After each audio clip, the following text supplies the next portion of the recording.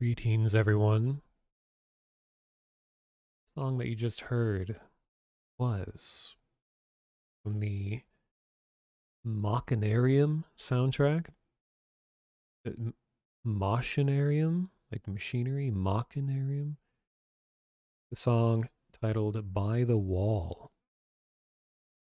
That game, I feel like, has such a. It's been around for so long, and it was always one of the like defining indie games on Steam, I remember. Like there was a whole group of indie games from a certain year, and there were some of the first ones to make it to Steam, I remember. And I'll just always remember them of like that period in Steam's life when small time developers managed to get their way onto Steam. It was a big deal. Some of the other ones that come to mind are like Braid. That's one I'll always think about as early indie games on Steam. There's some other ones. It's like a whole pack. And there was even that documentary about indie games. I think the documentary was called Indie Game. Like Fez, I think, was in that group. It was an interesting time. So, 2 streams in 1 week, which is kind of unprecedented for me. Actually, I have done two. I think I had the most I've ever done in a single week was 3 streams. I don't remember what the context was. Oh, I think it was Half-Life Alyx because I was so excited for it. I was like, I'm going to stream all of this game. And the only reason that I stopped the first stream, I was at like 14 hours in VR, no breaks, all gas. And the only reason I stopped was because there was the electric company was outside my house and they were doing some sort of maintenance on a thing and they had to quickly shut the power off to the block and put it back on again, which cut off my stream. And then it was like a divine intervention being like, go to bed. And then immediately the next day, I streamed all the rest of Alex. Were good times. So, something that is new that I talked about last stream a couple days ago when I streamed Somerville, that I have a new microphone and I watched the VOD to try to see how I felt about the levels. Not that anyone cares, but that I've put I don't know any of the correct terms, but on my mixer, I've put the volume on this specific device down a bit lower because I noticed I was reaching into the red zone on OBS. That's the technical term for it. I don't know why they call it the red zone. Um, which I think can get kind of annoying. So I'm playing with mixtures of audio to get it to my liking. Okay, so tonight is a lot of variety, and I kind of want to maybe get into the habit of trying to do at least 1 stream a week. Not that I feel like I have to by any means. I definitely only stream when I feel like it. I have no urge to turn streaming into a career or anything like that because I really want to. Because streaming feels nice. And it makes me want to play a lot more games that I wouldn't play on my own. What I'll stream is a total mystery, and I think that's part of what makes my streams maybe interesting. Is you can usually have like no idea when I'm going to stream. This is going to be some random thing at a random time to come out of nowhere to play it. So tonight, anyway, is a bunch of random stuff off itch.io, which I'm sure a lot of you are aware is like the biggest website for indie games. There's even some higher higher budget games on there as well. It's grown a lot over the years. I remember back in the day when Game Jolt was the place to get games. And there was another website too before Itch, and then Itch came along and seems to just completely dominate the market now for small games like this. Yeah, when you want to stream is always the best time to stream. That's true. And I have, let's see, how many games lined up? I have 1, 2, 3, 4, 5, 6, 7, 8, 9, 10, 11, 12, 13. I have 14 games. And I want to get kind of a mixture. In general, I like spooky stuff, but I don't like spooky where it's kind of overtly trying to be spooky, where it's very obviously a like thing chases you and jump scares you until you collect all the things and turn the generator on and then you win. There might be one thing that's like that. I just like things that are really weird for the most part. So I'm going to start out the stream with things that are just a little bit more, I don't know, atmospheric, where it's just kind of an interesting feeling thing. A couple of them are just tech demos. There's like no actual game. Yeah. It's just like a, hey, I made a thing for a project for my class and I thought I'd put it on itch and it looks nice, so I'm gonna play it. And then I'll try to slowly get what is wrong with my voice? Sorry. I'm gonna gradually get more spooky as the night goes on. And I'm playing on hard mode, streaming on hard mode, where I only have all the zip files to all of these games. I've only tested one. So it's going to be an adventure, trying to see if a lot of these will even capture. But if I can pull this off without it being too annoying, then I'll be more likely to stream a bunch of itch stuff because it takes a lot of time to sit and try every single game beforehand to make sure it all works. That's the professional thing to do. That's extra work and it makes you feel less like I want to stream if I have to. So if I can pull this off, get these working without doing a lot of testing, without it being too long, then I'll probably do more of these streams. Sounds kind of pathetic. Website called Miniclip? What was that? Was that for getting games? I know there was a whole bunch of ones early on. People just uploaded their games because there weren't really places to put them. Because like I can't get them on Steam, can't get them on whatever. And that's where sites like Itch came along, gave a solution.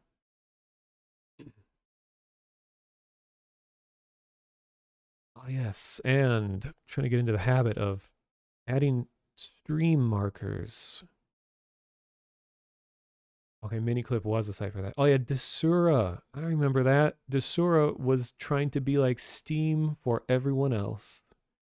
Back when Steam was really picky about who could put stuff on their platform, Desura was going to be the everyone else game content delivery platform. I remember it being pretty good. It wasn't around that long. There was one game was the reason I downloaded it, and I don't remember what it was. I think there was a lot of mods on there. That was the thing. Because still these days, I guess there's Steam Workshop that you can get mods, but mods are always kind of a tricky thing to handle, and different websites all have their own ways of doing it. Like, what is the Nexus mods or whatever that people get most of their like Elder Scrolls and Skyrim, all that stuff? Didn't like Nexus have some sort of mod loader app that people hate?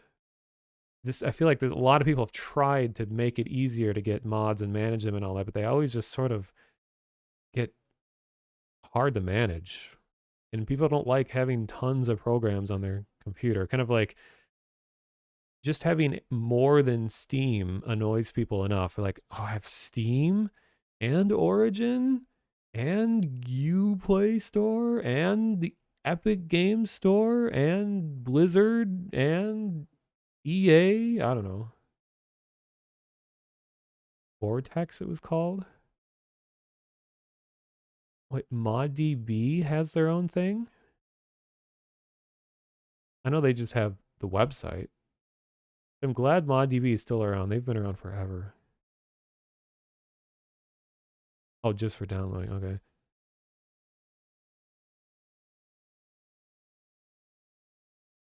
Oh yeah. I'm adding stream markers. I wonder if there's a shortcut that I can just type in chat to add a stream marker instead of having to go to my dashboard. All these weird features now. There's like guest star feature where I can have someone on stream.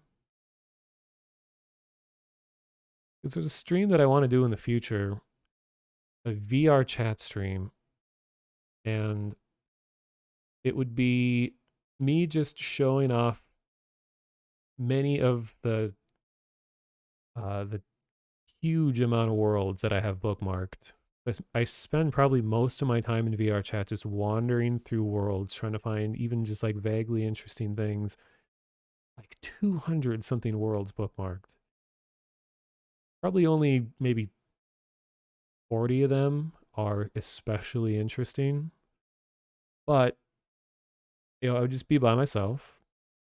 And I'm working on an avatar for myself. I know I have like my robot one and I have a bunch of them, but I'm trying to make one that's based on my real self. I don't know if that's cring, as the kids say. Be like, oh, why would, if you want to be, you can be anyone you want, anything you want in the virtual world. Why would you want to look like yourself? Well, it's not a, like a 3D scan of my body because that would be classified as horror. I would be, it would be my real face, unfortunately. And kind of want to, like, I have a few designs in mind because I really love rain. I love severe weather and unforgiving landscapes and bleakness, stuff like that. And a lot of that falls into the world that Death Stranding takes place in. And in my defense, I've enjoyed all of the kind of aesthetic choices that Death Stranding just so happens to have long before that game ever came out. Like Iceland, I love Iceland and its landscape and climate and all of that. And I love like all those kind of utility survival suits, those like really heavy duty, like thick, like rubber suits with all kinds of straps and like utility hooks and harnesses and stuff all over the place. I'm kind of developing my own design of a survival suit as if like if my quote unquote branding existed in the Death Stranding universe, what would my organization look like? Kind of like how in Death Stranding that there's bridges, which the main character is a part of, and then there's Fragile, and there was another one that they talked about too. So trying to imagine what my own would look like.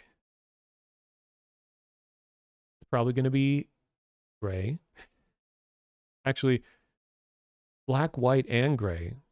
Yeah, I'm expanding into new territory. Actually, it's always my favorite colors have always been non-colors.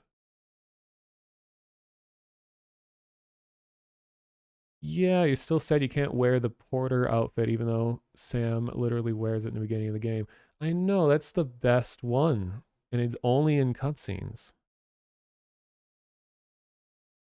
And there's a world that I really want to make as sort of like my thematic home world that I would make use of mega scans of terrain and stuff like that. So it would be a very real looking world. I'd have to work on optimization and stuff to make it VR chat compatible, but it would just be kind of a either wintry or kind of permafrosty landscape where when you first arrive, you look around and you wouldn't see much at all. It would just kind of be like a close fog. And you'd be wondering, like, what is this place? And it would just be windy. Wind would kind of randomly pick up at different times. I'd put a lot of emphasis into audio design of the place. So you're just there. And it'd be a different kind of chill world. Like most worlds of VR chat are like, oh, come hang out and listen to lo-fi hip hop and lay on this bed in front of a mirror. But this would be chill in the sense that um, hypothermia kind of chill. That's my type of chill. And but then you'd wander I wouldn't make it annoyingly long. Wouldn't be like, oh, it's, it's part of an art piece. You have to walk for one real life hour to get to the destination. I wouldn't make it that bad. Maybe you'd have to walk for like a full minute straight to get to the place, like the central hangout area. And then I would predictably mash together some of my other interests, uh brutalism. But I have some monumental kinds of concrete angular architecture. But once you get inside the building, I have all kinds of reflected, diffused lighting, kind of like long, dimly lit hallways, lighting coming up from the ground, shining away from the area, so that's more like reflected light that fills the hallways. And then there would be some sort of like video player somewhere. I don't know. I'd want it to be kind of a useful world, at least if you look at it once, you could be like, well, I like how it feels. Because that's something I run into a lot. It's like, oh, the only time I would really ever return to a world in VR chat, other than my first time, is if it's particularly good looking, where I'm like, I gotta show people this. This is so cool. But then, like, after you show people, it's like, all right, well, we did that. Let's move on. And usually, the only time people will return to an interesting world is if there's some like use for it. And one of the best uses is just a video player. And I've favorited a lot of worlds now just because they have good updated video players and I like the atmosphere around it. Like there's one I favorited recently that is, oh, what is it called? Can't remember what it's called, but it's pretty simple. It's all just like assets downloaded somewhere, but the lighting's really nice. It's just like a dark room that has these kind of old-fashioned leather chairs and couch sitting around a fireplace, and the only light is the fireplace. It's all this kind of like oak wood panel stuff around. Looks like a place that like a noir detective might hang out or something. And then there's just a video player above the fireplace, and the room is only lit by firelight. And it's just a really nice little hangout world. So I think just by putting a video player in your world adds a lot of value. If it's a good video player, I think people are getting better about putting good ones in that don't get out of sync like crazy and lag everybody or whatever. Yeah, stay permafrosty. It should be my slogan. Yeah, you like massive VR chat worlds. Yeah, that's like a, what is it, Blue Cat that makes a lot of just like, they're such simple worlds, but they're really effective. That's one of my favorite world creators. All of their worlds are like low poly, they're supported across all platforms, are optimized well, but they just know how to make an impressive space with very little. Like you go into their world, like the most recent one that they made is called like The Heart. And they submitted it to the Spookality World Jam. And you just, all it is like a platform that goes out into this kind of reddish room. And it's very, has like a close red fog around. And you see all these tubes and random things in the distance that are all converging to a single point. And then once you get to the end of this platform, you look up and there's this giant kind of glowing triangular shape that is slightly like nudging its head, I guess, around, like looking down at you. And you can start to see that the world is like slowly pulsating, sort of an organic way. And then you have this big inorganic triangular like entity that's sitting up looking down at you. But everything in the world is just colossal in scale. That's one of the most effective uses of VR, is to give you a sense of scale, because that's just something you don't really get when you're doing non-VR stuff. You can put any size of thing in a regular game, but because you have the 3D nature of VR, the feeling of presence and all that, that things like you get such a better sense of scale. And I think that one of my favorite things of VR is just being by huge things. Like I remember like I've talked about before, that sometimes I have like a weird, I don't know if it's a phobia, but it's like sometimes I get like a weird feeling when I'm in VR, even in real life, but this doesn't happen in real life that often. When you're just standing next to a living thing or could be living thing, like even just a statue of like a person that is really huge, like I'm talking like Statue of Liberty size, just standing next to a living thing that's that big is like instinctively really scary to me.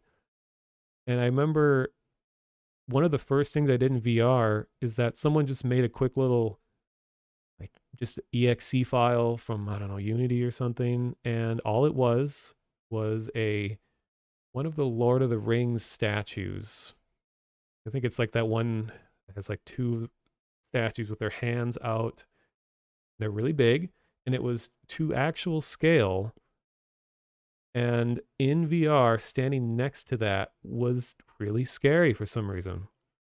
And I remember just looking up at it, and it was hard for me to want to get closer. Like I'd look up and I was saying, like, God, if they like change this to move or do something like that, it would really freak me out. But and I wanted to just like climb up and stand on the hand or something, but it was really hard to get the my like my nerves, I don't know, to get the I can't think of the word, to feel brave enough to do something as simple as just float up and stand on the hand of the statue. It was so weird, but that would only happen in VR because of the feeling of presence and scale. I don't know, ranting. Guess that's not really a rant. This is more of just talking. Oh yeah, like the Striders and Alex. Yeah, that's a good example. Striders were cool and all in Half-Life 2 and everything, but like in VR, they become so much scarier just because they feel more present in that way. Even just standing up close to one that isn't alive was scary to me. It's because I know what's probably going to happen, and it did. All right. So, the first game that I have arranged for tonight is I'm gonna try to make a point at going to the itch page and reading out loud the information about each one before I go or before I play it. Because one of my peeves is when like someone's doing like a variety stream and they don't ever say the name of the game. They don't say anything about the creator. Don't say anything. It's just kind of appears. They play it and it's gone. And then I struggle like, okay, what was that game that you did? Whoa. And when I upload this VOD later, I'm going to put links to everything I play in a description. I felt like if I had created something that people were putting on their streams, I'd really appreciate it if like it was linked back to, even if it wasn't seen as a good thing. Sometimes people are curious. The first one is just a tech demo called Winter Walking. It was made in Unreal Engine 5. Looks really good. It's created by Enzo Lemaire. Or I don't know, is that Lemaire? Depends on nationality. It was just uploaded very recently.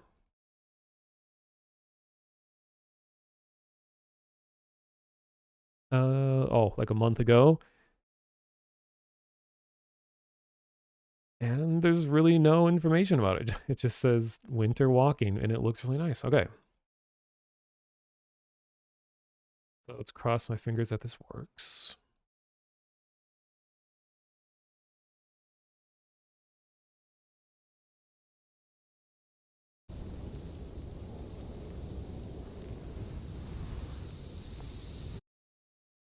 Okay. Also, a question I was going to ask too. Does anyone happen to know who's done stuff with Unreal Engine? Is there a shortcut to force an Unreal Engine game into windowed mode? I know, like with Unity games, you can hold Alt when you open, and it will forcibly bring up graphical options, even if they're not normally made available? Does Unreal Engine have something like that? Like some easy shortcut that can be done on games that don't give you graphics options?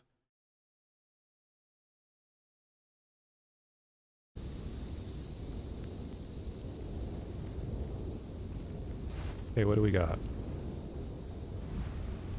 FPS limit at 60. Well, I'm streaming in 60, so that's fine.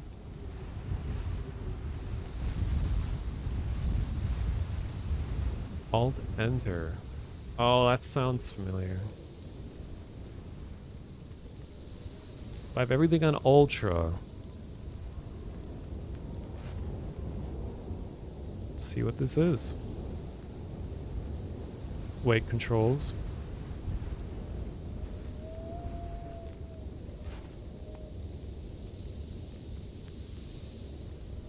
Looks like Spanish, I think. Oh wait, no, Azerty.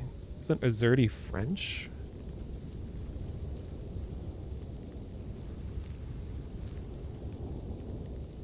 Interesting.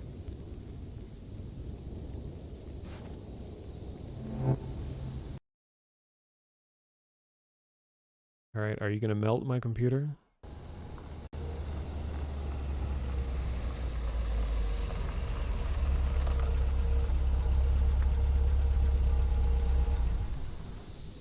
This is a story from North America.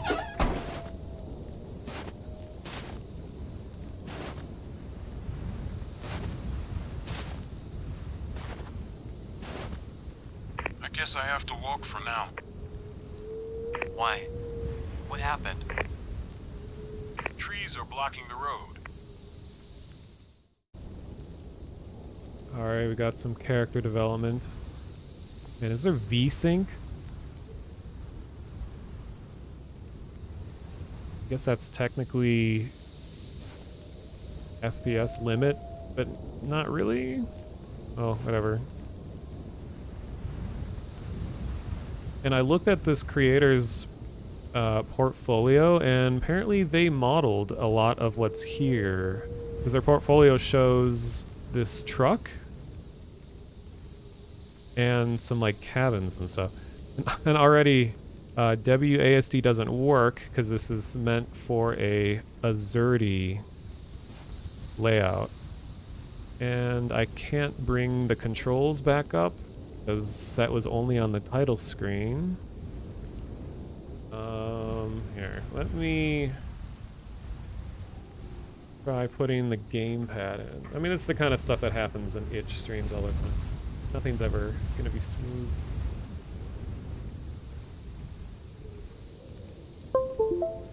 Was me.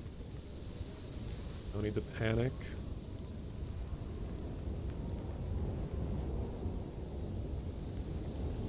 Oh, console FPS movement though. So Dev, if you're watching, my first thing is to put QWERTY keyboard support. Wonder if I can pull this off. Okay, so S is backwards, Z is forwards, B is strafe right, Q strafe left. Okay, so I'm using Q, D, Z, and S to move around. Okay, be careful around here. The radio tower shouldn't be far away now. Radio towers, you've got my interest. Sharp rock, that's a good warning. Ooh, screen space motion blur. Okay, normally I'm okay with motion blur, but not really screen space. But I'll just deal with it. This is the dev's vision. Let's just see how it goes.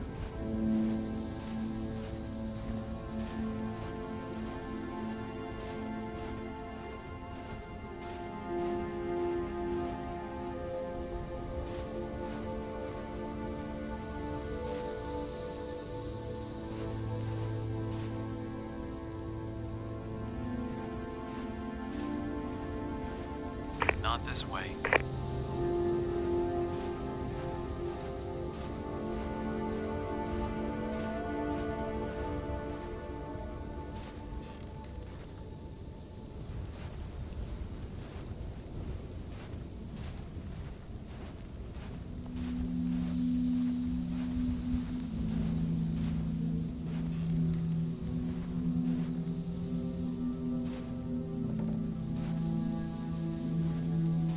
Must be a vampire.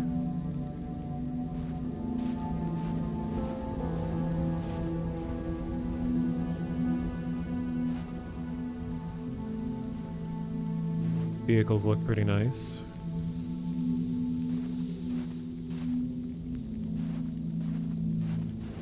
Wrong way. How do you know? You're talking to me over radio. How do you know, like, what I'm doing?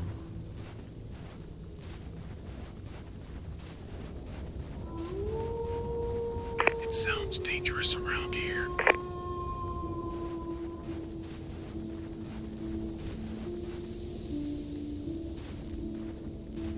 So I think this demo was made for the dev to show off their like portfolio items, because their portfolio just like links to this. And this is a cool way to show off Not this way. like 3D modeling work. Like, hey, here's all my stuff in a scene, rather than just having them all isolated in little screenshots or whatever.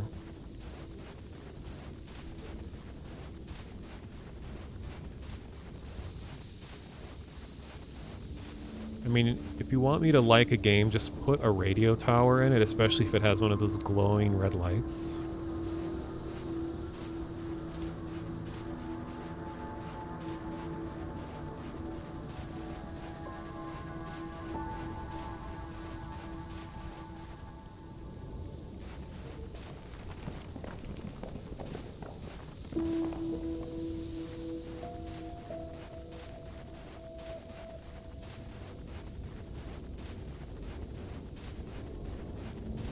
And I appreciate that they gave me a run option. Oh yeah, I don't have a body. Remember when that was the thing in games for a while? It's like you can see your own body, and it was mind-blowing. I can't think of what...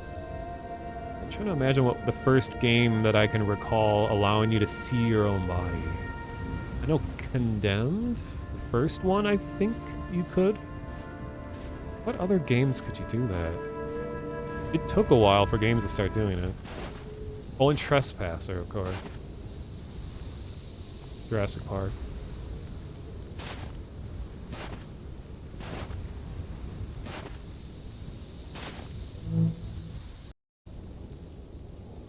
Alright. To be continued.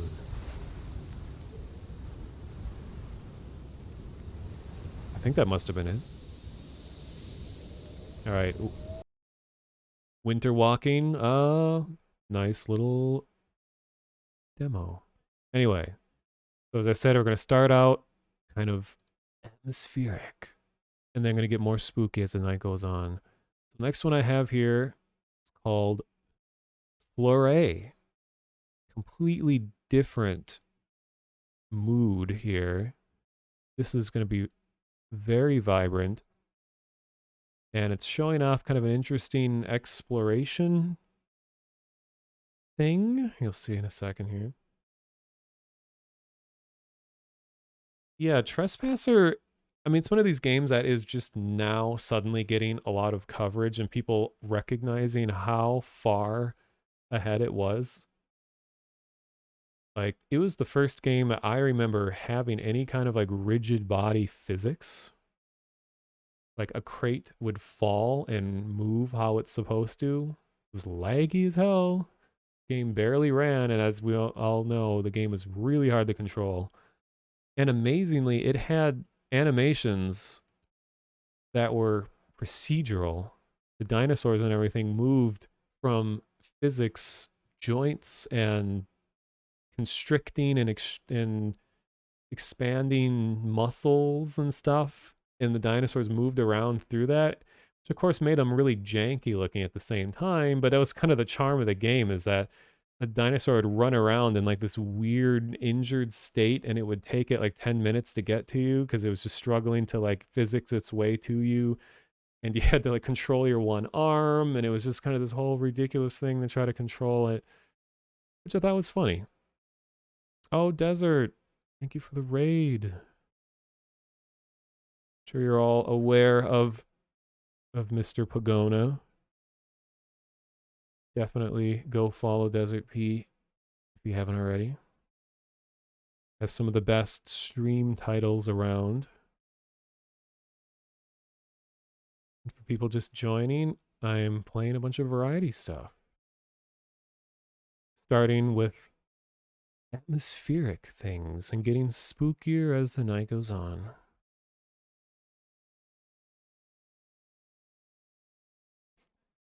Windows is preventing this app from opening. All right.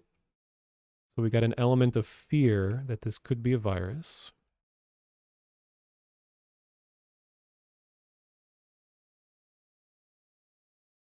Thanks for the follow, Scheming Miner. That is pretty scary. All right.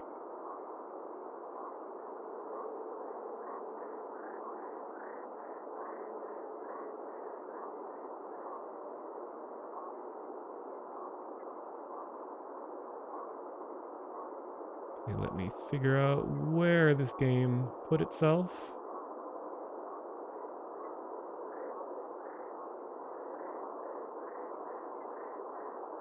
Oh God, what is the name of this exe file?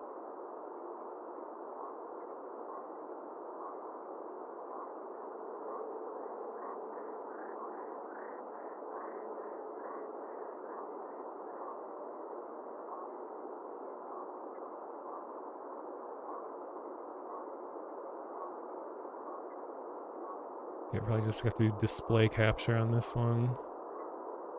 Wait. Alt enter. Ah.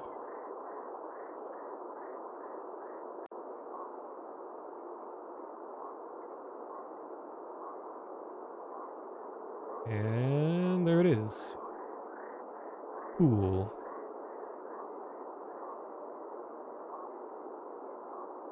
But first, let me read the description. So on itch.io, this is called Florrae. It's a relaxing exploration game where you travel through an infinite world of hexagons and discover nature as it unfolds around you.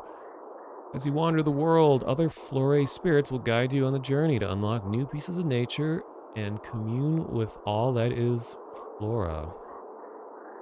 It's created by... It's a whole team of people. Their account on itch is Melting Parrot, Krajkoa, and Conrad Thompson. So meltingparrot.itch.io. Okay.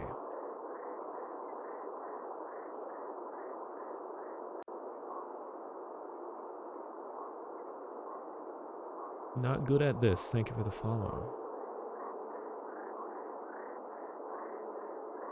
Okay, let's see what happens. So we got... Oh my God, that's loud. Ha ha ha, oh ho.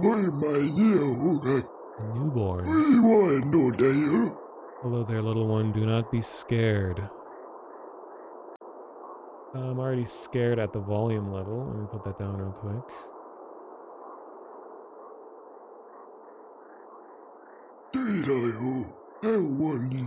Just Flora's humble guardian, the elder Florrae. I guide her vast flow of energies, and soon you will be too. An elder Florrae to be. The other spirit Florrae of this world will help you. Continue with Flora's many energies. And once you've communed with enough of them, I will come and find you again. Good thing there wasn't a comma in that sentence. But alas, do not fret. Just simply wander, enjoy, breathe. And take in Flora's majesty. Ho-oh.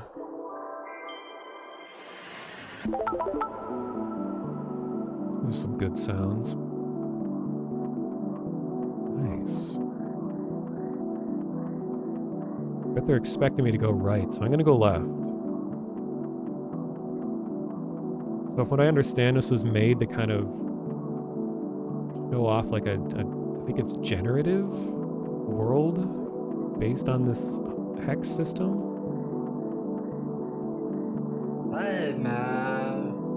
Hey, dude. Hey, man. You ever just think about seaweed? Hey, man. Those long, wavy green noodles underwater? Hey, man. Like, how do they even get there, man? Hey, man. And are they waving at me? I always do wave back. Hey, man. Wait, he speaks ellipses out loud. Anyways, keep on swimming, my dude. Yeah, it is oddly claustrophobic, despite it being a big open space. Like, you can only see in the immediate area around you.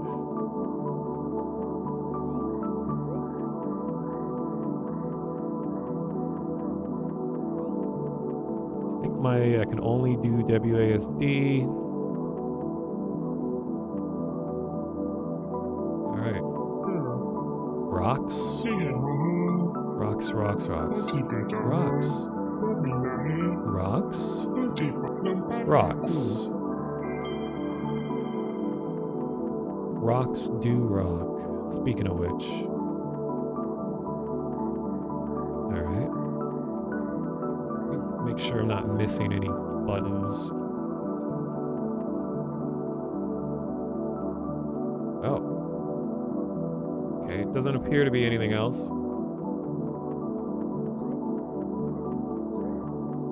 Like collecting little berries or something. I like the music and the gradual fading gradients in the background.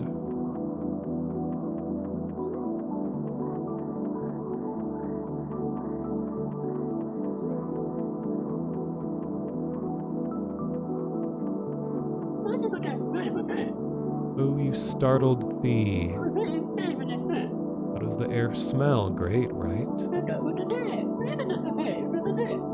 Wait, it does not smell of pure beauty. Alas, I am shook. Well, this must be changed. You must smell my quote-unquote flower. And now enjoy the sweet scented air. Har har. I'm going to call the police.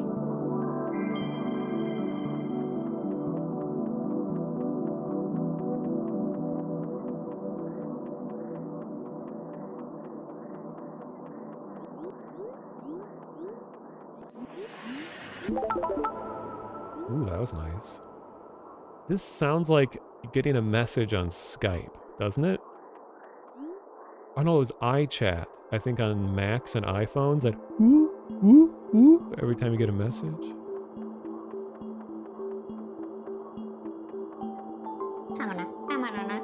If you ever feel alone, talk to one of us, Spirit Florrae.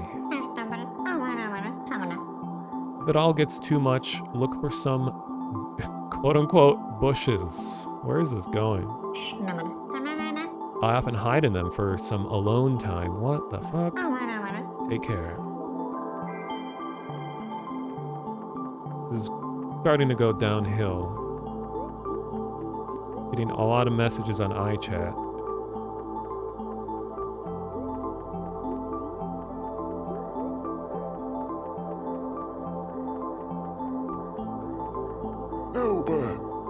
Aha, oh. Hello again, little one. You've come so far. What did you think of Flora's grasslands? Quite green, right? Grass is nice on the feet, but terrible in a salad. Just like sand.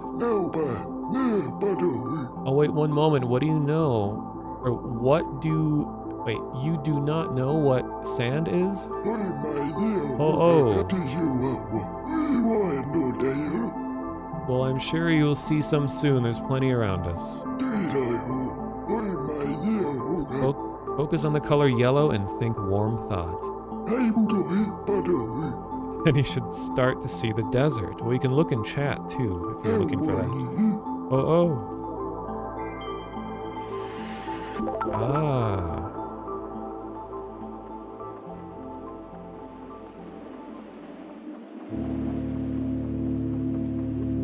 Wait, do we have desert music that isn't like Arabia inspired?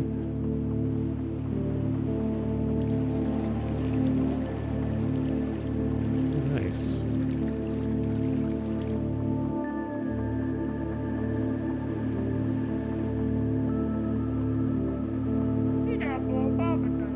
Hi there, may I interest you in trees? There's so many trees. Maples, willows, gums, ginkgo, palm, birch, walnut, aspen, white oak, northern red oak, swamp oak, water oak. Wait, you're not even listening, are you?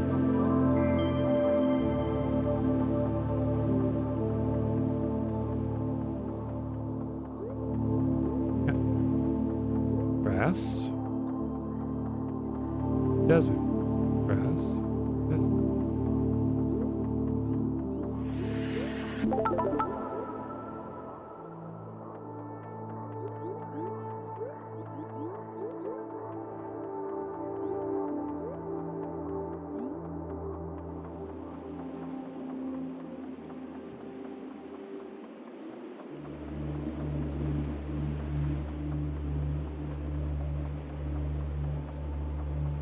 Mapish mapity. 28,102. Mapitem schmapity. 28,103. Gappity schmappity. Mapish mapity. Mumpity. Schmapatampity. Oh, hello there. Ever wanted to know how many grains of sand there are? Mapish mapity. Schmapatampity. Hoppity schmoppity. There's a lot more than those spiky ball cactus I have seen around. Mapitem schmapity. Wait, have I counted this one before? Padum pumpity. Oh, doesn't matter. 1, 2, 3.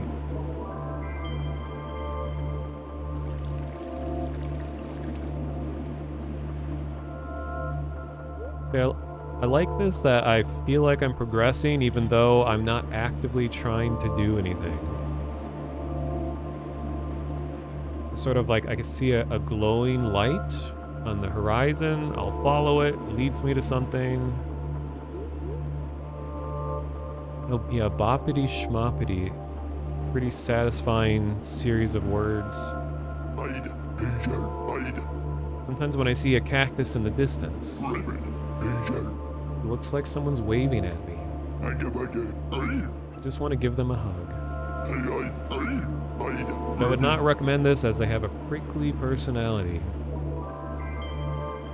He's saying that cacti are pricks? Is that what it is?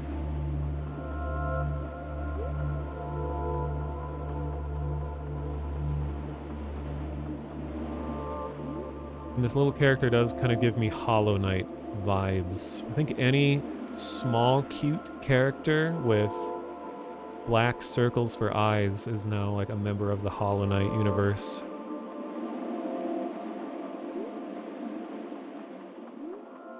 Especially if it kind of looks like a skull is their head.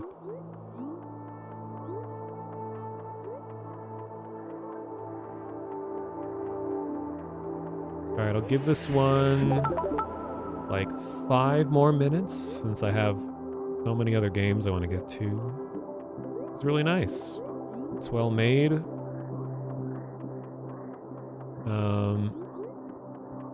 I don't think it was intended to be like an actual like try to beat this game. It's just kind of showing off some interesting ideas. Looks nice, sounds nice.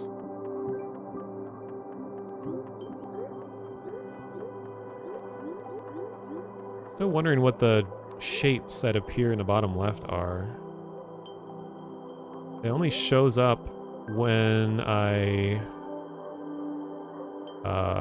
talk to one of the NPCs. I'm not totally sure what it is.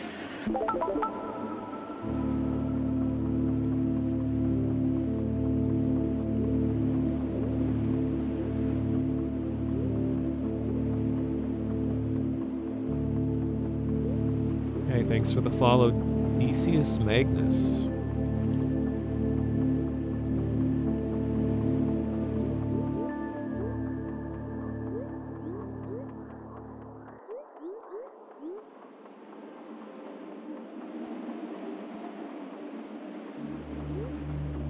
En Osten. The price is 5 each. Omendag en Osten. No, how about 4 each? Odinda. No, okay, you strike a hard bargain, but I can go as low as 3 each. Still no bite. Well, need to get rid of these prickly pears before they spoil. Fine, they're free. Have them. You win. Strange that nobody wants to eat them. Well, my species doesn't seem to have mouths, so that might be a reason why.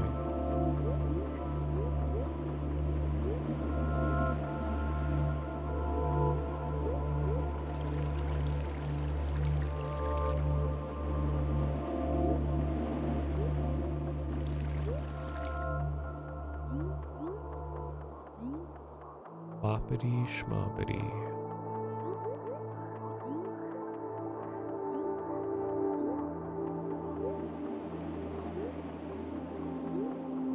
Now we got 1 more minute. Alright, game, let's amp things up to 11 over the next 50 seconds.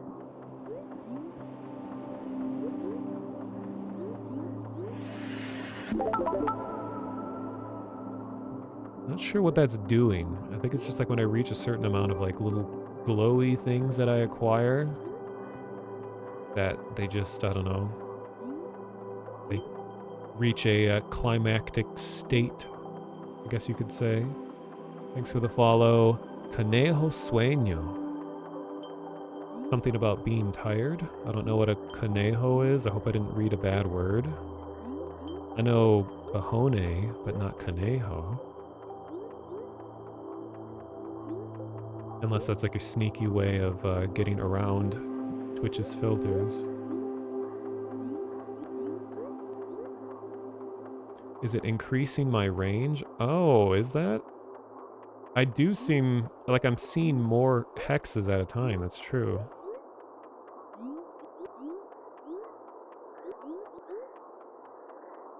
It's interesting how like the hexagon shape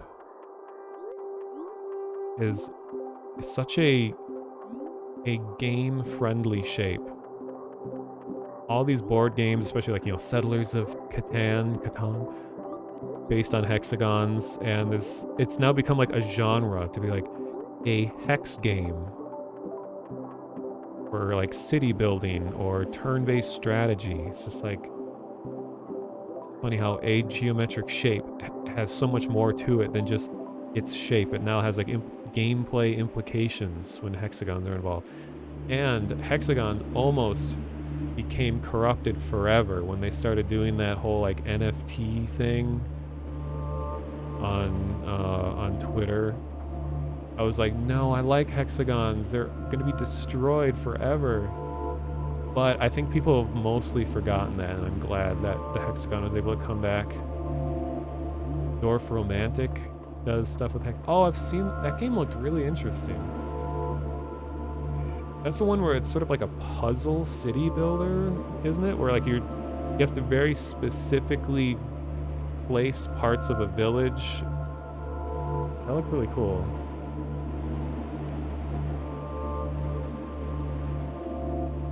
Oh, the bottom left is a button prompt. So this actually is a very interesting subject to me, is that one of my biggest complaints about games as a whole, well, I guess like the whole industry, is how there's such a disagreement about button mappings on controllers. I think it's so dumb, you know, like A, B, X, and Y are in different places depending on what controller it is. Like I grew up with Nintendo, so I'm used to Y being on the left, X on the top, A on the right, B on the bottom. So I thought, why can't we just adopt a standard of, like, we have the diamond formation of 4 buttons. We've all agreed on that. So how about just the bottom button, the top button, the left button? And I know you'd say like, oh, well, if you say top button, that could be like, you know, the shoulder buttons. What does bottom button mean? Is that like that? But we'd have to come up with new conventions, but just by saying the bottom of the diamond buttons, and I think Switch already kind of does this, like Animal Crossing, it just shows like what we see in the bottom left corner there is just, it's the bottom button. I don't care if it's A, I don't care if it's X or anything, that's just the button on the bottom. So I wish more games would do what is being done in this game right now. Breath of the Wild is like it too. Okay. Wait, Nintendo changed the X and Y location? Did they really? Oh yeah, Jerma does rant about this. I remember hearing him talk about it. Hexagons are the strongest shape in geometry. Triangles are most efficient though. It's true. Alright. Sleep. Aha, oh ho. My favorite protege. Sorry, just had a tired spell for a moment there. Hope you enjoyed the desert warmth. Now it's time for something chilly. Don't worry, the snowy mountains are beautiful. But I'm getting a bit too old to be climbing them. It starts to get higher and colder. You're heading in the right direction. Uh-oh. Alright, I was about to quit the game, but now something changed. So it extended its screen time a bit longer. Hexagons are bestagons, true. Oh hey, Maho Sloth. Welcome. Long time no see. Hope you've been up to positive things. Or whatever. Hexagons are just a bundle of triangles. Yeah, hexagon is just 6 triangles. Oh, look at this. They even integrated, I don't know what you would call this, but, like, some, occlusion, character reveal, highlighting.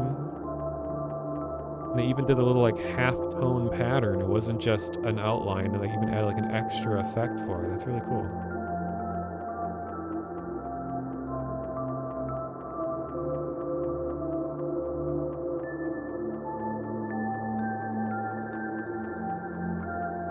Well, not the dithering, like just the idea of when a model is blocking your character, that the character is revealed through the model.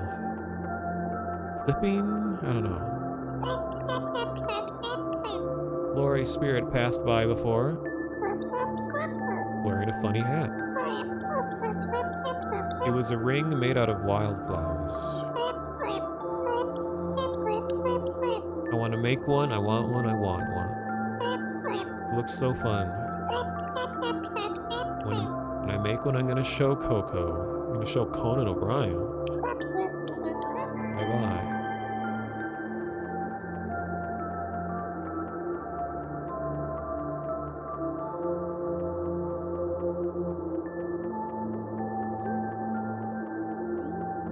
I don't know if this is actually happening, but it's kind of cool that, like, things start existing in the world only when they are necessary to your current task. Like, if these flowers had been here the whole time, I would probably ignore them now because I'm like, oh, they're just decoration, but like all of a sudden they're showing up right after the NPC mentions that they're important. Cool.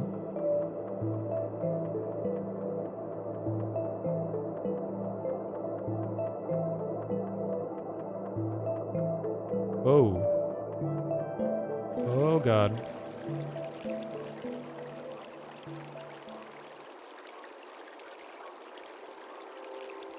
Oh, we're talking about GameCube controller had different mappings.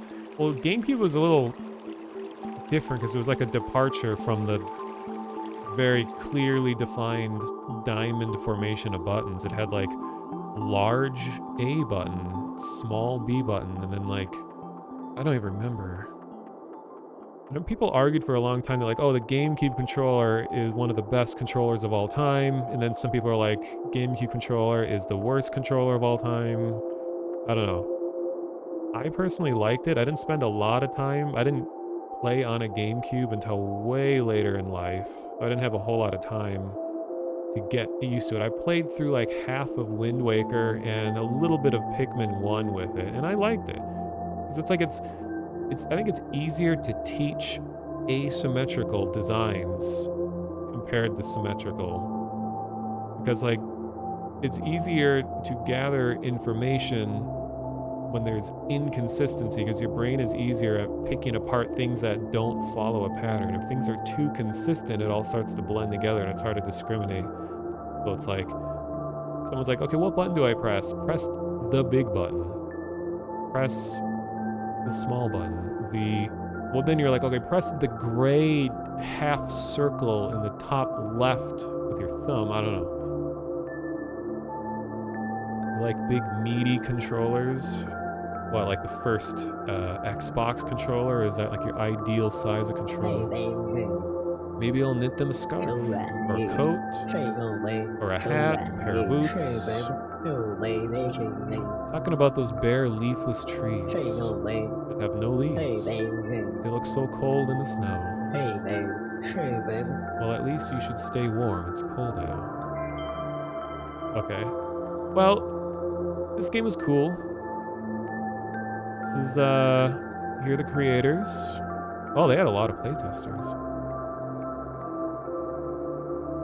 Andras Cariaco, Conrad Thomas, Paul Unstay, Iris Unstay. It's very nice. That was called Florrae, Florrae, and it was on itch. The music was really nice.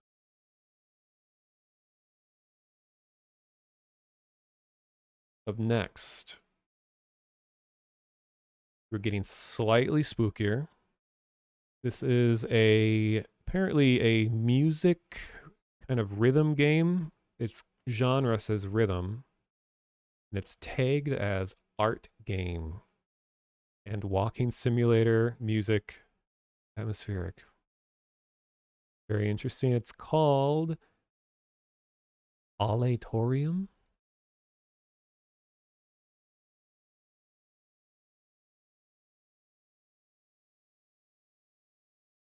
I'm noticing people on itch like to upload every version of their game at the same time, where it's like, here's version 1, here's version 1.2, version 1.3. Like, I guess if you can put all the versions on there, cool. I mean, might as well.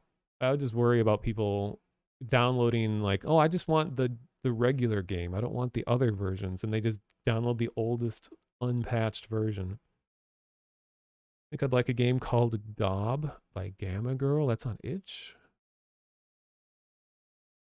I'll do a very quick search just to see. Gob.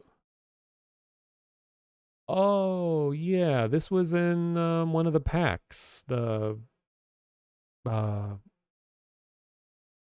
of the PS1 packs, or it was in some big pack, because I saw tons of people playing this.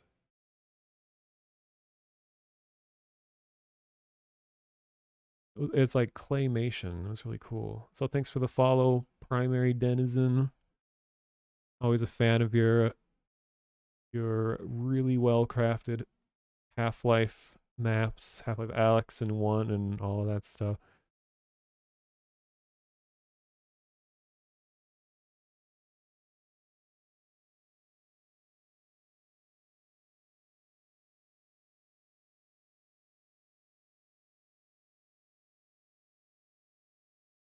All right away. This game game wasn't loading, and I think it's because in the title of the exe they have a period. Because it's version 1.2 and they have a period, you know, like in file naming. I think you can't do that. So let me try to fix the game for them. No, it still says Data folder not found. Unfortunate. I wonder if I can rename the folder. But there's a folder called liminal data. Is this like a whole different form of data structure that we weren't aware of? What is it looking for? It says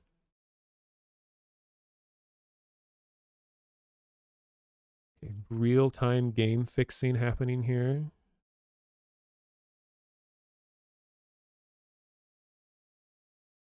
And did I fix it? It's loading. Something's loading. Whoa. Security threat. Requires a scan of this item. This could take 10 seconds. Like my action Half-Life video? Oh, thank you. God, I like expedited the creation of that like crazy. It took me like just 2 full days to make that 2-hour video. And it's not like it was jam-packed with stuff. A lot of the reason it was as long as it was because I wanted to contextualize everything by just walking around the level with not as much commentary, because could have easily just made it like a secrets highlight reel where it's just like, all right, here's the map, just go here, do blah, blah, blah, blah. And almost everything I make, like the style of how like I stream and make videos and things that I enjoy, I love kind of just getting into the feel of something. I'm kind of the opposite of someone that's just like cut, edit, cut. I just like long plays. Just I want everyone to feel what the atmosphere is like and then slowly introduce new concepts and ideas. Yeah, if I trimmed everything down to just get to the point, the video probably would have been, I don't know, 30 minutes. Wow, I think I actually fixed the game for them. Am I the only one to have ever played this game? Because I doubt anyone would have the trouble, go through the trouble of doing this. Let's make sure you guys can see it.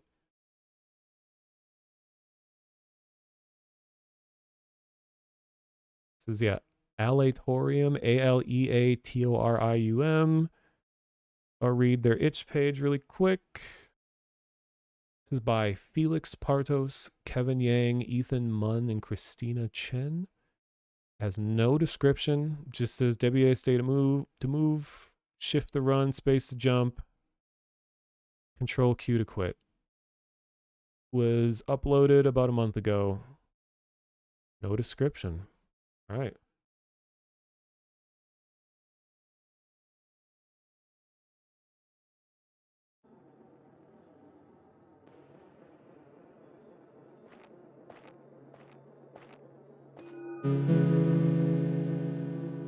What will you make of all this noise? Choose wisely and creatively.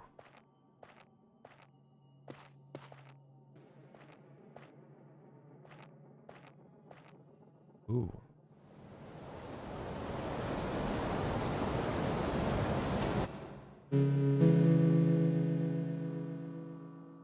Nice.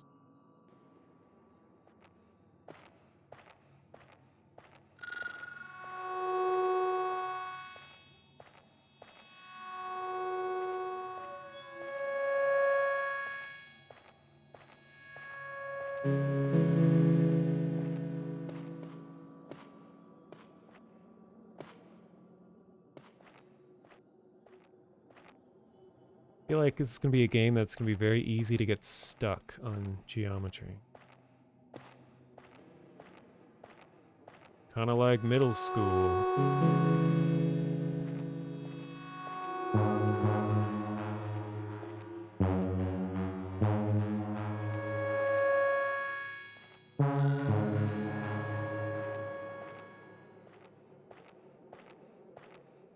Oh yeah, in terms of like really long videos on YouTube, there is nice feature that I've been trying to include in my videos now are like chapters where you can specify important points in the video. So it's easier for people to know like, oh, if I want to skip around to the next subject, I can just click here and jump straight to it. I've been doing that now. Like for my Somerville VOD, I put markers to skip to all of the endings. Because I feel like there'll be a lot of people that did just what I did, where it's like, okay, how do we get the other endings? Let's go to YouTube real quick. So if people aren't going to sit and watch 7 hours, you can at least use my video to find the endings. Okay, so there is some kind of rhythmic thing happening here. I think I'm piecing together a song instrument by instrument by collecting these things.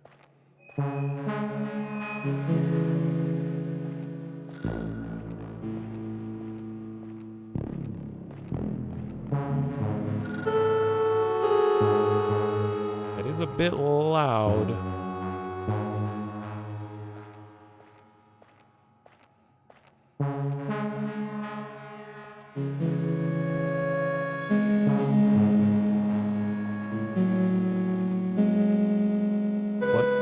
One must bear the consequences of their choices.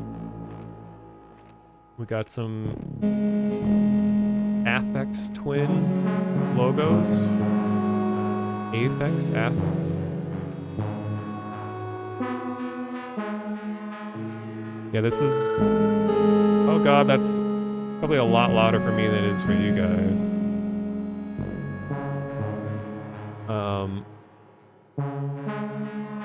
Yeah, this is the egg-like genres, like hipster art school brother.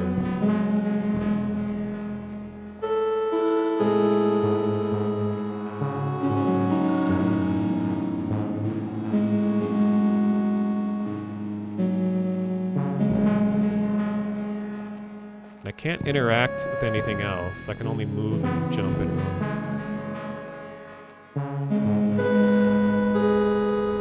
Replace an orb. X.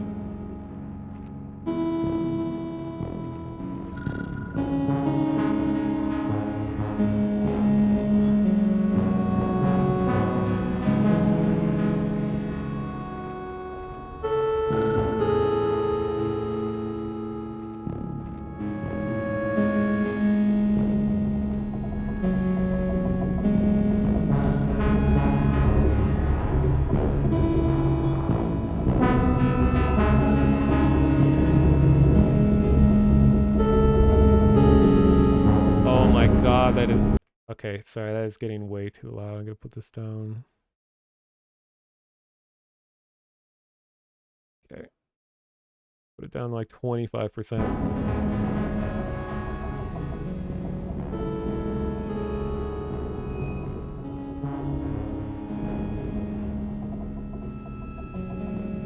I can see the Unity UI surface in the distance there. I don't know if that's intentional. What people don't realize is that, like, in Unity, and probably other engines, is that your UI exists in the world that you're running around in. It's just usually really, really, really huge and out of range.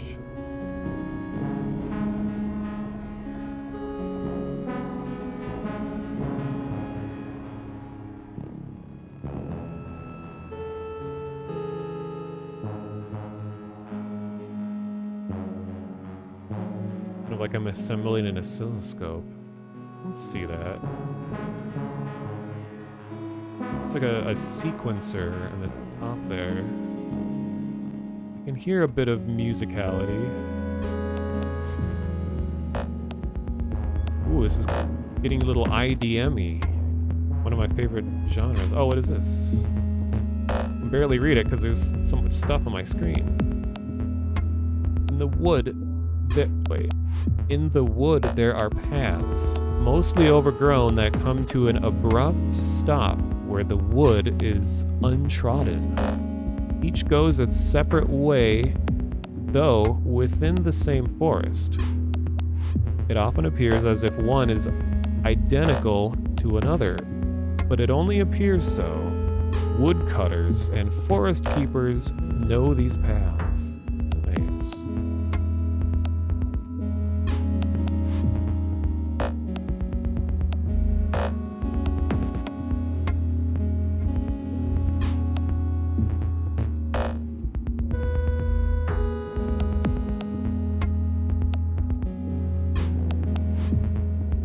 I'm enjoying this. I'm glad I stuck with it. We're getting some more structure to the music.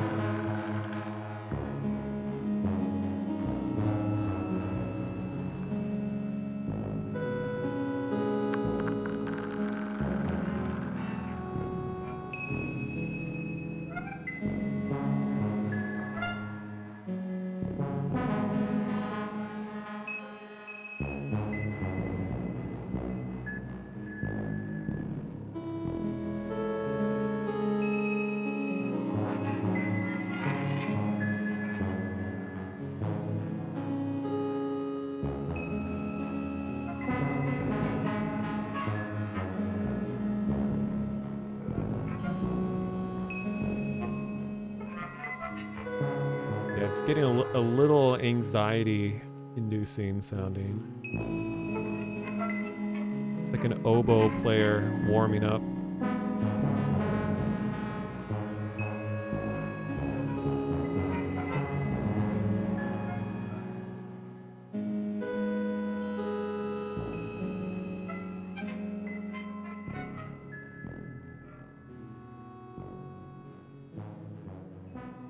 Oh, I think I've ascended.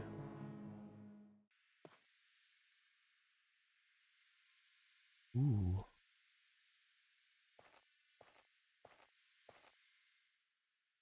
Can barely read what that says on the background. Before I pick things up, sounds start happening. See if I can read what that says over there. Always a lot of inspirational quotes. The John Cage quote, get ready. Very experimental individual. Okay, I don't think I can avoid picking this up. Oh, no I can. 1937. I believe that the use of noise to make music will continue and increase until we reach a music produced through the aid of electrical instruments, which will make available for musical purposes any and all sounds can be heard, whereas in the past, the point of disagreement has been between dissonance and consonance. It will be in the immediate future between noise and so-called musical sound. I know, yeah, his most famous, John Cage's most famous piece is, 4 minutes, 33 seconds, where the entire performance is the orchestra not doing anything for exactly 4 minutes and 33 seconds. And I'm sure there's like a 3-hour video essay about it on YouTube if you search it.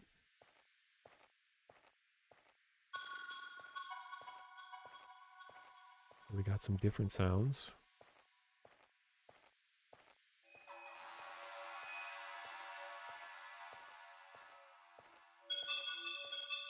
I'll just see what this area turns into, and I'll move on to the next game after we kind of get the experience of this zone.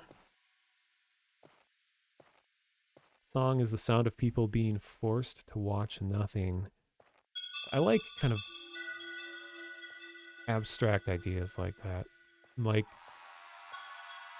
it's interesting, especially in our modern age, how much silence bothers people. I know sometimes there's like, oh, I got tinnitus or something, there's other reasons why it can bother people. But I think just culturally, it's becoming harder and harder for people to do nothing and hear nothing.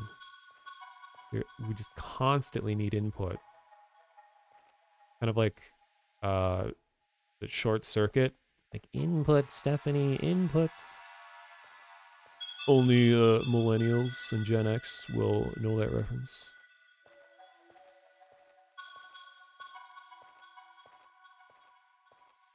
Wish you could recommend games you've put on itch, but they're neither atmospheric or spooky. Like ones that you've made? Like what kind of stuff are you thinking of?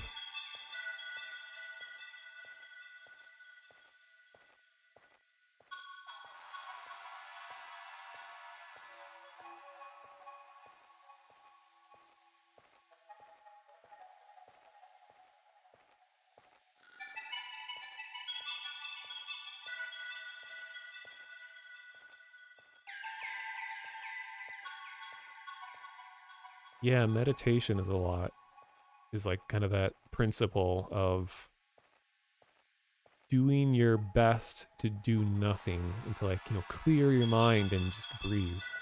Focus on your breathing. And that's actually been kind of a useful thing for getting the sleep that I've found is like focus all of your attention on your own breathing. Like think too much about it when you're trying to go to sleep, and it has been helpful because it's such a boring thing that if you focus on it as much as you can, your brain is just like, okay, whatever, and will theoretically help you get to sleep.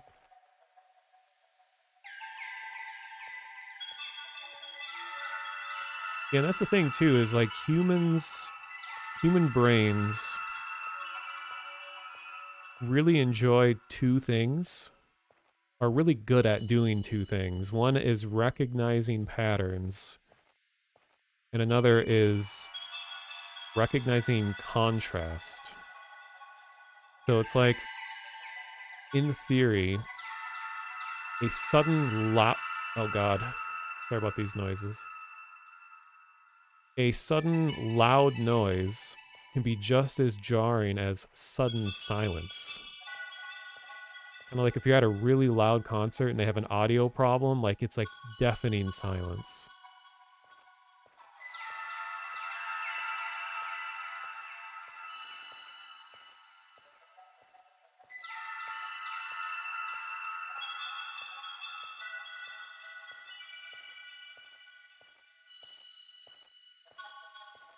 Okay, here's a quote from Pierre Levy, The Sound of Cyber Culture.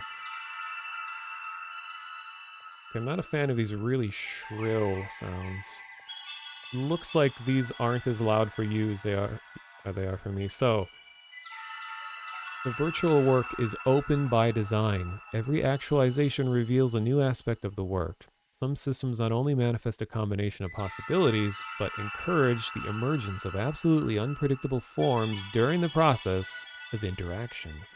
Thus, creation is no longer limited to the moment of conception or realization. The virtual system provides a machine for generating events. What did any of that mean?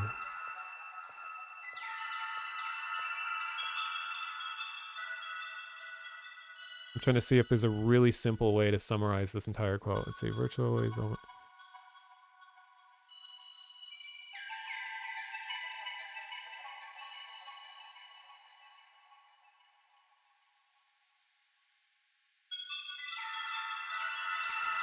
I guess the nature of a machine generated thing is that it continues to change on its own, and that quality is its most valuable quality, I guess.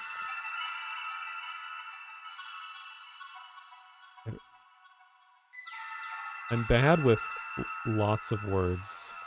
I can say a lot of words, but trying to understand lots of words can be hard. Yeah, in a perfectly quiet room, a pin dropping is the loudest thing in the world. In a subway, a bomb is a whisper. It's pretty grim, but I suppose that's true. Okay, well, we've gotten a good feel for what this game is. I might be the only person to ever play this, because when you extract it, it doesn't load.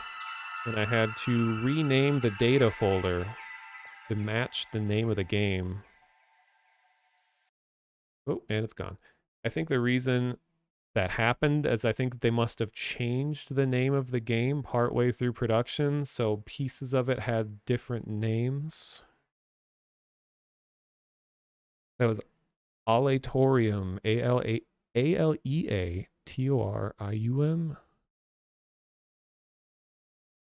Next game. What do I have?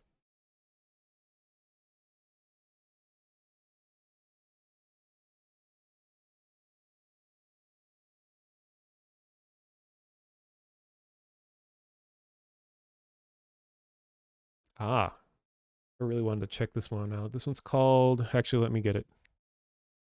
Extracting. You're gonna extract this? Yeah.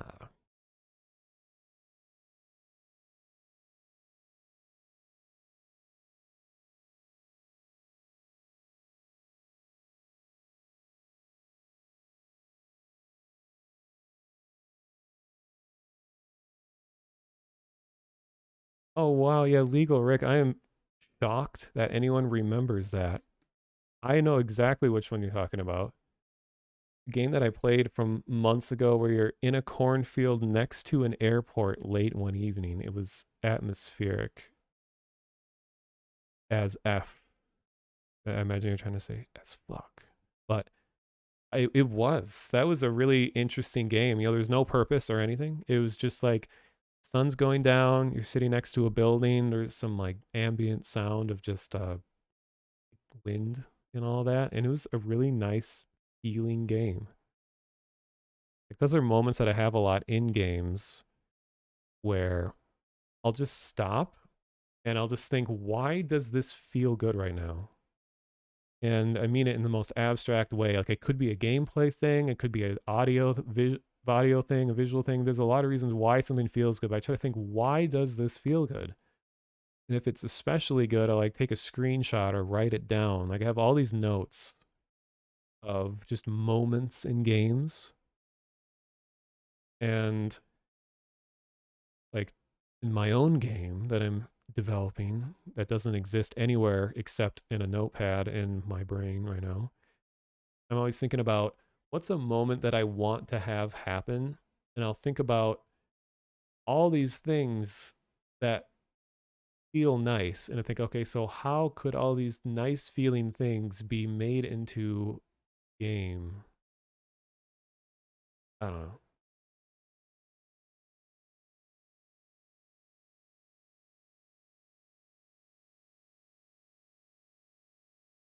You have custom hearing protection that drops noise by about 20 decibels. Huh. Yeah, I mean, especially, you know, in this day and age, it's just like constant sound everywhere. Like I know for me, like I don't have any specific condition that would really trigger this or upset me more than the average person, but I remember growing up that parents would always have a TV on all the time, and it'd be loud and would be on all day. And like for that generation, I think that's just the thing that they did. They always have TV going. And for me, it was so just stress inducing. Like I felt like I couldn't concentrate on anything if there's just a TV making random noise, especially when it's like commercials, so distracting. It's just like constantly a state of just inability to concentrate. So like when I live on my own now, I'll rarely ever have any sound. I'll have like windows open for the outside, or I'll have some kind of a just like drone music, really down tempo kinds of music. There are actual legal limits for noise pollution because anything over 80 decibels constantly playing can cause physical harm. I believe that. Yeah, loud news reports. Yeah, would it be deafeningly silent if just all man made things on Earth just stopped happening?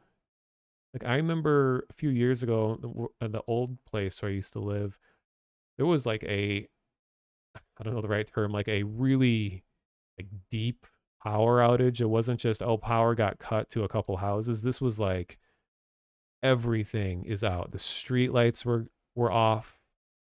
Everything was dark. And it was the darkest dark I've ever darked. Because live in a very busy city. And to have a city block just be completely dark was very frightening. And I even took a video of it because I was thinking like, okay, this is a really rare experience. I just took out my phone and just walked around with a flashlight. It was so eerie. And I remember like all the fire doors in my building triggered because there's doors that when power is lost, they close because they're meant to be a barrier for fire to trap smoke and like increase the survivability of people inside. And right when the power cut, it was like 3 in the morning or something too. So most people probably didn't even notice. But of course I was awake. And all the doors were shutting like one by one as the magnetism dropped on them. So I just hear like coming up the hallway. So freaky. But I love spooky things like that.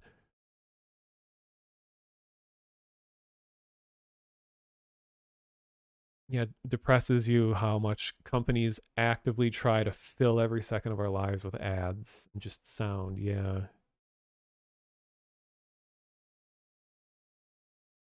Yeah, I think the further into the future we go, the more people will value nothing.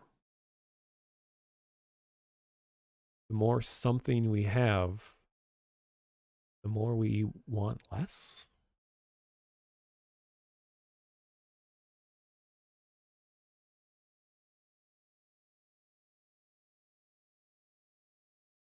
All right, this is a very interesting looking game. I was looking forward to playing this one. This is captured.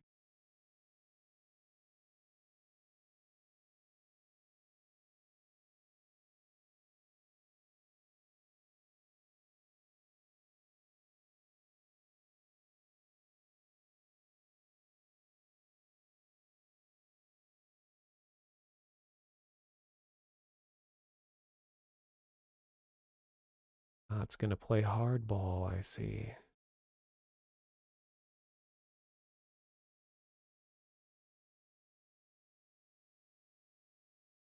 Try this again.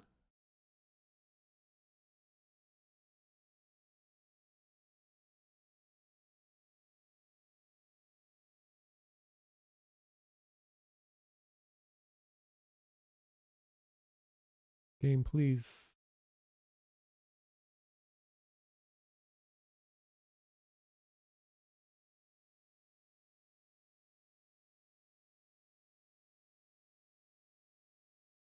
There, now you're cooperating.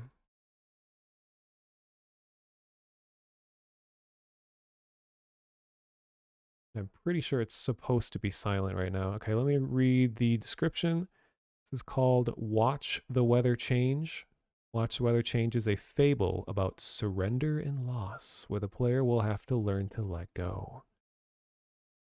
Nobu begins to lose his most basic abilities, vision, hearing, and begins to sense that his mother antenna is failing.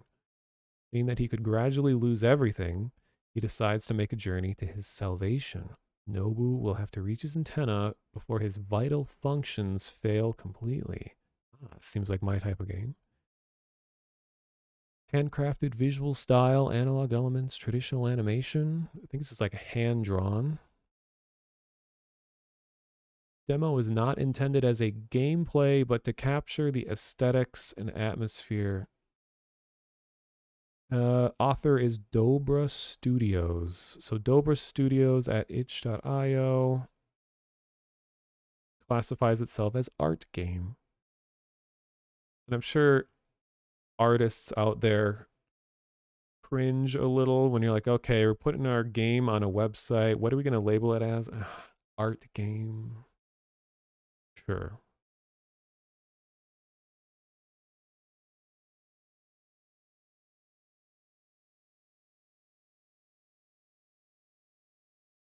Okay.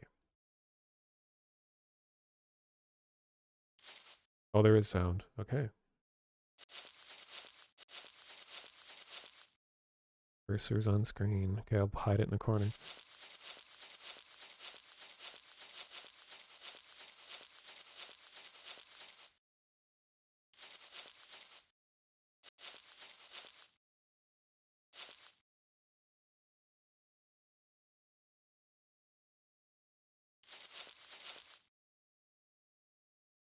Oh man, it's in Spanish. Solo quedo yo y esa bendita pantalla. Or is this Portuguese? I think it's Spanish.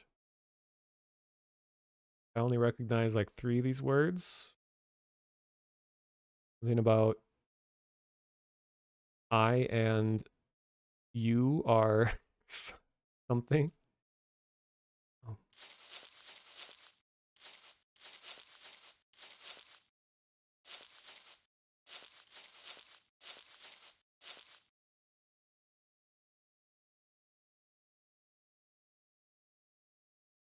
Yeah, I really hate it when the word pretentious is brought up in games. It's not to say that, oh, it's never valid. It's just usually the context it's used in is, I didn't understand it, so it's pretentious. Or this game wasn't made for me, it's pretentious.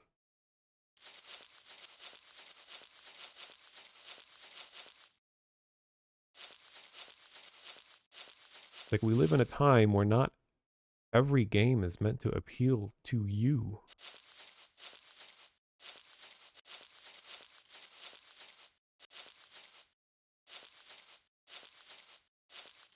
Oh.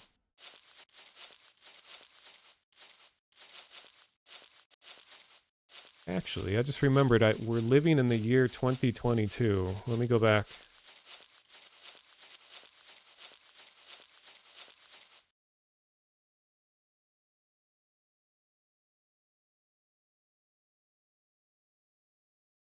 Okay. See if Google can help me out here.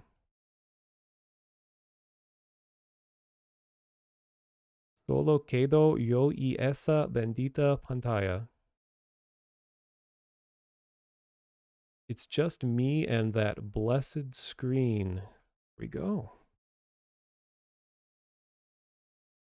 Thanks, Google.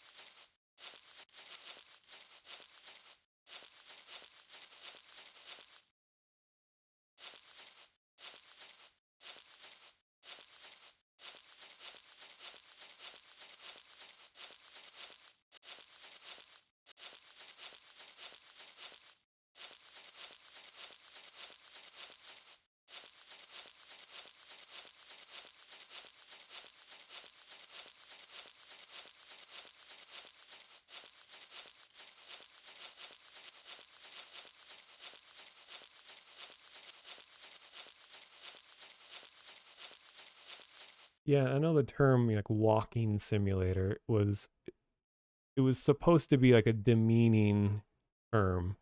It's like all you do is walk. And for a long time there was, put thing before the word simulator to describe games, and people still do that. Which like, and then now it's sort of like ironically embraced where like this is a walking simulator. Like when people know that, I'm making a game, I just want people to wander around. So I'm gonna call it a walking simulator. And now it's kind of being used seriously.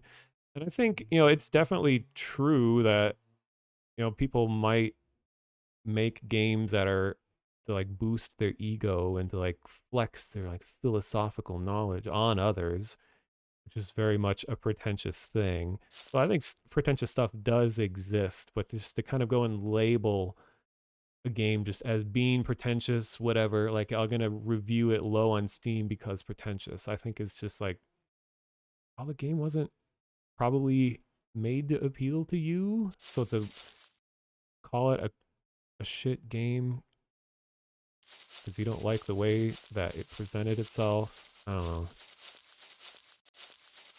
Oh, hey. Oh, Google, help me out here. ¿Ves? Deberías irte. Este es su único espacio seguro. See, you should go.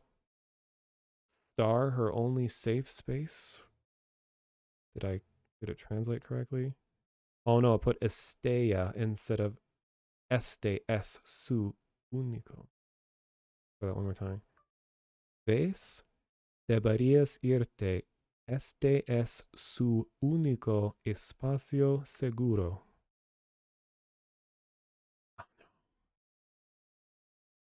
Okay, it didn't catch what I said exactly. So I think the basic idea is this is your only safe space, or this is her only safe space, or something along those lines.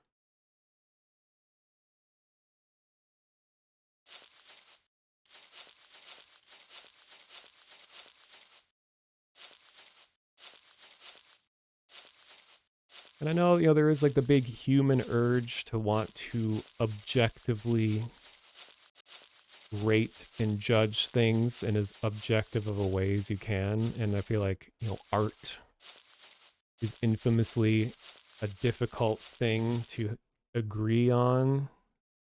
Because I think just by its nature, it's such a emotional and changing thing that to try to apply steps and logic to it always leads to problems.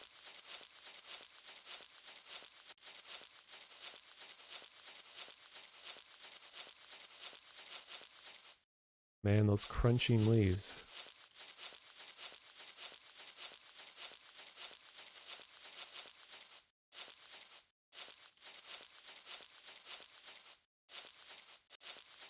Oh yeah, like Dear Esther was one of the first walking sims.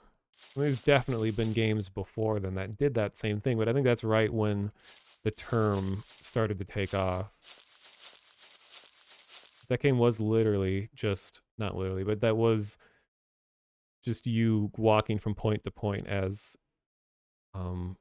stuff was read to you, which I remember was pretty cool, and it was innovative for its time.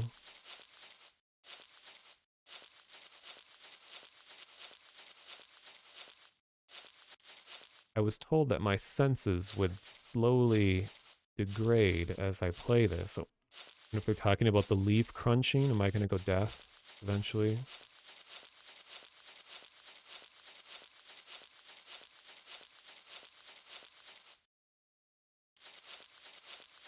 I think pretentious is meant to be more that the artist is smelling their own ass, not like this is too wacky. Yeah, I mean, I definitely think there are things that are pretentious. Not trying to say like such things don't exist. I just think if you're critiquing a game, calling it pretentious is such a like loaded term that it's just more helpful to describe exactly what's happening rather than just like labeling the whole thing as pretentious. Like maybe you could say, story was too complex and didn't teach the player anything. I felt like information is being withheld from me in order to mock me or something like that. It's kind of like when people join a stream, like, is this a good game or a bad game? Like, tell me, is it good or bad? Or like, is this a scary game? Like, I don't know, maybe for you, maybe for some, I don't know. Like a lot of people don't want nuance or any kind of gray area. They just want, is it one thing or the other? And that's probably a pretentious stance for me to have.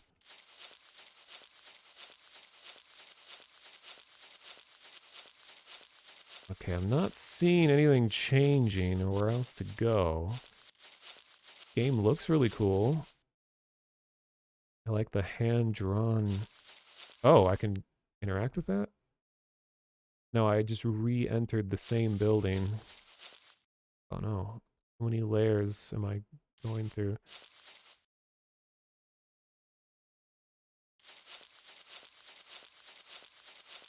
Okay.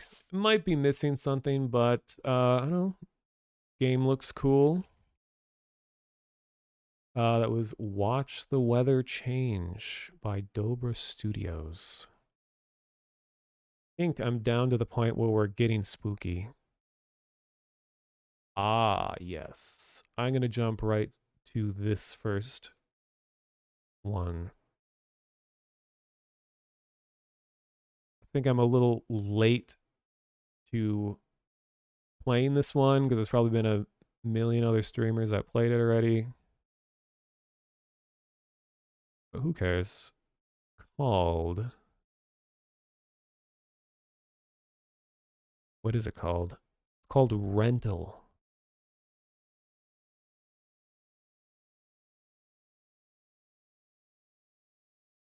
It's a really spooky game. I'll play tonight because I definitely want to get to it. That the spookiest part is that it didn't download in a zip. It's just a bare exe file, just dropping an exe straight onto your computer. That is a scary thing. And also, a lot of these games tonight are from game jams. People that don't know what a game jam is, it's like a challenge where people interested in game design, no matter what your skill is, no matter what you do, everyone gets together under a common theme. It's usually organized by a group or like a website or Discord or something. And they're like, okay, in 24 hours or in 48 hours or a whole week, create a game that follows the theme of, and then they'll give a theme. So you see a whole influx of games that were made in a short amount of time by a wide range of skill levels, and you get a lot of really interesting games out of it. I'm sure there's a website that's keeping track, but it's some like famous games have come out of game jams. I've been in 3 game jams before. It was quite a long time ago, and it was fun. Like you can just do them all online, of course. There's all different levels of involvement. I was at a physical game jam that where we actually went to a site and we like lived at the site. And that was part of the experience. That's how most of them started, where it's like you're gonna bring your computer, bring all of your stuff, and you're gonna just live in this building for 3 days. And I cheated a little bit because it happened to be that the game jam site was so close to where I lived, where once it was like 2 in the morning, I would just like run over to my apartment and sleep. I didn't want to sleep on the floor, but people brought tents and sleeping bags and all kinds of stuff to just live there. And we'd all work together to make our games. But the most fun part of it for me was that you were working with people that you met the day of the jam. And that was one of the best parts, is that it's not like, oh, it's just me and my friends are going to make a game. You can do that. But it was cool just suddenly meeting a bunch of total strangers that you're all here together because you want to make a game. And back then, this would have been like 2015 when I had this one game jam, a local one. I was one of the only people in the whole group. This is a group of like 60 people. One of the only people that could 3D model, even just basic stuff. And I was like really valuable because everyone, all the other like artists could only do like pixel art stuff. So there was a lot of like visual novel style games or like RPG Maker style games. The people that wanted to do something 3D, there was just like me and 2 or 3 others of the entire group that knew how to do 3D modeling. So like I got to feel cool at the time because it was like, wow, one of my skills is in demand. I'm sure nowadays way more people know how to use Blender and stuff. There'd be a lot more 3D people, but for some reason there was a ton of music people. It was like so strange. I think it was because the university where this was hosted has a big music school. So like almost a third of everyone there were like music majors. So we had these crazy expensive instruments that people are bringing in. People are bringing in like guitars and full like modular synth setups. And someone had like an electric drum set, like those ones that are like rubber that you hitch up to laptop or whatever. It's like the whole jam space was just covered in instruments. It was cool because there was like more musicians and composers and people than there were games to work on. So that a lot of them just ended up hanging out and just like music jamming together. Didn't even make a game. They just like hung out and played music. Is it harder to get 3D modeling software? Well, these days, I mean, Blender. I'm sure there's like free versions of like Maya or stuff like that, Cinema 4D. I'm not really sure.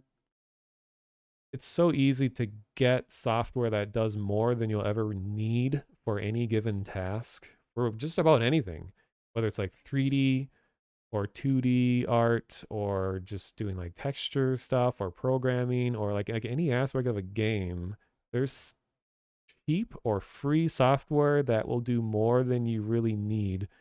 You only really have to pay for stuff unless you're doing something that is bigger and more complex, or you're a part of a company that needs to have like active support. Like that's one of the big arguments for why AAA devs aren't all using Blender, is because when you're a part of a big company like that, like you have on-demand technical support from that company, like from Autodesk, that can be there to make stuff and fix things for you like right when it happens Whereas Blender is just kind of an open source thing. It's not very centralized. You just have to rely on forums and all that. And plus, most people that go to school for 3D modeling learn Maya. So that's like their entire skill set. So just to be like, oh, we're using Blender now, that would like greatly slow them down, probably.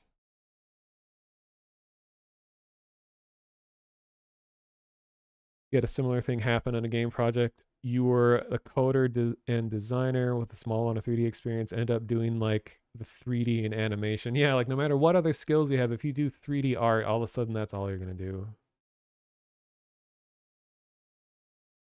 And the Maya to Blender transition is a bit rough. Yeah, I've heard stuff like that.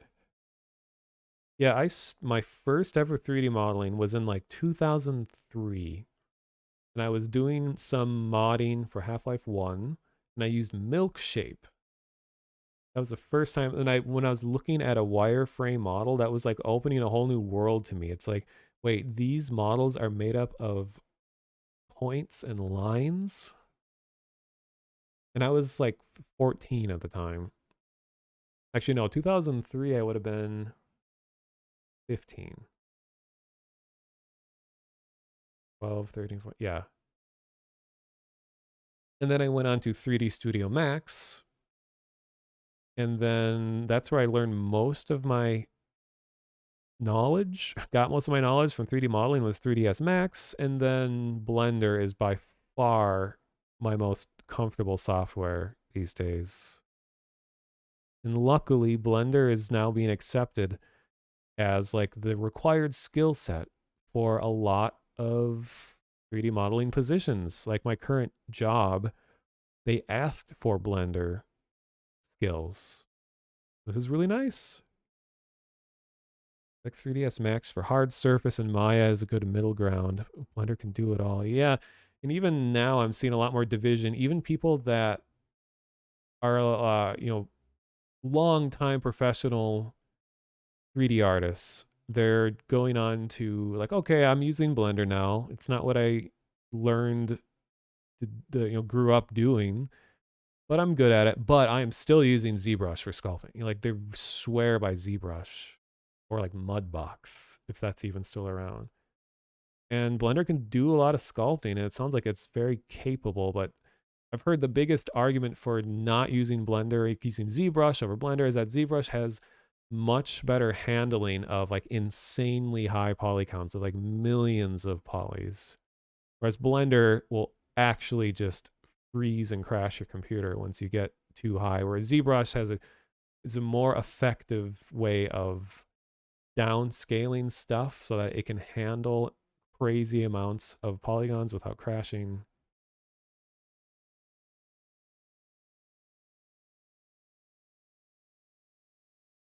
Your first program, Cinema 4D. That's so weird. Like a lot of people learned on Cinema 4D, and I didn't even know that existed until like 6 years ago. I thought Cinema 4D was more of a film CG program, like for creating computer graphics for like TV and film, whereas like 3ds Max started as an architecture program. And Maya, I think, has always been a 3D animation program, like a pre-rendered. And a lot of people don't know is the reason why, I'm pretty sure this is true, the reason why different software uses different coordinate systems for, X, Y, and Z is because of the different uses of computer graphics at the time. 3ds Max was architecture, and blueprints for buildings generally are a top-down system. So X and Y imagine looking at a floor plan, X and Y, and then Z is the height of when you look at a floor plan. So if you open up Blender or 3ds Max, X and Y will always be the ground plane, and Z is the height. Whereas for Maya, it was relative to sitting in front of a TV or a movie theater or something. Like imagine you're sitting in a chair, you're looking sideways at something on a wall. X and Y are the width and the height, and Z is the depth into the screen. So that's why that coordinate system is that way, because it was about looking at a monitor compared to looking at a floor plan. And apparently there's even a third system out there. It just kind of came out of nowhere. I don't know. People always describe, they're like, oh, left-handed system. And I've never understood how they describe it as like hands. There's some like shape you can do with your thumb and middle and index finger where like, okay, I'm using this coordinate system, and they do like a hand gesture. So that's why there's, a conflict between the different things. And then of course all the software developed independent of one another, and everyone learned that system, and then eventually it just kind of ended up, now they're all still arguing, and I don't think there'll be any resolution anytime soon. You just have to get used to going between programs will often lead to things not being aligned properly because of all of this. So like when I go between Blender and Unity, usually there isn't really a standardized way to do this. Usually I will correct the rotation difference in Unity. So I'll export it so it looks fine in Blender, and then Unity, I'll do -90-degree rotation on the X axis to correct it. Because I got tired of exporting everything in Blender rotated -90, and it was so annoying.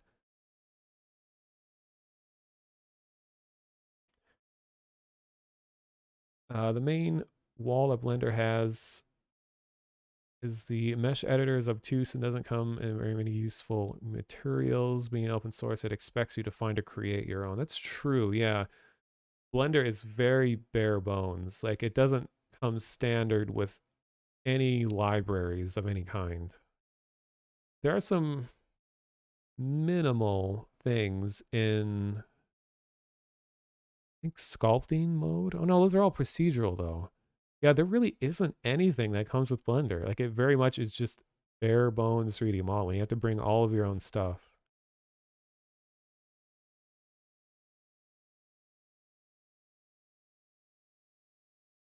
Catching up on everyone is saying.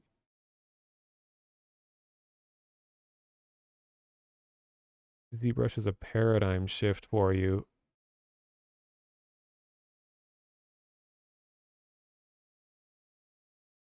It is a really weird time where like that we live in, where there's such a big divide between techniques to 3D modeling.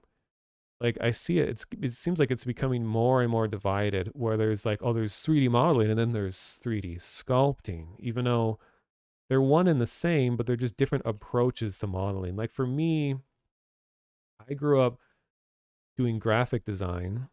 I was used to vector art. I love working with points, lines, and planes. I like knowing where every vertex is, every line is. I divide things mathematically, subdivide things, apply modifiers, non-destructive ways of changing shapes. Everything's based on a cube. Like that's how my brain works. And then in sculpting is like, okay, we'll think about geometry after the fact, but for now, we're just going to throw down like 500,000 polygons on a sphere, and we're going to use clay-like kind of painterly methods to shaping this thing into what you want with all the detail, even the tiniest detail. Everything exists on this one model. And then we retopologize, as in go back in after the fact and then model lesser detail on top of the ultra high poly model to make like a game ready asset. And then we'll bake all of the data from the super high poly model onto the lower poly. And it's like, these are all valid ways to go about it. It just kind of depends, like, how does your brain work? How does your company want you to work? And it's cool that we have all these options, but it's like the types of people who swear by sculpting seem to come from a more traditional art background, where they're used to using tablets and they're used to, painting in Photoshop, doing digital art, and that's just kind of like they're used to gestural ways of producing art. Whereas like people who come from more of either like a graphic design or a more like program oriented technical background tend to do like box modeling where it's all very procedural. Um,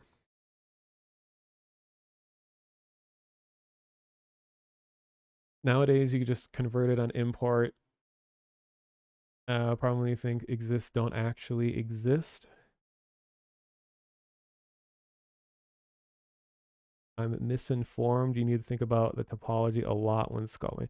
Yeah, I mean, I'm exaggerating. I know that you can't just completely ignore all that's going on in sculpting. Like, I know I'm not trying to make it seem like sculptors just don't care at all about the geometry of a shape. Like you are thinking about the end result the whole time as you go through it.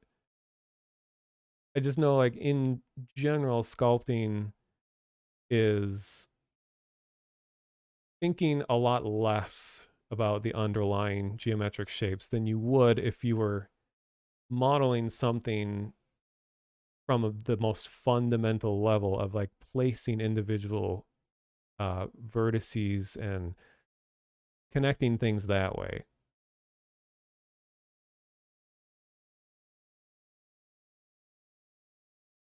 ZBrush operates on the assumption that you're working with a physical object. Yeah.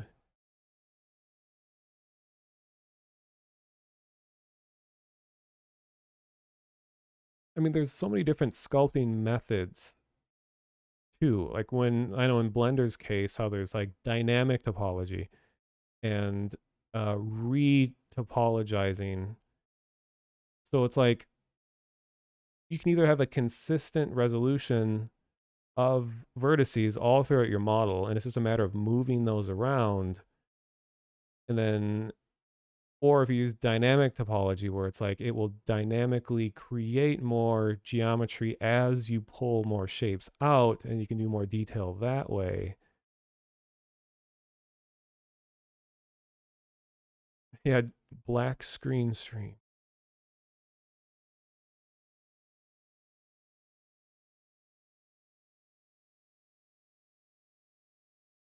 I think like, 3D sculpting came about because computers can now handle the crazy amount of 3D data happening. So I think it's still it's a different way of going about 3D modeling. And yeah, that definitely not magic. I mean, I still think magic, just any kind of digital art is magical in a way because it's all derivative of traditional art. All digital art software is referencing things that were originally physical in some way. Like the whole idea of like computers, like a desktop, folders, files was all because they wanted to create a user-friendly experience because people had no idea what a computer was and they wanted to give them a smooth transition between what they're used to this new way of doing things, which is hey, office worker, you're at your desk. A folder is to contain files. A file is like a piece of paper. And you put it on your desktop.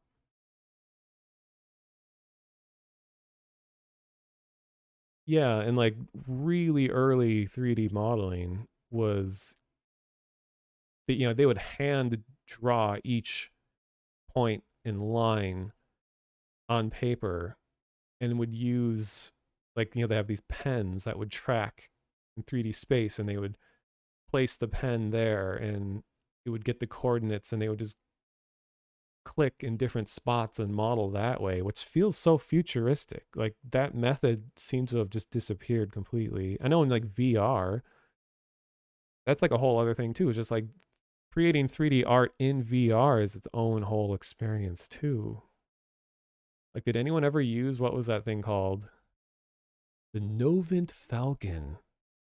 That was a weird thing where it was a 3D mouse you know, a mouse is sitting on a table, 2 dimensions, but this was a 3D mouse. It was like a ball that you would hold, like you would very uncomfortably grip this ball. And it would have these arms flexing around it, and you would push in and out, move side to side. It was like, yeah, using a mouse in 3D space.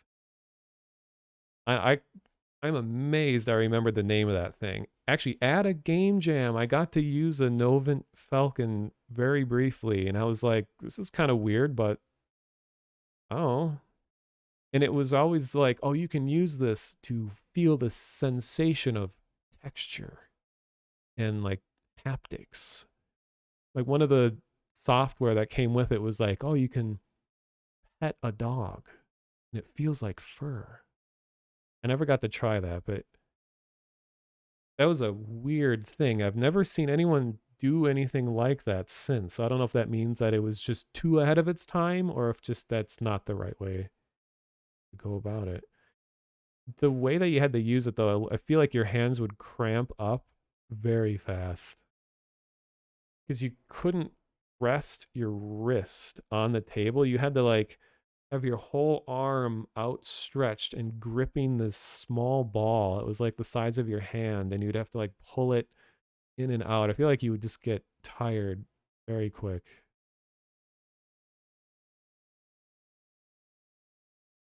Oh, I'm sure LGR probably has a video on it. Yeah. Yeah, if you're interested in that, it's called the Novant Falcon. I think it was like Novint and then Falcon.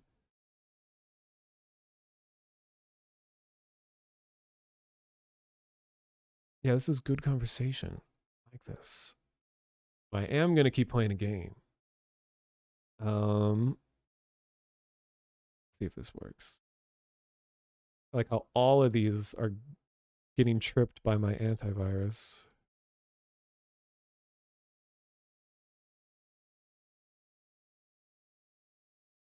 Please don't be loud. Don't be loud.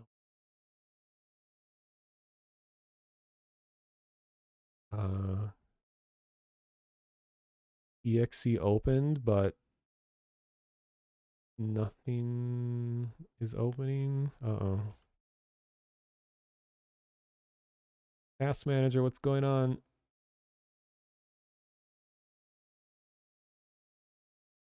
It says it's open.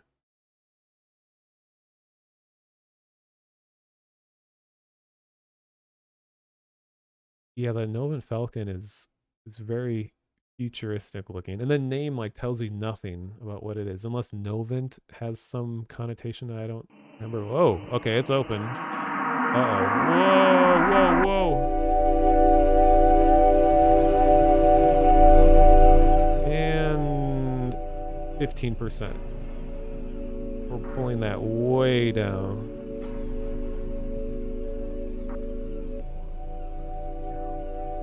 I mean, I think all of you have watched variety streamers before. You know to anticipate sudden loud noises.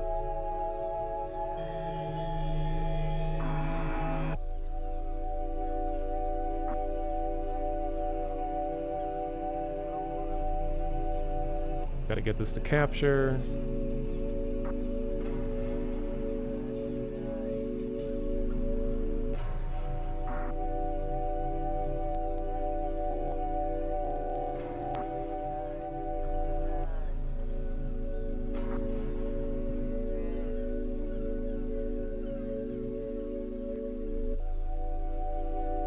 Alright, I'm gonna grab a drink of water while you guys chill at the sight of a Volkswagen van driving down the middle of a road very dangerously.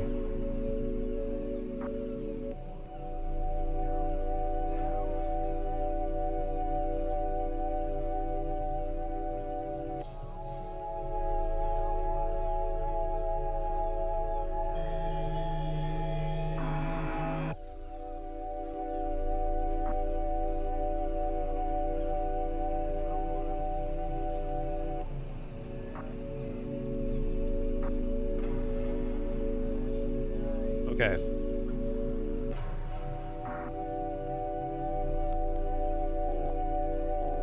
Going to read the description.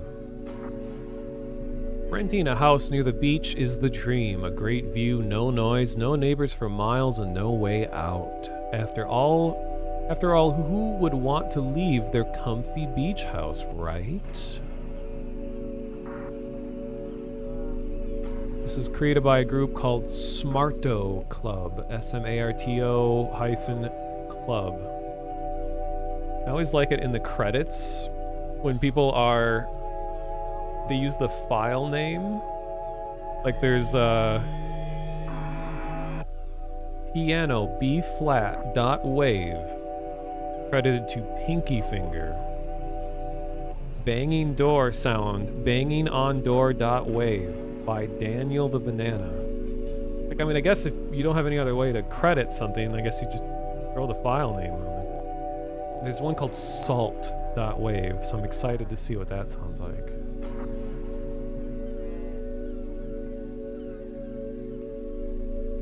This one is rated pretty highly. There's a lot of views, a lot of reviews, I should say.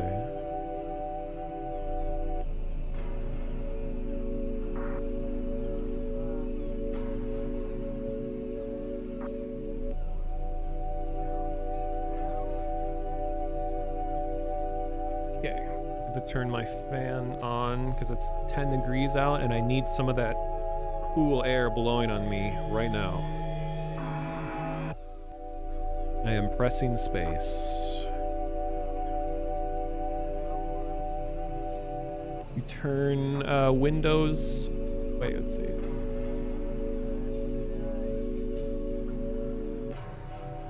It's usually just desktop volume to -18, limit to -1. Yeah, there's definitely ways of preventing sudden loud noises. Like I don't like messing with Windows sound too much, because then I'll be in a Discord call and I'll be like, everyone is so quiet, and then I'll like boost everyone's mic extremely high, forgetting that I put my system sound all the way down. And then I'll like put everything back up again. Alright. Well, this is all in OBS you're talking about. Yeah, I have desktop audio down a bit already. I mean, that's for you guys. Like, I don't hear the adjustment of desktop audio.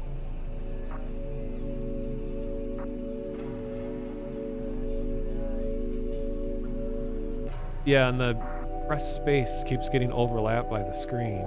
It just says pace. I don't know if it's an artistic choice. Anyway, rental.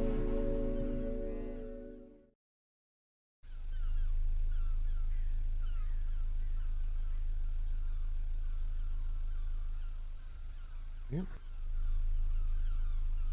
Is this gamepad enable? Okay, looks like it is.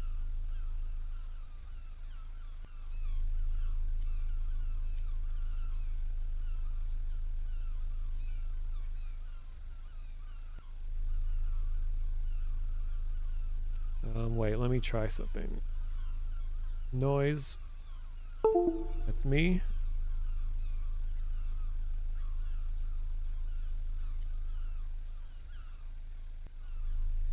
Okay, I don't think there's actually gamepad support. It's all an illusion.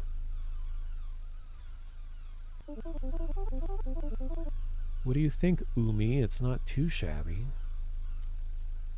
Do you want to play with me? No. Doors open. Could the rental man already be here? Oh, the rental fan?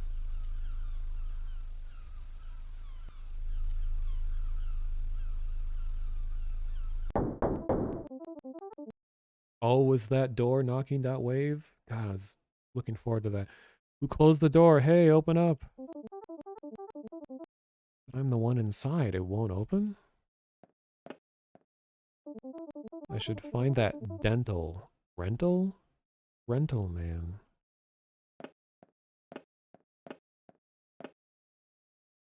Hmm.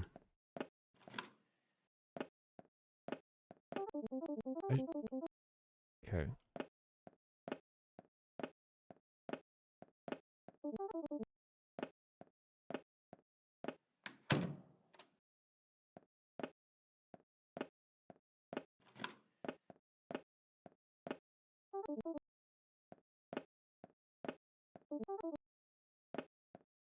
Okay, I guess I really need to go find that rental man.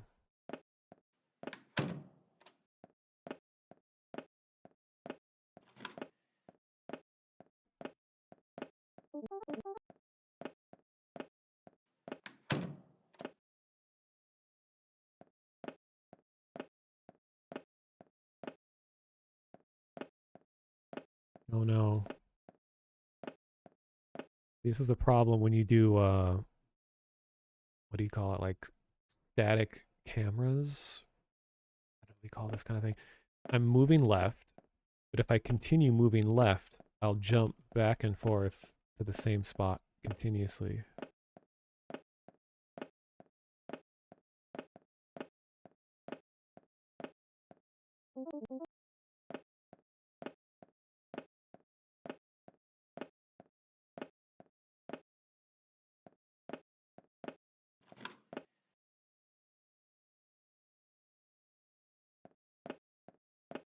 That's part of the thing too, is I try to keep the simplest possible audio setup. I just all too often I see people get all kinds of like software audio things with like Reaper and all this stuff. They're just like run into issues all the time and they're like constantly stressing about what could be going wrong. Suddenly there's like a new noise that wasn't there before, or they have to try to block out certain sounds, certain frequencies, and they're just like fiddling with it all the time. Like my setup right now is just an XLR condenser mic, going to a mixer, going to line in my computer, and that's it. And then I just, in OBS, I have noise gate and noise filter, which probably aren't doing that much. My room is so quiet right now. I bet if I took the noise gate off, wouldn't even hear anything. You probably hear me breathing though, which would be gross. So I just try to not complicate my setup. I mean, some people just love hardware and I just love the setup of audio and all of that. And they have like the big part of their interests are like having everything intricately set up with like I got the streaming PC, and then I have my like game PC, and they're all linked together. And I have the best possible quality stream you could ever conceive of. It's 4K and the highest of this, the highest quality, the highest frames on my like 120 hertz monitor. Everything is just the pure absolute quality. And I'm just like streaming in 720 at 60 FPS, 600 megabits. Sure, it's not as good as it could be, but gives me peace of mind. And if I didn't have peace of mind, I wouldn't stream. So this simplicity is important to me. I'm not saying that like, oh, I'm not going to do what you're saying because of all that. I'm just saying like, that's kind of my general philosophy. Okay, where's the rental man? Do I have to go back outside? Oh no, but the door's locked.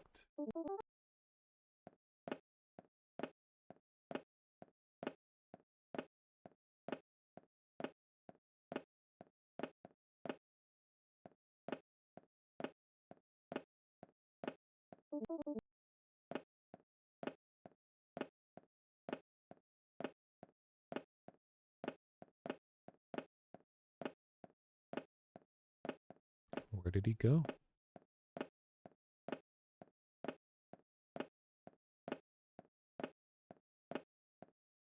Dun, dun, dun, dun. I also like not having a delay. Like I have like a imperceivable delay between my mic audio and what I'm seeing on screen. So I should be able to, and I know you can set delays and stuff to synchronize everything again, but like da, da, da, da, da, da, da, da. Ah. Did you come from the outside? I've been trapped here for weeks, months, I don't even know anymore. I need to get my keys. My parents are... Forget about your parents. You'll never see them again anyway. Unless... Unless what? You have to perform a ritual to exorcise this cursed place. Yes, that's it. I can't do it myself, of course. Just some helpless rental man. But you're a little girl. Who else could do it better? You just need to find the artifacts. It's, let me see. 6 crosses. A woman behind bars. Some angry man. No, not me. 3 candles. And then... What? Wait, I think you should know. There appears to be a secret room somewhere in here. I don't know how to summon it, but some of the stuff is probably there. Good luck. Pop. Nice. Huh. Nothing here. Looks like a good place to hide. Oh. Foreshadowing. Nothing in the drawer. Nothing here. Wonder if 90DF is on, but the TV looks kind of fuzzy. Cross. That was easy. I had to find, what was it, 10 crosses?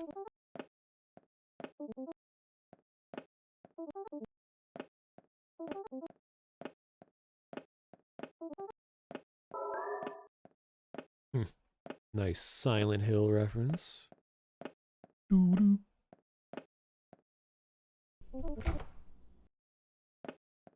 I've acquired stool.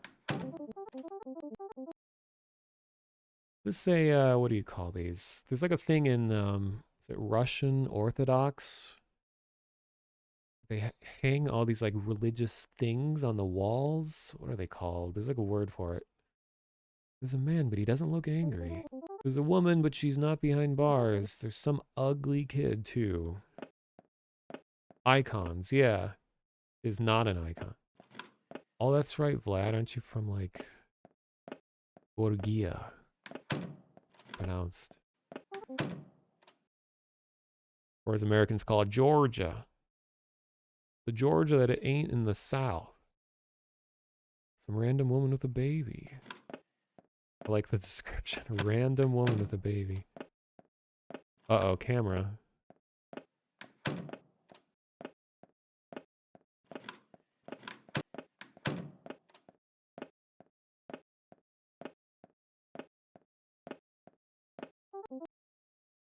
A woman behind bars. Weird taste in decoration.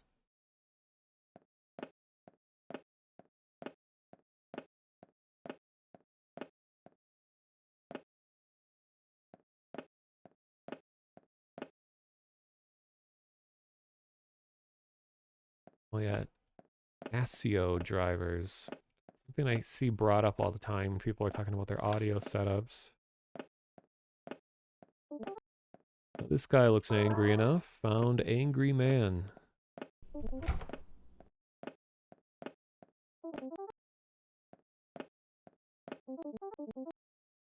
Windows look kind of low budget. They're just a texture.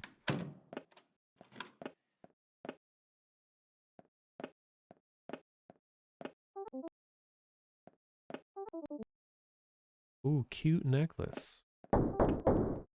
Locked.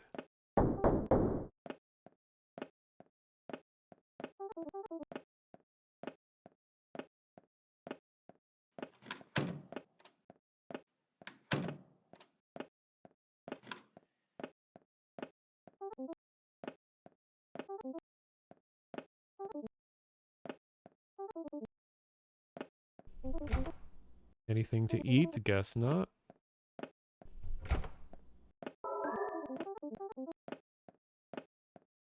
Now, are they going to give me a way to know how many things I've collected? I'm guessing no. 4 chairs. My little brother should eat outside. Like I can see outside the house and over the walls. Wait, what was that? Oh.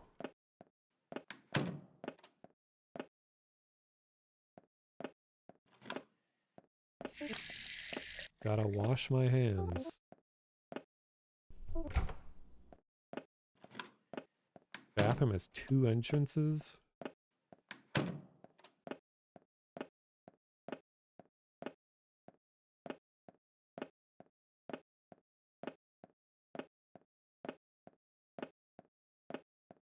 Oh yeah, they said there was like a secret entrance to a basement.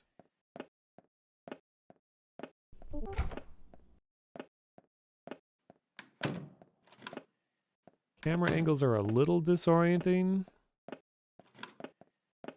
Kind of hard to remember where I have and haven't been.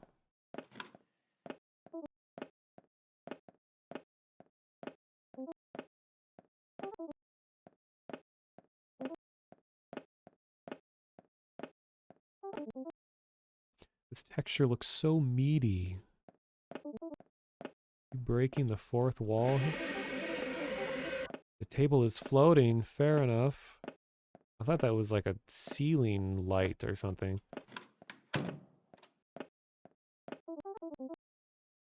Guess I have to find the stuff. Wait, what's here, huh? Found 2 candles. Nothing left?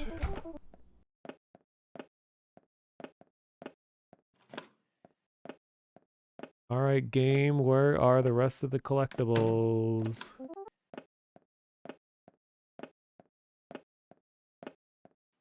I feel like I've been in every room.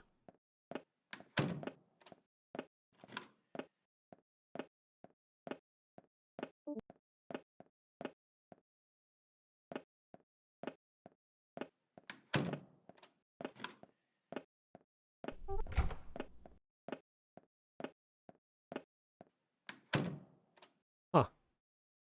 I was just looking at OBS and I was like, oh, this is captured weird, but I realized it looks like that on my screen too. There's just like a big black bar on the right. I don't know if they were trying to intentionally do like a more retro aspect ratio, but then they didn't center it. You know, all of the bars are on the right.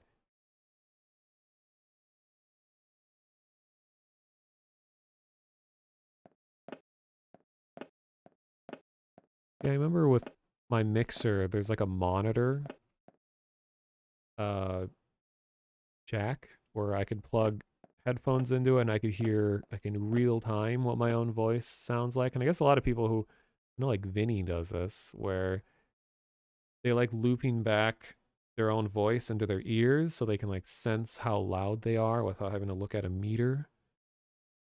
Back when I was a DJ, radio DJ for a radio station, I remember that setup was like that, where when I had headphones on, I could hear my own voice, but it was so quick that it wasn't like a uh, like brain jamming moment. Like sometimes if there's too much of a delay and you're talking and hearing your own voice, it's almost impossible to talk because you're hearing yourself delayed. What's this one called? This is called Rental on itch.io.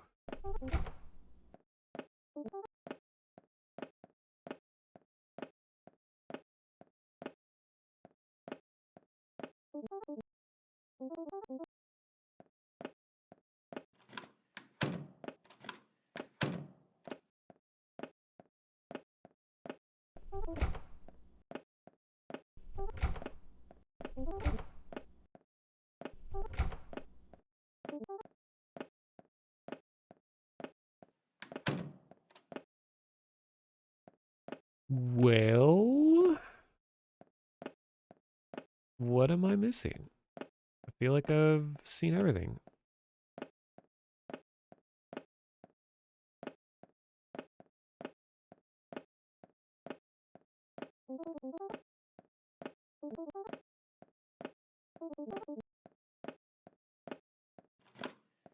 I can't go back outside.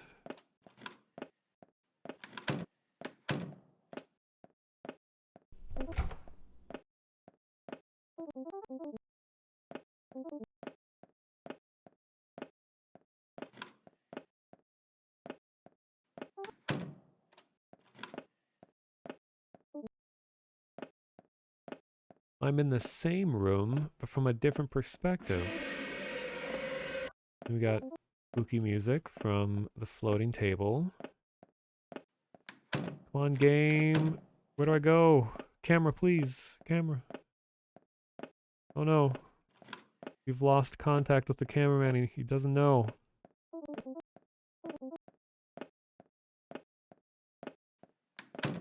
And we're back.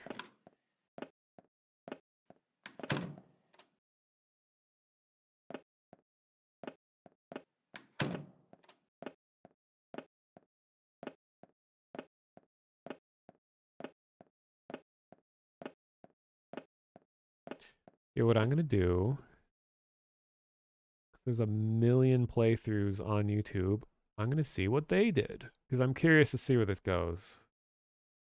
All right, here's a VTuber video. Is this the creepy jail thing? Some a couch to. What?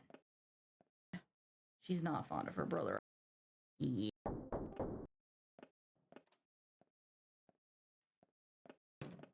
Find this stuff. I pretty. Oh, that wasn't there before. Oh, that's a new door. Okay, that's a new door.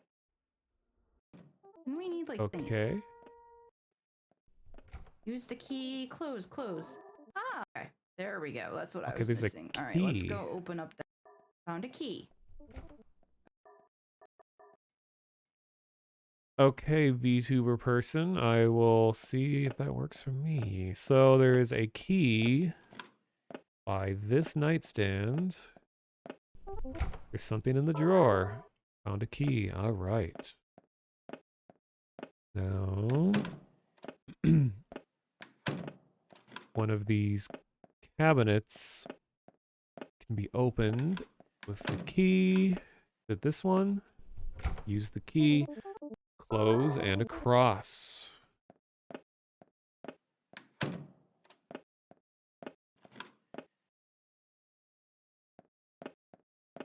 Bold of them to use PS1 style with N64 and not use the software buffer for texture warping. I always have mixed feelings about the warping thing, because it's like, I understand that it was like a known flaw, technical like limitation from the time. I mean, when it's subtle, I kind of enjoy it, but I know there's a lot of people just throw it onto their game without taking any extra measures to make it look good. Because I know the warping is relative to the, you know, the geometry of the 3D shapes. So if you have a really huge square that's made of two triangles and it has the warping on it, the warping will be so out of control that, yeah, it's really distracting. Where back in the day, part of how they limited the amount of warping that would happen is that they would make, they would subdivide their geometry to have more cuts throughout it so that the warping is minimized.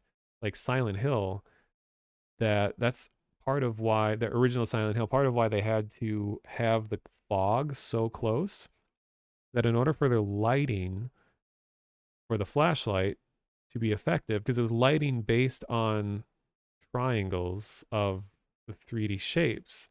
So the ground is a really dense grid. Even though it just looks flat, it's actually really dense so that there's more definition from the flashlight and all the walls and all that, and it would minimize the amount of visible warping happening. Whereas a lot of these retro games are like, oh, it's low poly, right? So they just leave everything low poly and they put the warping, so it's like so distracting that it's not really true to how it actually looked back then. And yeah, I think like the warping was part of how computers couldn't really handle, or consoles couldn't really handle keeping textures aligned to 3D shapes in real time, which I think that's what the Z buffer does, right? It's like it's keeping two-dimensional textures in 3D perspective. And like because it was hard for it to keep changing the perspective of 2D textures, that it had a very low accuracy. Like the decimal couldn't go very far because that would be like too processing intensive So the result is that there was like a lot of warping and like jumping around of shapes as it struggled to keep things aligned at like a low level of detail or something like that.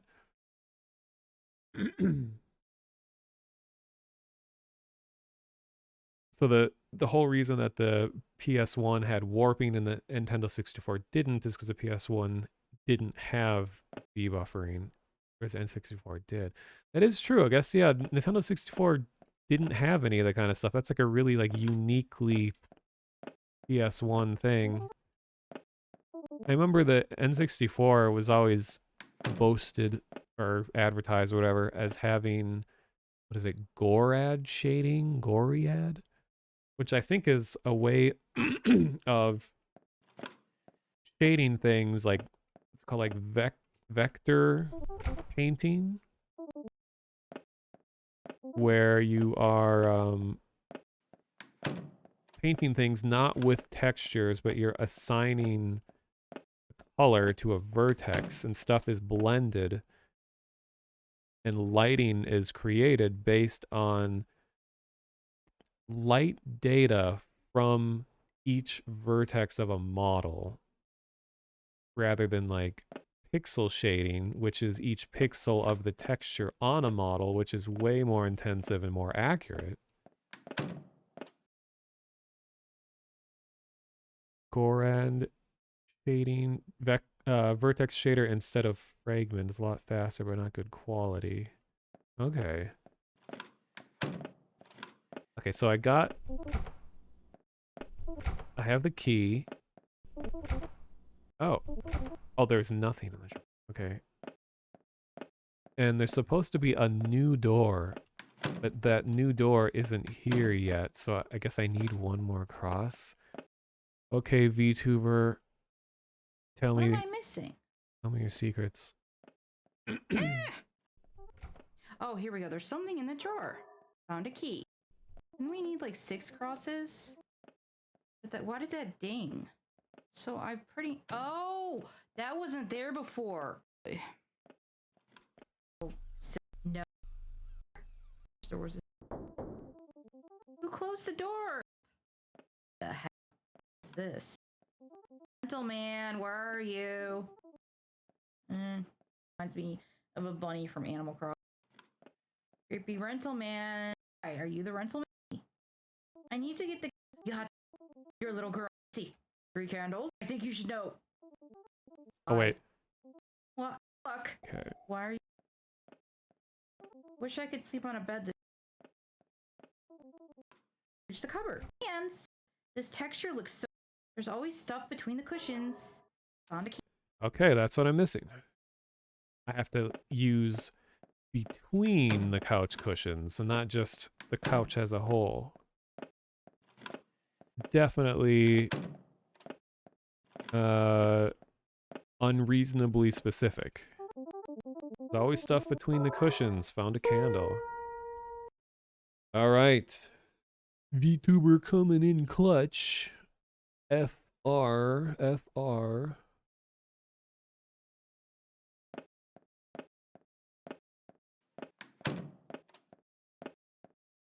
Now we got the new door. We are progressing.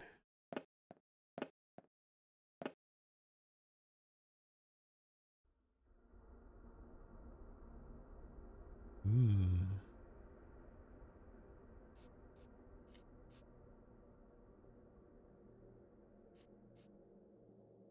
Am I gonna fight my reflection and become a paladin?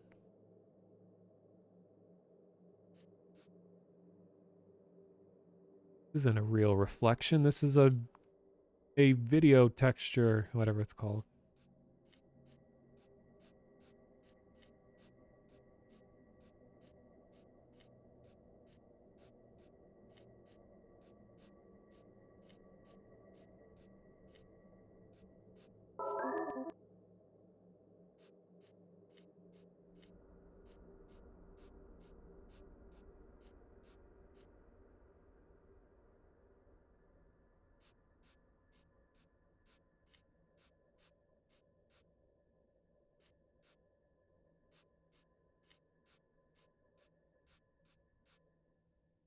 Yeah. Do do do do do do do do do do do do do do do do do do.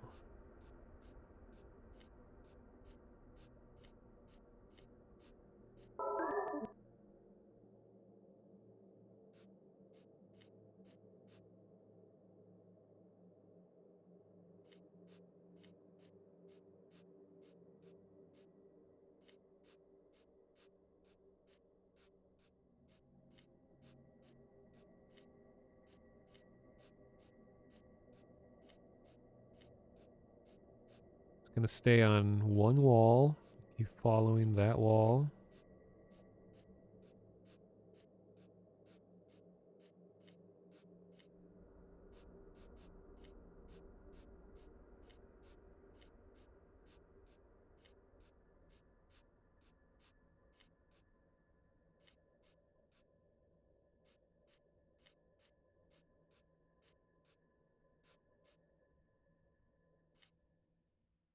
Wait. Nope.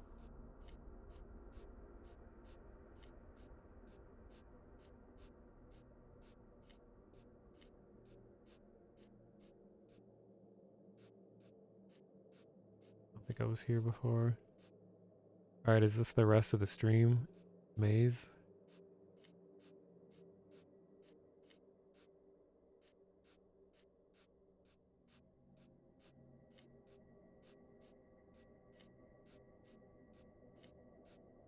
There's one game I definitely want to get to that is a Google Street View horror game. Not literally using Street View, but it's a Street View inspired horror game. And it was on like the front of Itch, like, featured.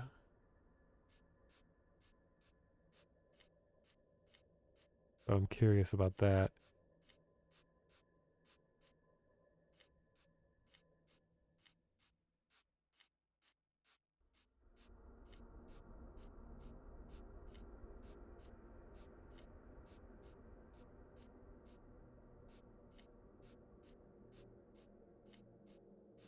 I think I need one more cross. Okay, this is where I didn't go before.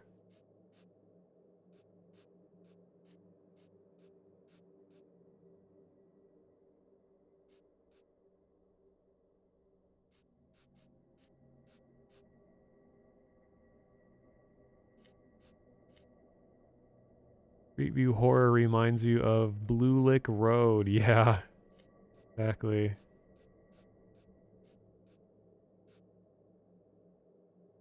God, Blue Lick Road is such an interesting thing.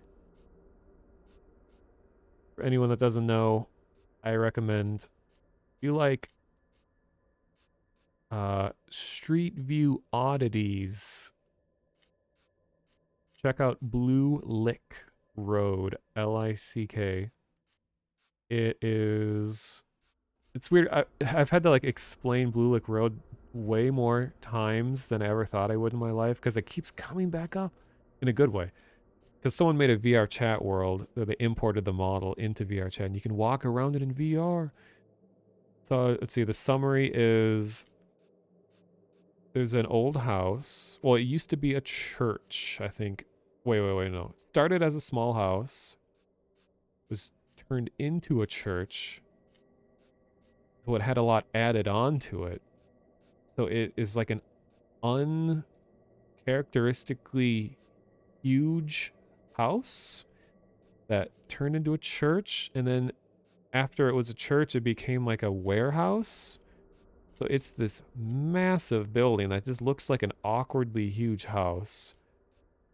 And the reason it got famous was because after it had had all these weird additions added onto it, a guy bought it and just filled it up with all of these items that he bought off of some really sketchy system of like products that were, I guess, later discovered to have been stolen off of shipping containers going cross countries, and he resold them on eBay. So there's just like an impossibly huge collection of the most random things. And the house just keeps going and going and going. So the reason the world even knows about it is because when this guy got in trouble with the law, he had to sell the house. So a realtor came in and took street view like photospheres or like 360 photos of the entire interior of this house, like all of it. So everyone could wander around this massive, just filled to the brim with random shit house. Oh no, smoke detector beeping in my house. God damn it. And but the realtor went to a whole other level, and not only did the street view thing, but they generated a 3D model, like a photogrammetry model of it. So we have a 3D model of it too, and people have put it into VR, people put it into a game, and there's this like scavenger hunt game that you can do to try to find all of the things, like the weird things in the house. Like one of them is to find the cat. And somewhere in this giant maze of a house, there's a cat sitting on like a pile of books. And then there's like the Playboy section where there's just a bunch of like porn magazines. And then there's the the bath,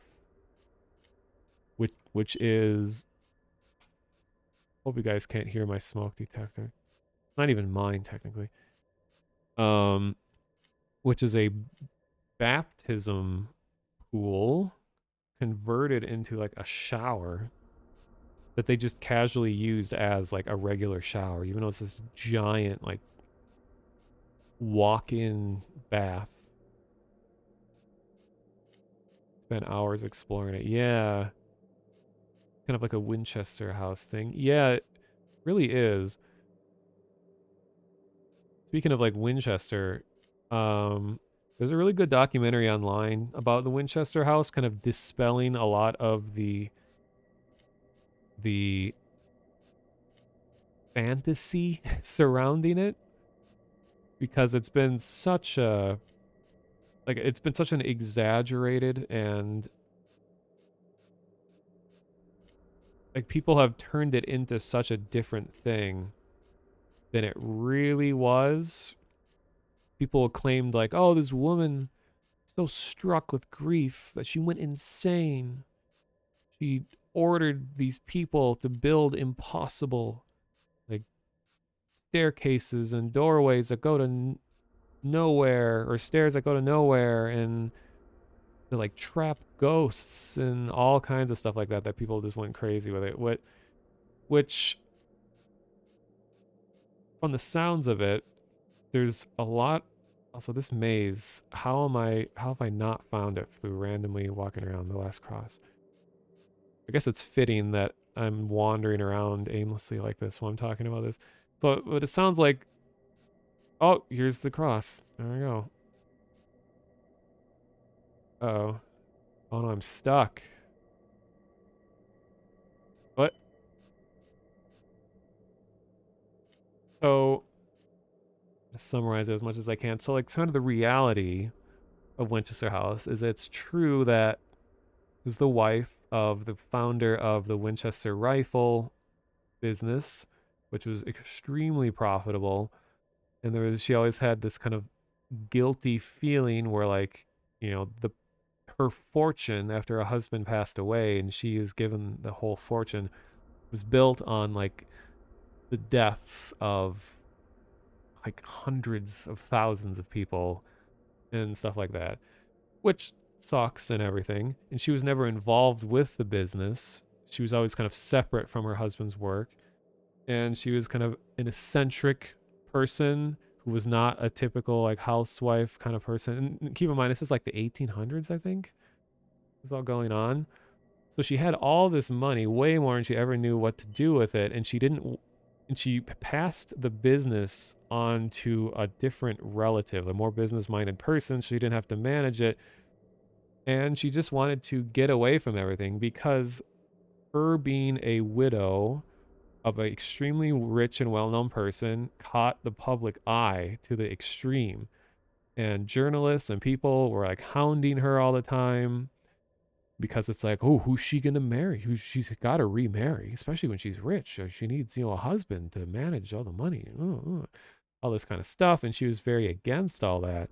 So she opted to just leave the area entirely and go out in like the middle of nowhere out in California and just build a dream home. Like she knowingly, first of all, I'm not a historical expert. I'm trying to recall a documentary I watched. So I could be getting a lot of this wrong. So she went out in the middle of nowhere and was like, I just want to build a dream home that I'll live in. And she knew that she was not, an architect. And so, kind of with the limited access to knowledge of the time, she just kind of like threw rooms on top of rooms and just kind of made a very unconventional design of a house. And it wasn't that unusual. Like one of the characteristics of the house is that there's just rooms upon rooms upon rooms, and it's just so many rooms.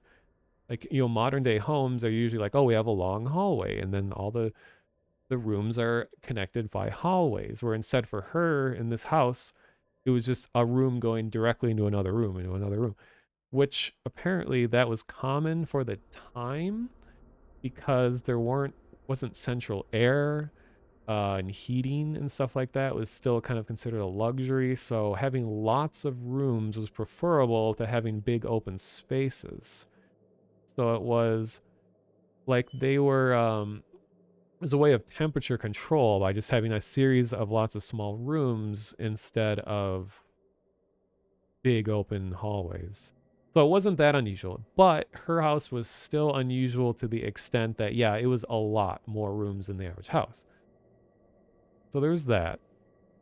And she also got a lot of criticism because she overpaid the workers that built the house. And they were, I think, like Japanese immigrants.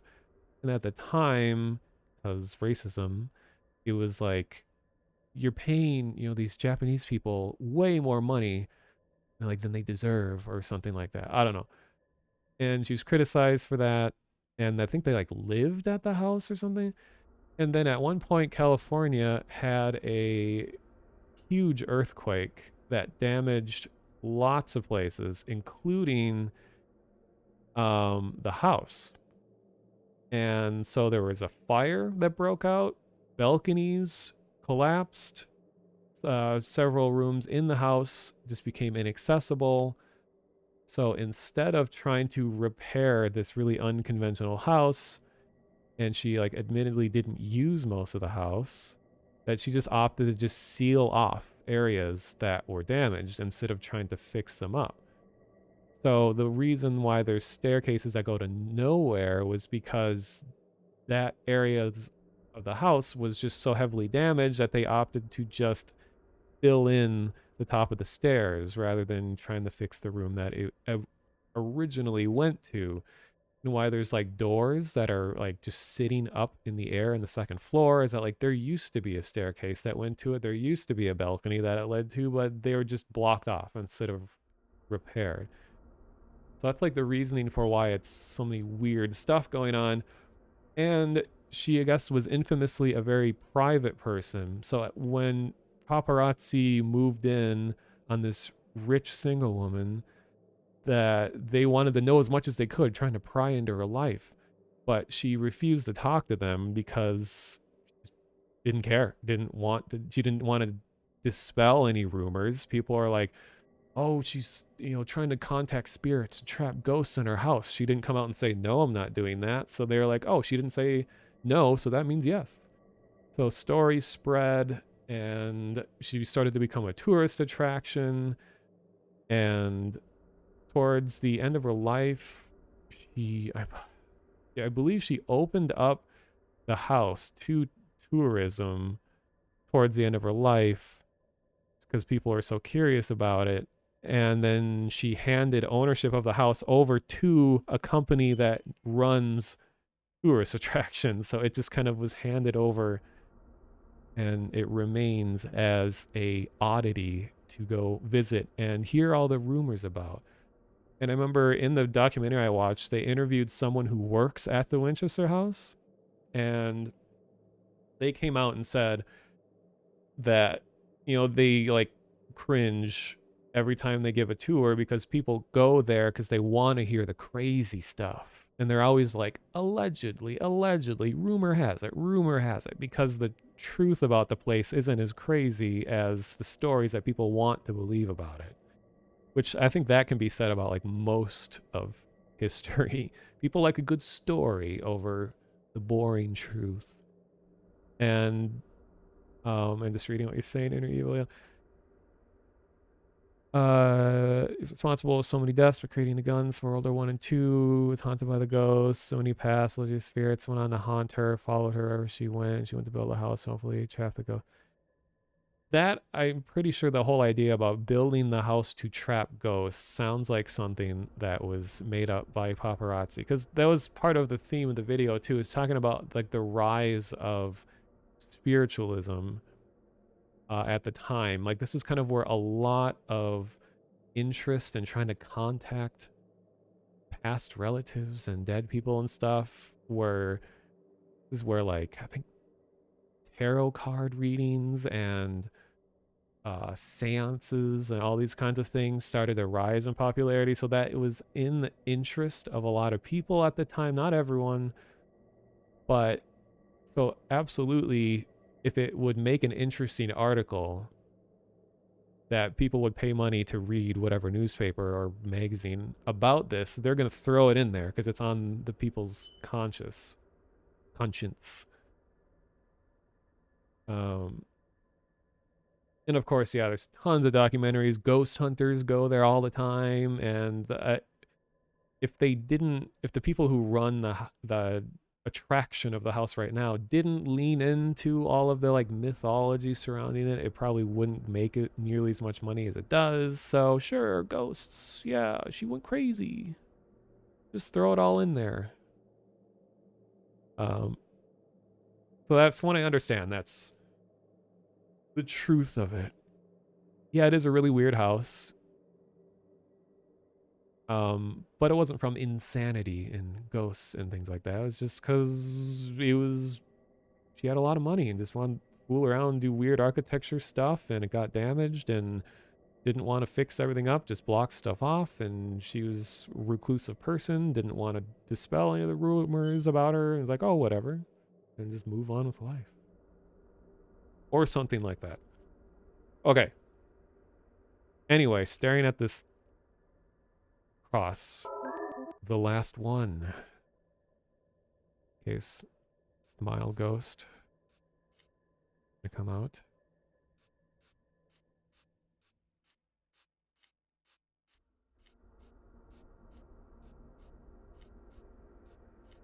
What I didn't realize about Smile Ghost is that I believe, oh, here's the door. The engine that the Smile Ghost game was built on is called like the Smile Engine. And that the game was just called Ghost, I think. So Smile Ghost is just the name that fans gave to that character. It wasn't like the canonical name.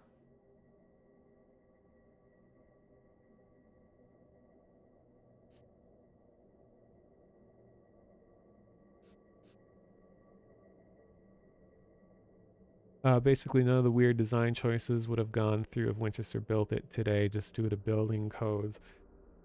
Probably. I mean, it's kind of those things like where if you have enough money that you can just make things happen regardless of whatever laws there are.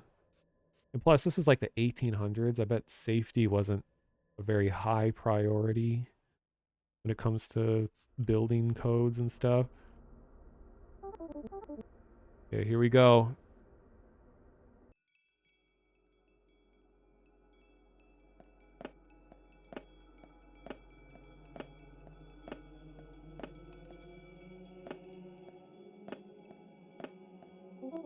Looks like I can perform the ritual here. Should place all the stuff I have in a circle.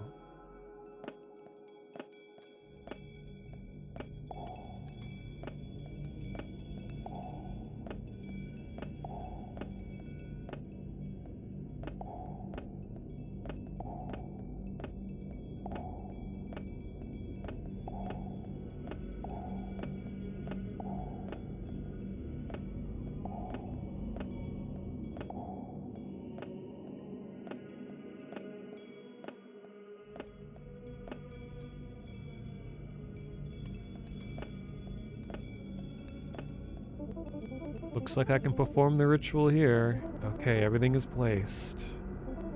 What did I even say? That useless man just disappeared on me. Okay, here goes nothing.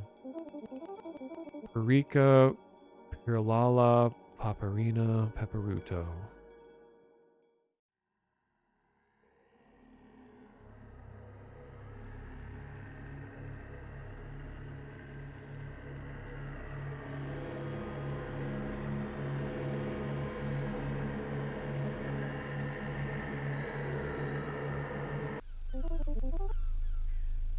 Hello, Earth to Umi?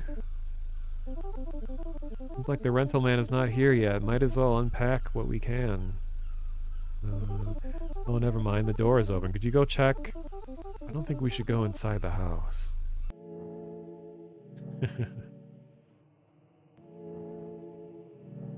A game by Smarto Club. Adorable. Yeah, this is for a game jam. It was probably made in like 48 hours. Great music from Christian Vasquez. 32-bit jam 2022. Oh, it's from this year.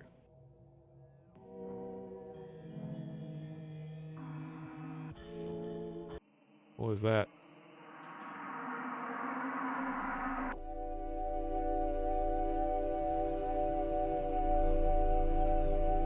Cool.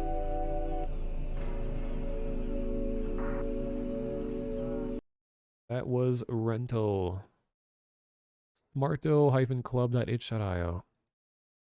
So, I decide what I want to move on to next. How about, since I talked about it, let's move on to MapFriend. This is the one that just drops an exe into my computer without a zip. And its icon is just a smiling face. So before I open it, it says, exploring is fun with MapFriend. Features, state-of-the-art 3D street POV exploration. Real-time up-to-date info. Automatically gathers text from popular blogs. Supports map download speeds up to 40 kilobits per second. The game by Adam Pipe. Sound by Victor Kraus. Ambient sound by Sleepy-Eyed Robot on YouTube. Enjoy limitless geographical discovery on your personal computer with this free software. Download now. All right, here's to hoping I don't get a virus. Might be loud. Get ready.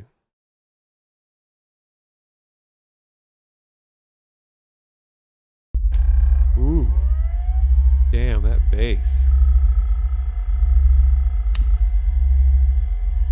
Holy crap, that bass is enough to like bring down a building.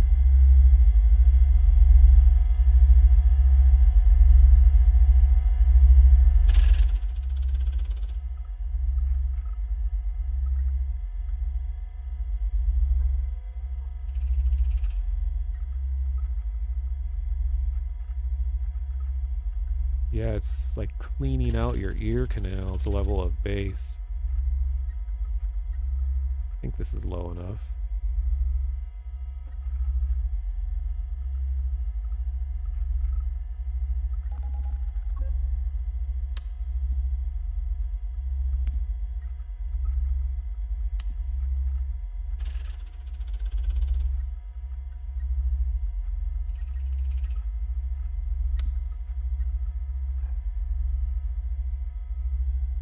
Why does this always take so long for OBS to see that this is a game that can be captured?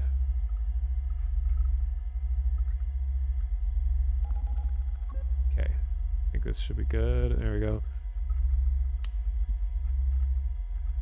Okay, this is called MapFriend. You can zoom into the mouse wheel. We're in Westwater, Illinois. Interesting, like, CRT effect.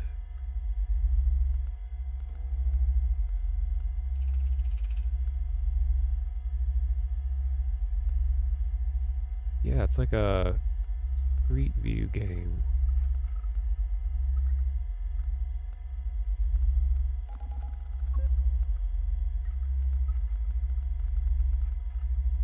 Okay. Oh, I'm supposed to drag. Okay, here we go.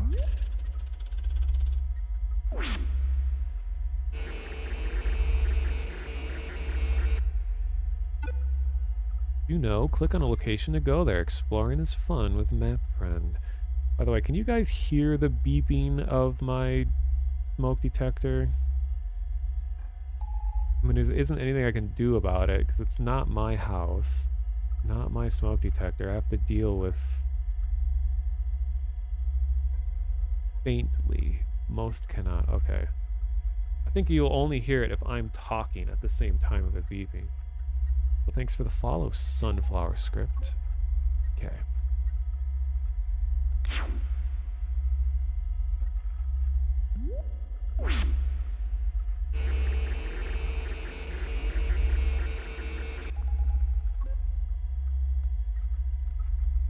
This is a really nice concept.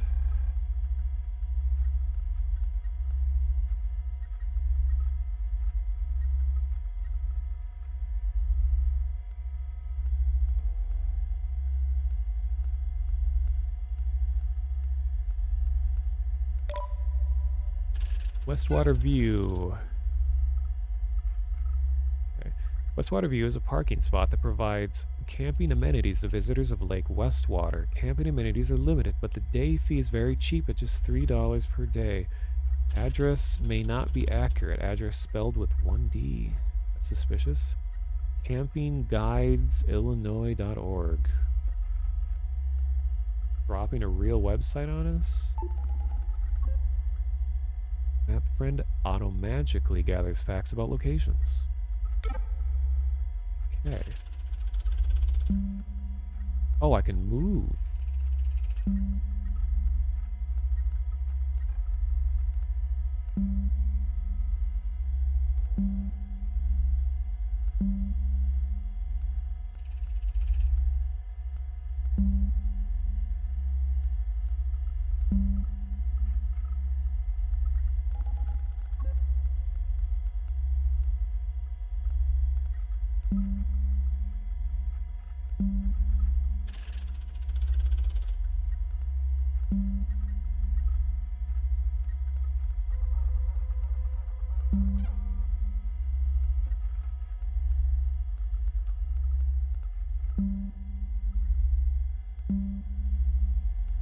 Yep, end of the world.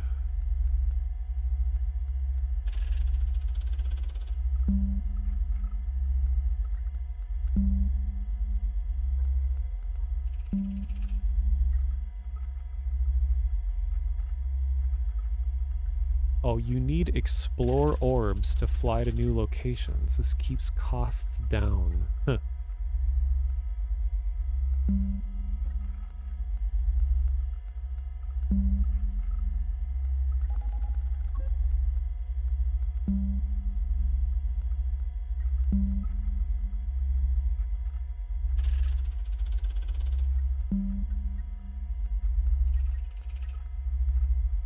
Maybe I need to go to a new location.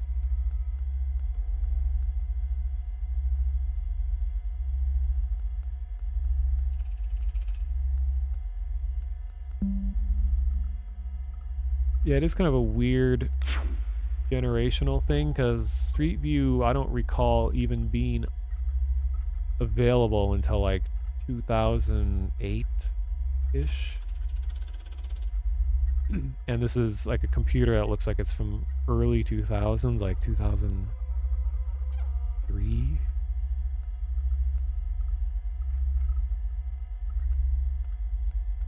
Explore the woods.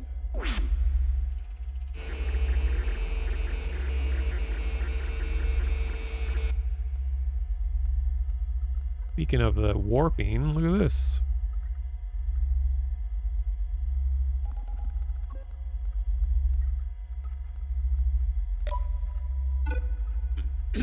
Oh, sorry, my throat.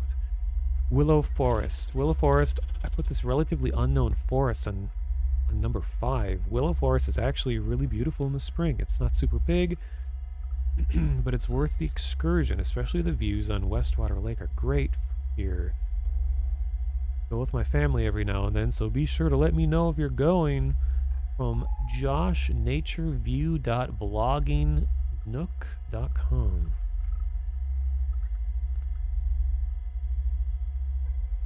Relatively unknown.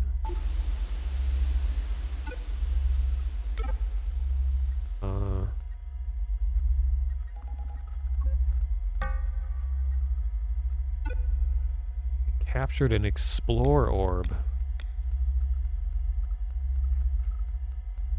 Yeah, I remember back when I captured Explore Orbs. Good times.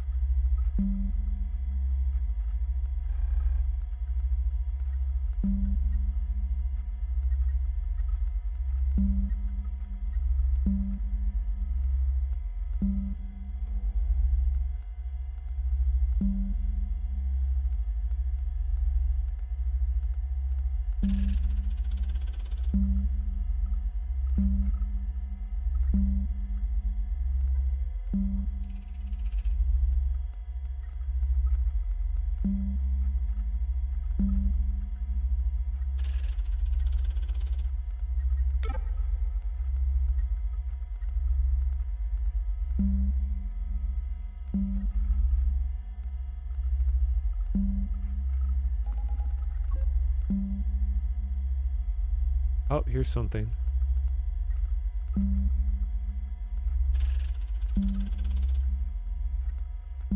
Wait, is this just the first location? No?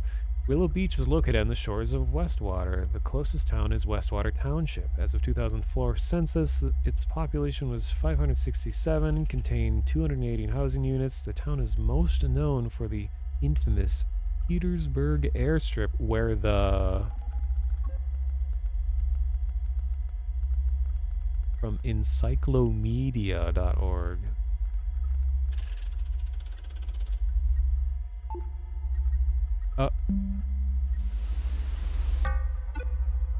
You found another orb.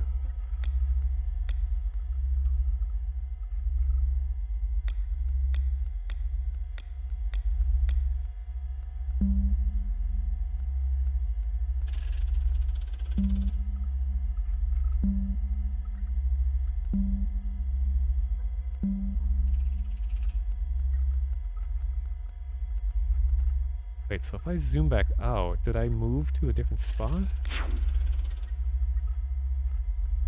Oh, so I can get to one point to the other if I just walk enough. Good to know. Now, how about the middle of the ocean?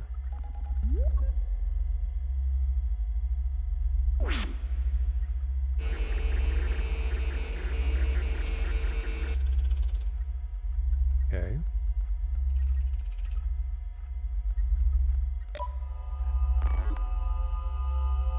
No info on this location. Maybe something is wrong. I think you're looking for somewhere else. Okay, here's actual GPS coordinates. Taking a screenshot. If anyone feels compelled to look them up on real Google Maps. What is it? 41 degrees, 1 minute, or 1 hour, and 1.5 minutes north, 89 degrees, 25 hours, and 44.6 minutes west.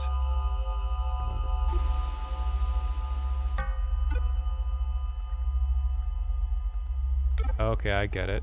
I have to look for the orbs in all the locations. Slightly northwest of Null Island. Is that true? Okay, search for new places.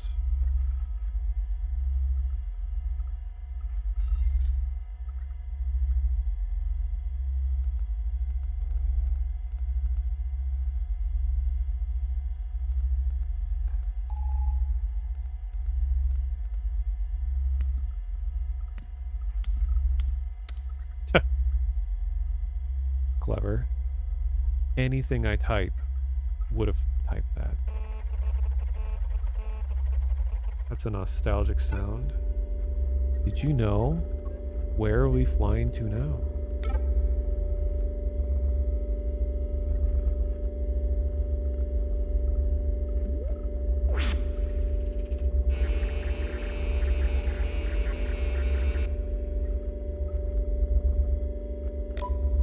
Highway N6.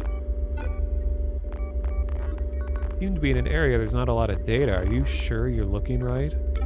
The N6 runs between North Africa bordered by the Mediterranean Sea in the north and West Africa bordered by the Atlantic Ocean in the south. A large part of it runs through Algeria. The project was proposed in 1963. The construction started in the 1970s. Due to the high cost of paving way in the desert, the project was eventually abandoned in 1972, reaching just halfway to the Algerian desert.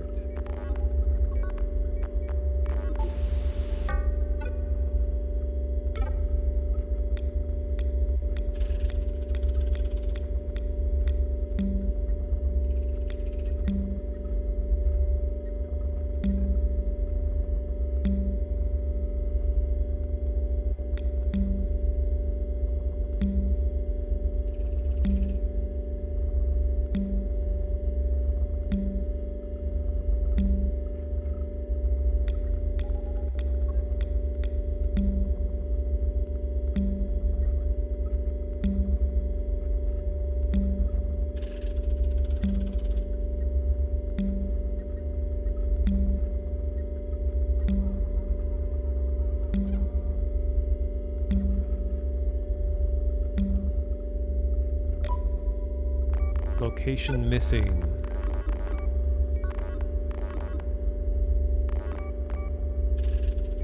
No info on this location. Why are you looking here? Wasn't it in a forest?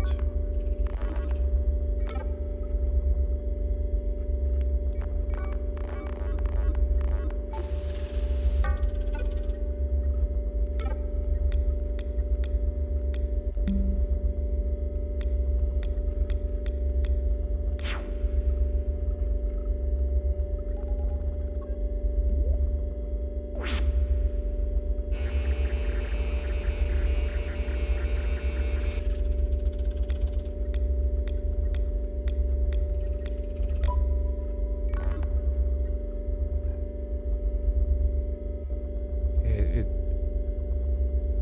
disappeared.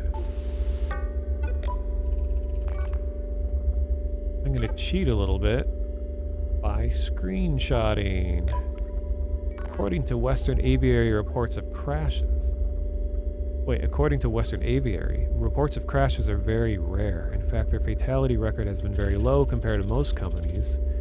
CEO John Slater said in the statement, "We're very concerned about the recent accident, but we ensure to our customers that..." And it gets cut off.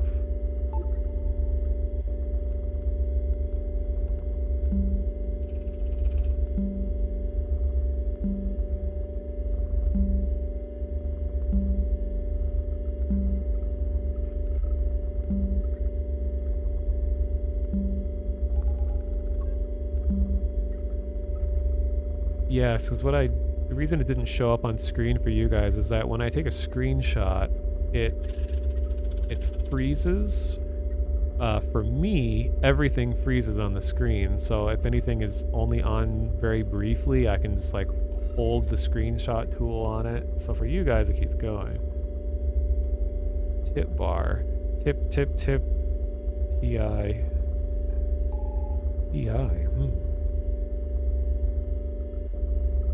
Drag MapFriend, get an up close look. Was there like a particularly good one that showed up? You can zoom the mouse wheel or buttons on the right. And the bigger view, I imagine.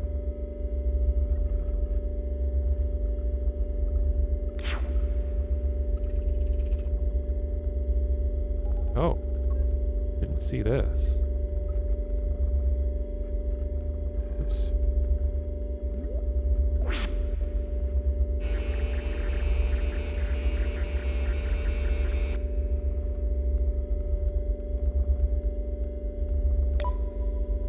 Ooh. Did you know it was a pleasure flying with you?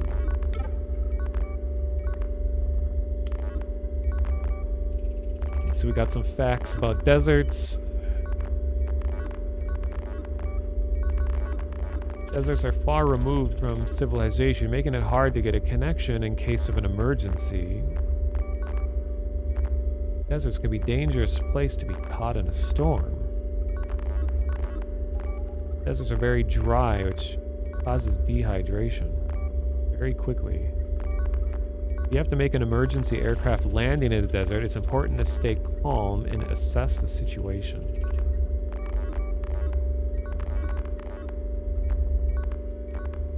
Source: funwithbiomes.4kids.net. Cool facts for kids. Dehydration. Dying in the desert.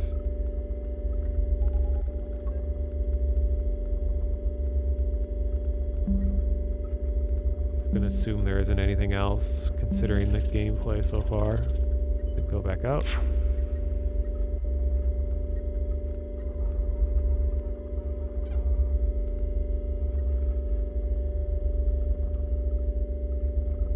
Okay, let me just search a term completely of my own creation.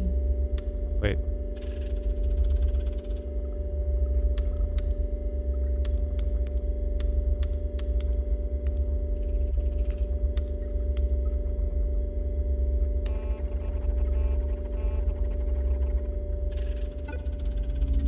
Ooh. Did you know crosswinds were steady at 20 knots? Now it's just 30 knots. This reminds me of the real world airplane in the woods that has a lot of speculation about it in Google Maps.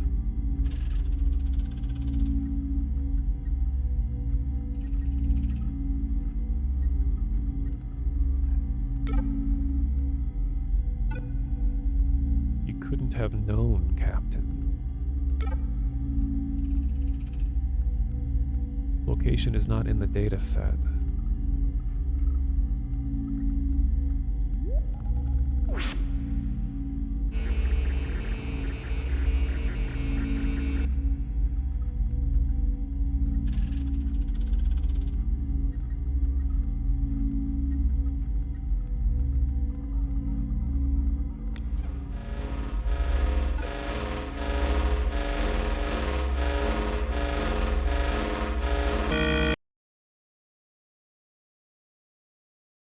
And it just closed.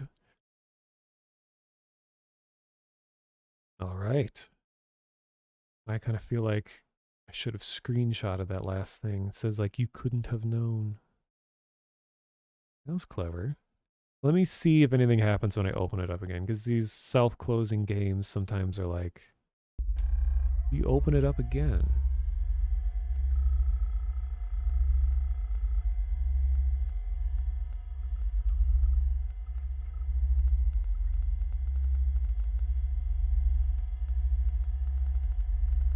Can't escape.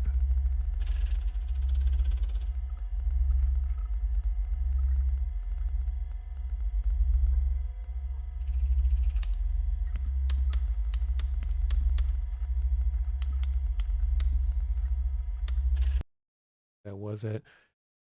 That was pretty cool. I really haven't seen anything quite like that before, so definitely points for originality. Nice and to the point. Simple. Rustic. It was called MapFriend by Adam Pipe. Sound by Victor Kraus. Very cool. Out of 10. Gonna move on to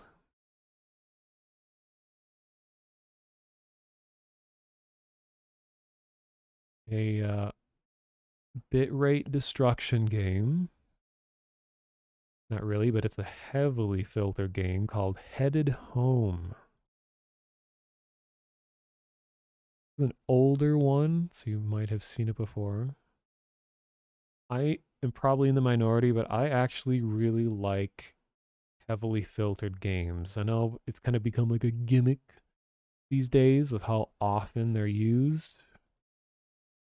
And sometimes they're so heavily applied that you can't see anything that goes on, which I can understand that, okay, maybe this is too much, but I still enjoy something about it. This one seems to be like an extreme to where it's supposed to be like vague memories that you're recalling, not just like a camera filter, but this is like lost memories kind of filter. Okay, let's see.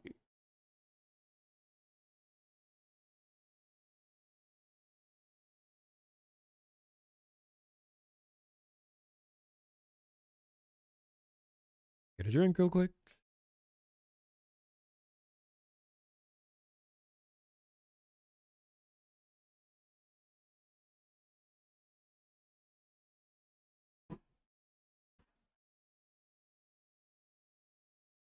Okay.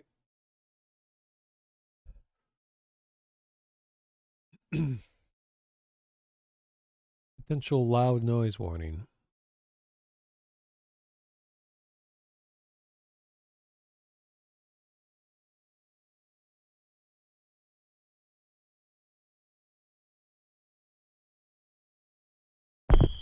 Woo! Warned you.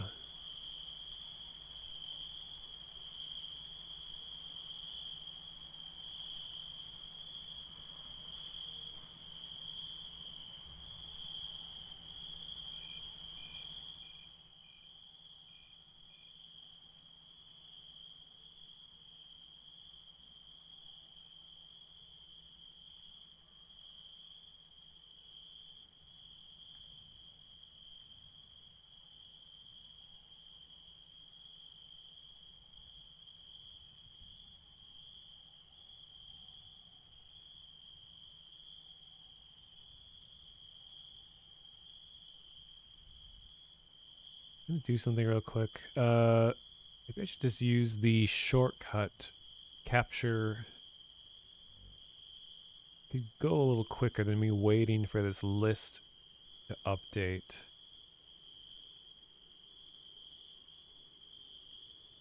Let's see the hotkey for that.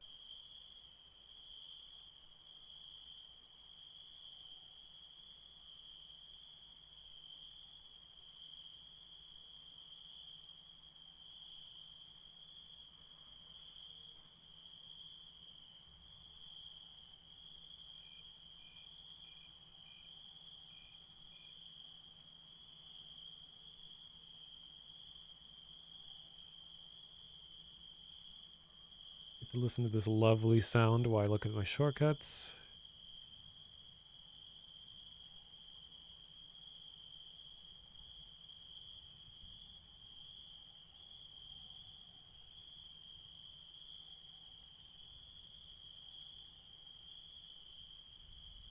Okay.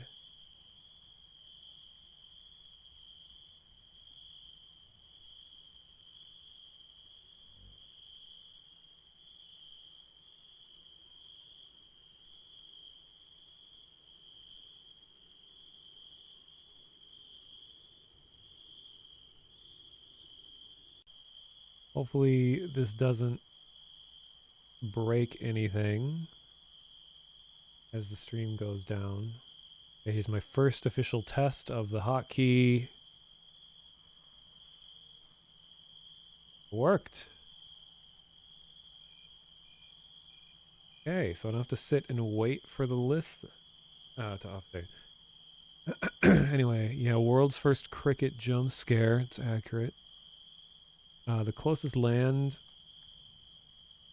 to Point Nemo is 2,600 kilometers from it. Meanwhile, the ISS orbits 400 kilometers above Earth. It sweeps directly over it. Oh, you're talking about how the ISS is the closest. Wait, at any given hour, the International Space Station is closest and human being is to Point Nemo because it orbits closer to the ocean than there is any visible land from it. Wait, Point Nemo, isn't that like the most secluded point? Or something like that? Furthest point from land in all directions. That's right, okay. So the space station is closer to some people than that point is at certain times. Okay, anyway. I need to get home. So this man is frantically shaking while recording with their broken camera.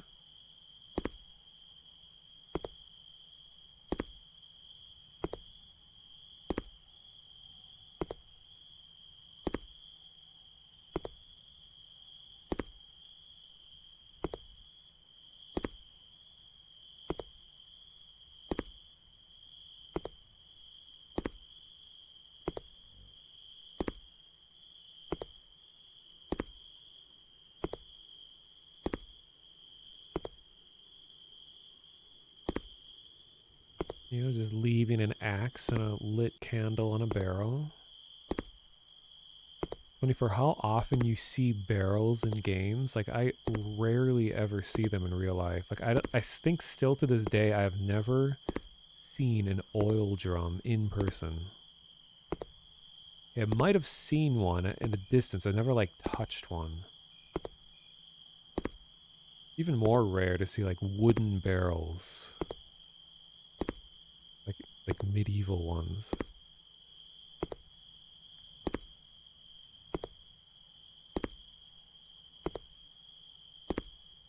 How do you walk it with this slow of a stride?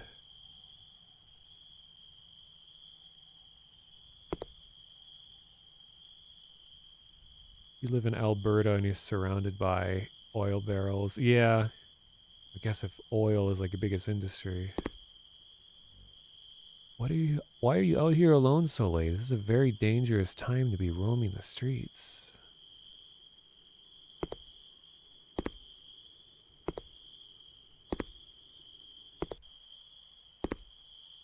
Dang, those crickets, they all coordinated to be silent at exactly the same millisecond.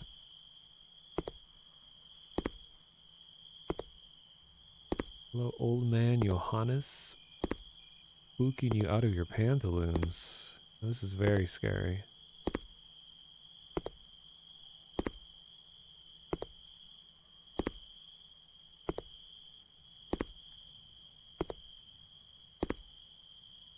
Okay, these are intense crickets.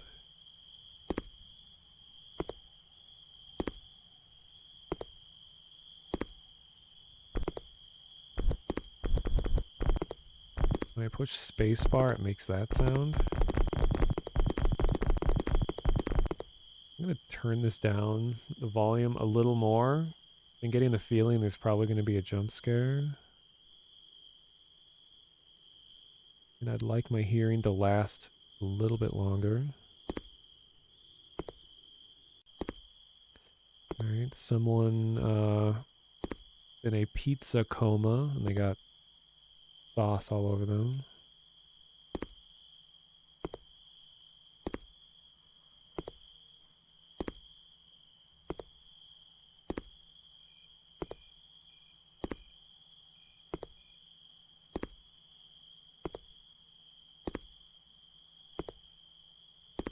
I think the effects are all right. I'm just not a fan of the shaking.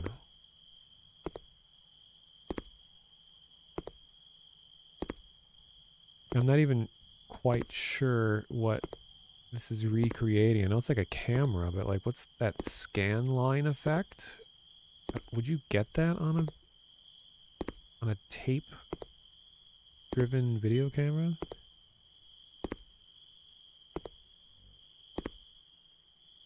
That's not how you park a car.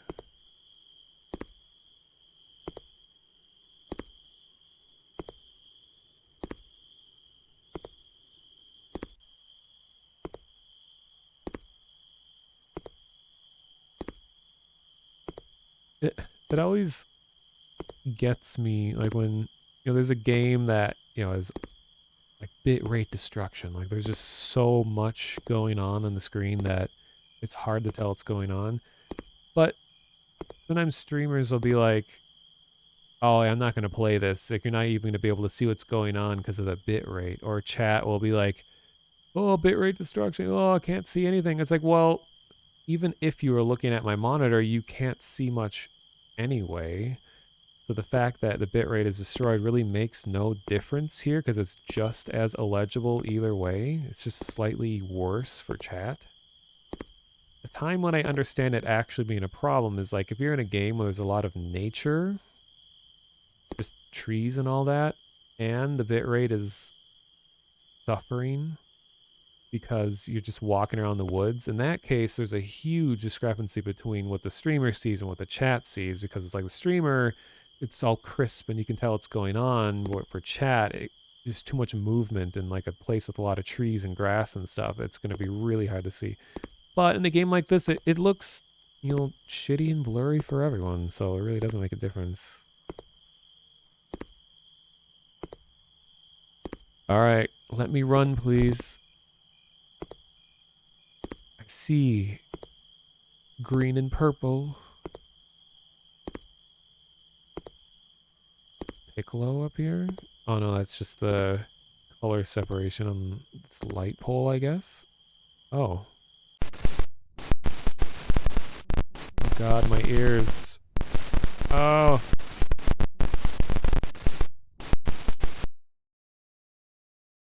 God, that was a bad sound. Headed home. Right. I guess I headed home. Fell in an open manhole cover on my way home. That's... What a story. Can't do anything. Buttons aren't doing anything. Alright, well, welcome home.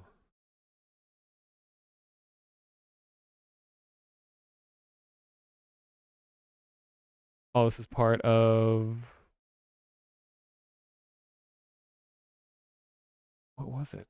Oh, I thought it was a part of a game jam, but I guess not. They just say, this is a short PSX horror game made in about 2 weeks.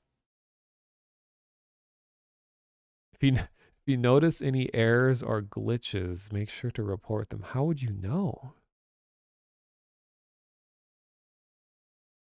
All the all the comments.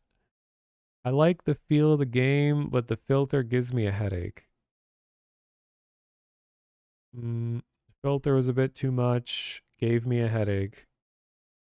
Oh no, someone left a review with every word capitalized. I think that's one of the worst things. Like, I'd rather someone makes a lot of typos than capitalizing every single word in their like paragraph of text. That is the worst. Like, do they think that that what they have to say is so important that it deserves to be capitalized? Not just all caps, it's just the first letter of every word is capitalized. And someone just posted a screenshot that is just like the whole game: guy on bench, car, dead guy, candle, face. Okay. So that was headed home. Oh, and it was by who made this? Ollie Noseworthy.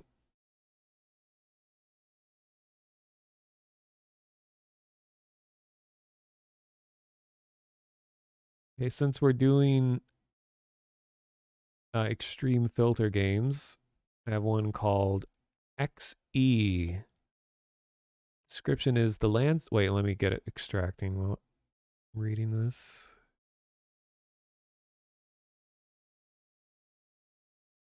Description reads, the landscape that it is, period, cannot be defined, period. It is infinite. There is no finite beyond the wireframe. Be wary, traveler. You might not like what you'll find. Calls itself First person retro horror. Created by Zentrip. Zentrip. And it's called XE. Like X_E.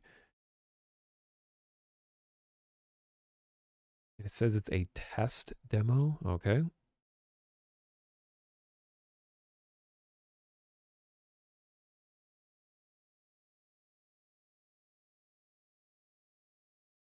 Here, I'm going to test my shortcut again. Oh!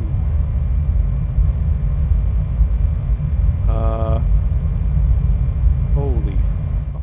Okay. How come both of these games, the first sound you hear is like a harsh, like click. Turning this one way down. Alright, see if my shortcut works. Oh, it already is. He's 0. Cool. Oh my goodness. Damn. Pretty cool.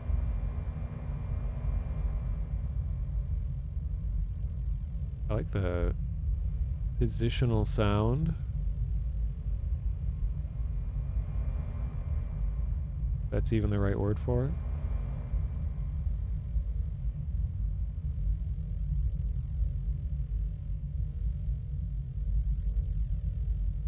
And I'm lost.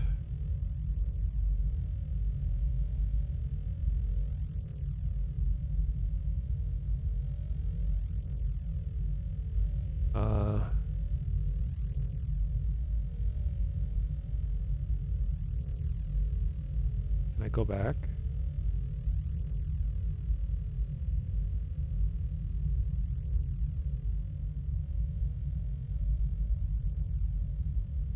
Okay, I'm lost. Let me restart.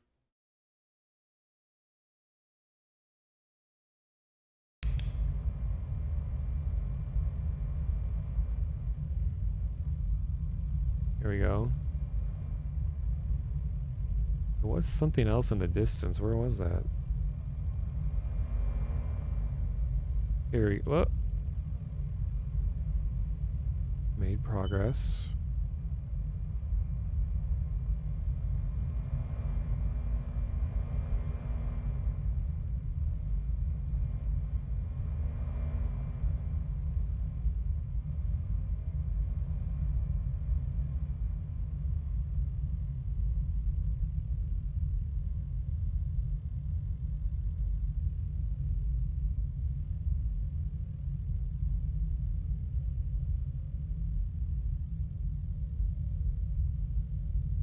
Uh-oh.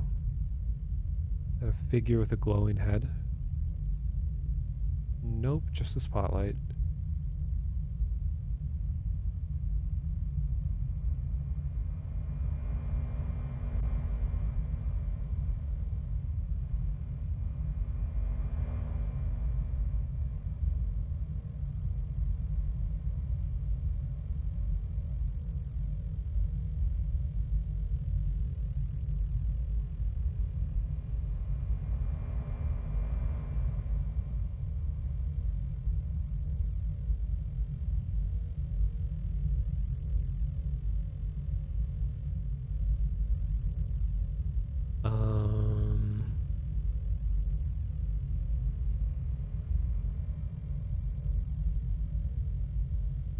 So the thing in the top right leads me to believe that I should be collecting something. Wait, there was something in the description about this. It says,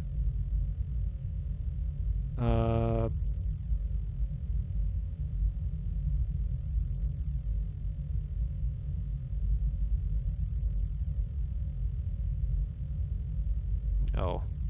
you might not like what you'll find. Well, I guess that could be interpreted a lot of different ways.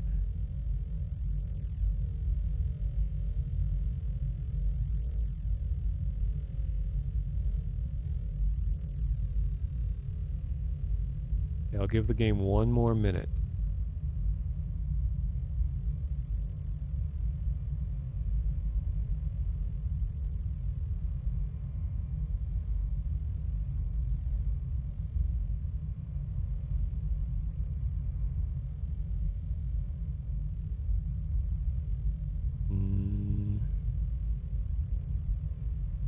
20 seconds.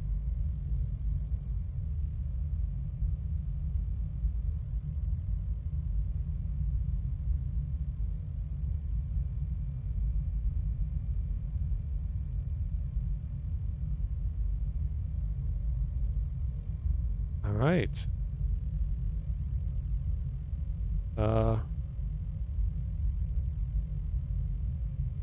Interesting filters.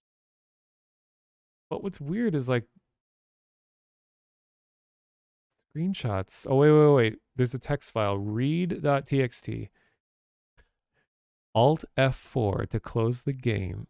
WASD for movement. F for flashlight. Well, that would have been good to know. Okay. I'll give you another shot.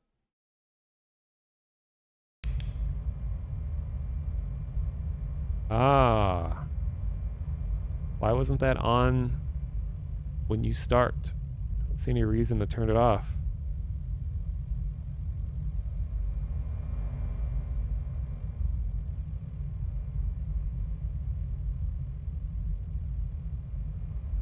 Yeah, you even hear it click. It's almost like it was supposed to be on, but it just wasn't.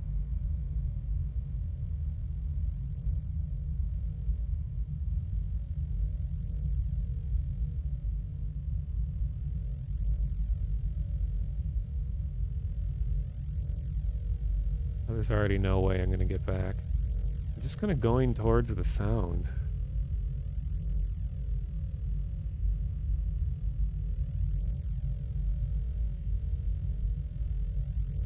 Uh-oh.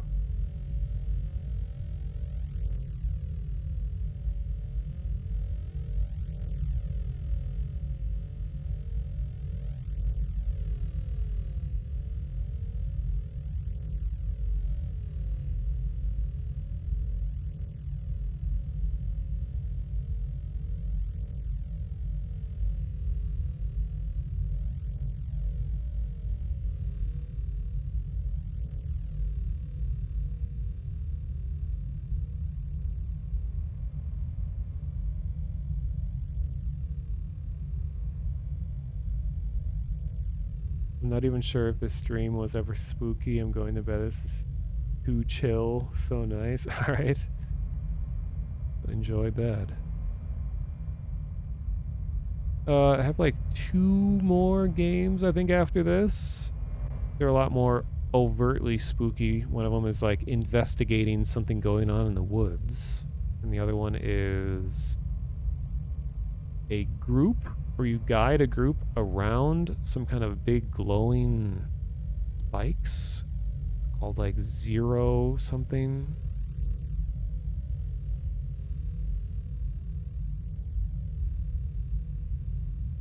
And I like just checking out weird things. A lot of people probably never play any of these games, or at least don't stream them, so I at least like to check out whatever people are trying to do. So judging by the screenshots, it looks like I've probably seen everything here. Looks like eventually I get to a yellow room. Wait. I saw a number for a second.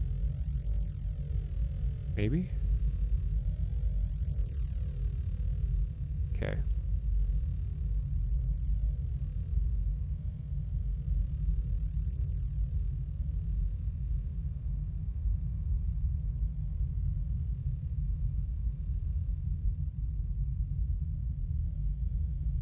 All right.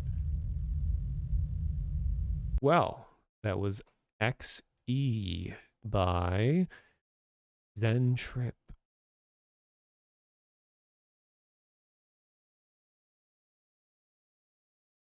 Okay, I'll go to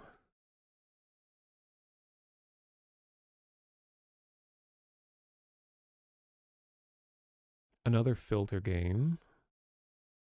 Not quite like that, but called Westgrove. Ugh, losing my voice.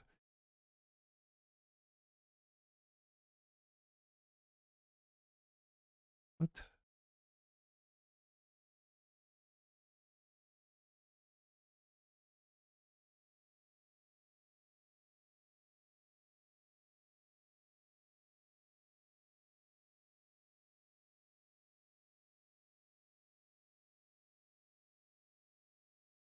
Did I not download this one? Oh, it says I downloaded it.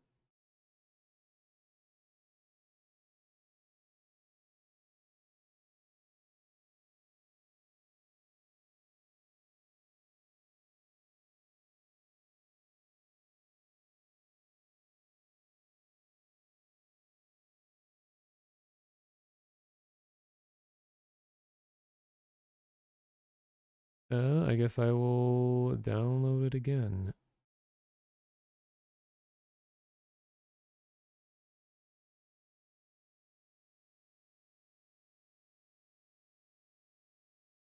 Oh, I accidentally deleted it. If that's a sign of things to come. Foreshadowing. Okay.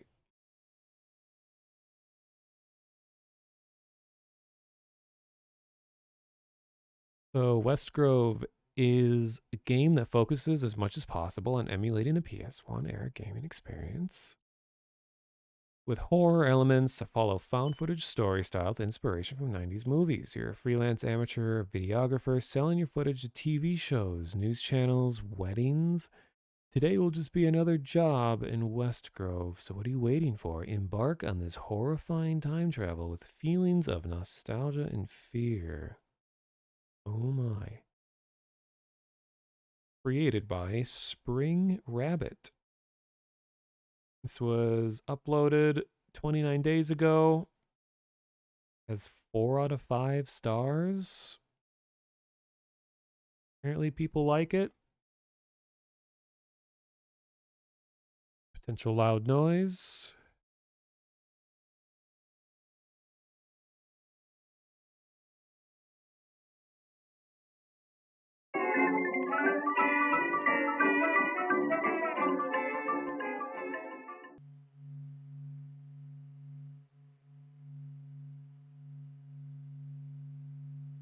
I'll lower this down.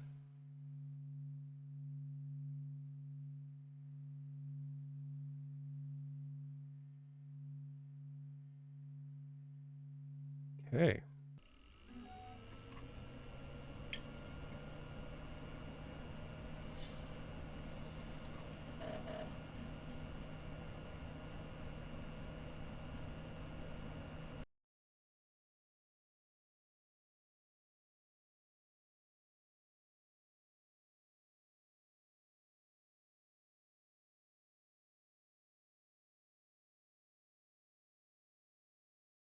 Hearing some weird squeaking sounds. Apparently it's a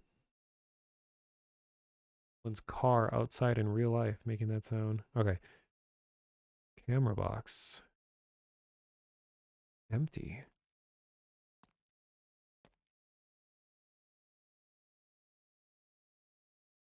Bring the video camera to your eye and press the button. That's all you have to do. Very spontaneous moment. Every spontaneous moment. A tweaked nose or a cheeky expression. This is a British game. To be caught forever on video. The days of rigid formality in front of the camera are gone. See it, shoot it. It's as simple as that.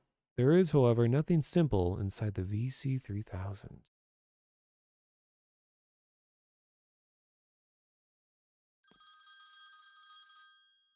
I always carry a camping kit in my backpack. It's cheaper than a hotel. Hello? Hello, it's Jim. What's up? You've done the Westgrove filming for me? Not yet. My camera is broke. I just bought a new one. Story can make us some good money, you know. If you need to do the usual, get some crazy guy and pay him $5 so he can say he saw the Bigfoot. The Bigfoot. The flying saucer. Whatever it is this time. Alright, I'm headed there now. As soon as I have all the footage, I'll call you back. Okay, talk to you soon. Hello, Roy?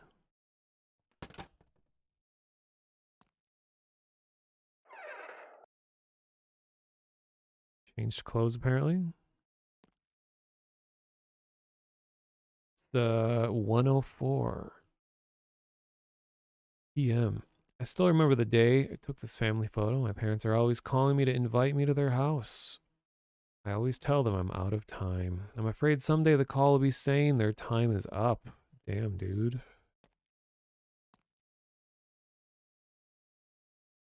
Did I ever play the game Paratropic about VHS tape smuggling? I never played it, but I saw a lot of people play it. Yeah, Paratopic. So I've seen the whole thing. It is really interesting game, and I think it was a big influence for a lot of these kind of retro games because it was done so well.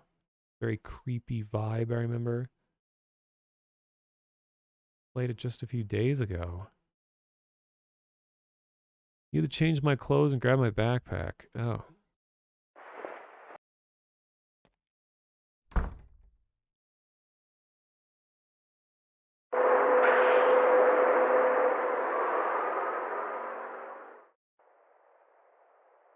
Yawn.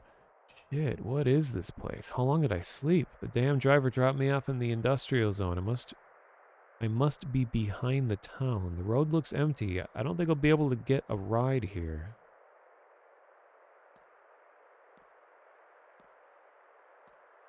Got a radio tower, nice. Oh, I can run.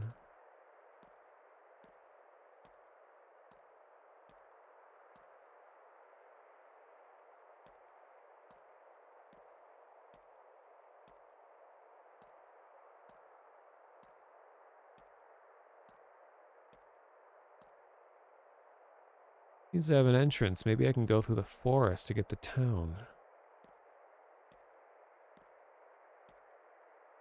This factory looks abandoned. The graffiti on the door is creepy. Huh. The face.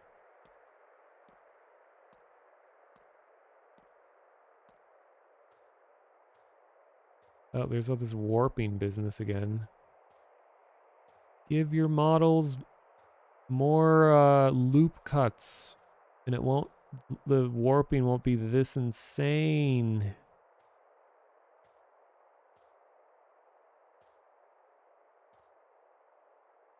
I really don't want to know what happened here.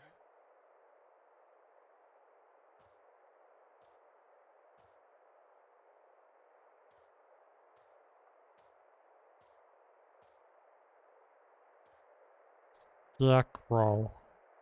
This scarecrow is bizarre. Maybe there is a farm nearby that discarded it. Just hope it doesn't walk at midnight.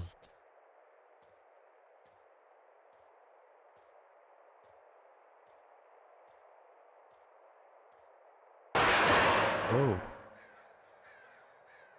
Everybody's awake. No, what is this?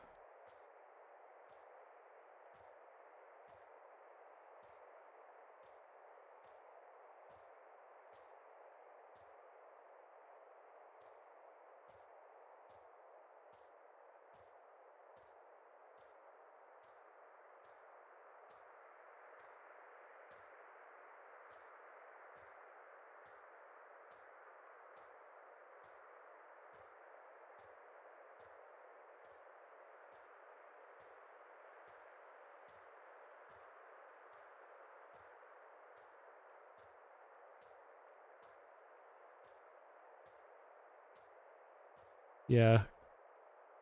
I'm guessing the trees are probably made up of just two quads intersecting, so like 4 triangles. So the warping is insane. I thought it was like arms reaching out for me at first.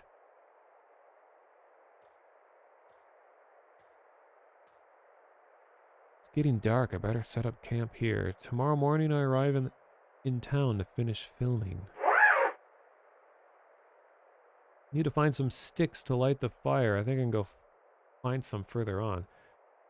Who would actually, in modern times or even in the 90s, go camping and just be like, oh yeah, I won't bring a lighter or anything. I'll just find some sticks. Oh, lighter. Thought they meant they're going to just like rub sticks together to make their campfire, because that's way harder than people realize. All these trees around, I can't find any sticks. Where is the specific stick needed?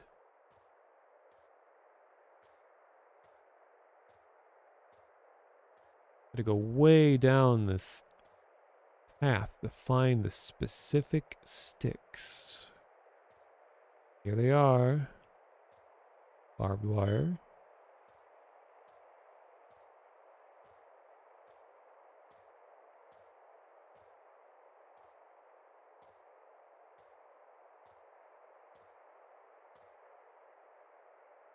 If a character is just high. Could be what the kids are up to these days.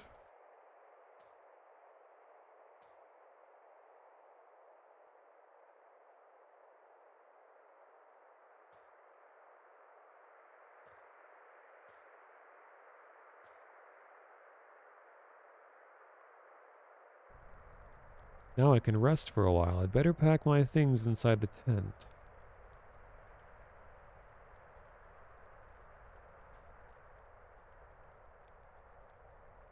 Heck. Kind of unclear what button is supposed to do what. Sometimes I click, sometimes I push E. I guess I didn't have to pack anything.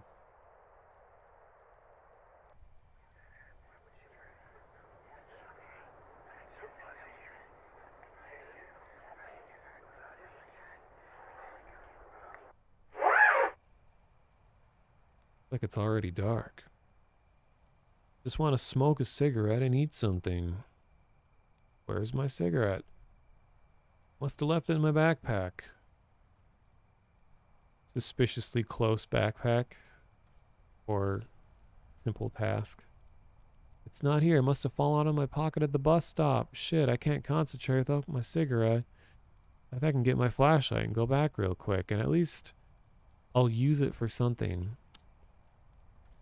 All right, ladies and gentlemen, here we go. The main event.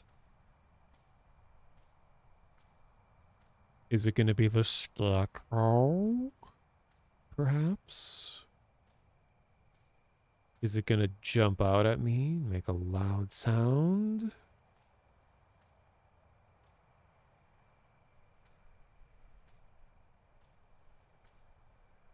Yeah, content warning for scarecrows if there are any crows in chat.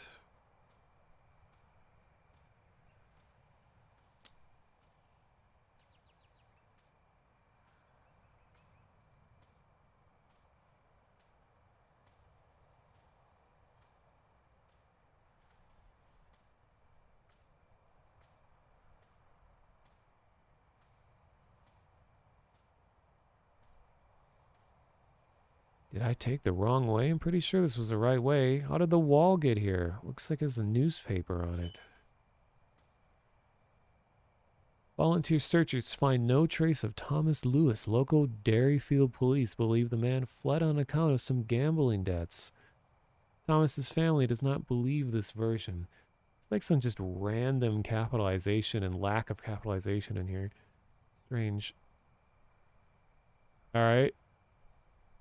Oh, this is 1932? Why is there this old? Oh, it even says old newspaper. Okay.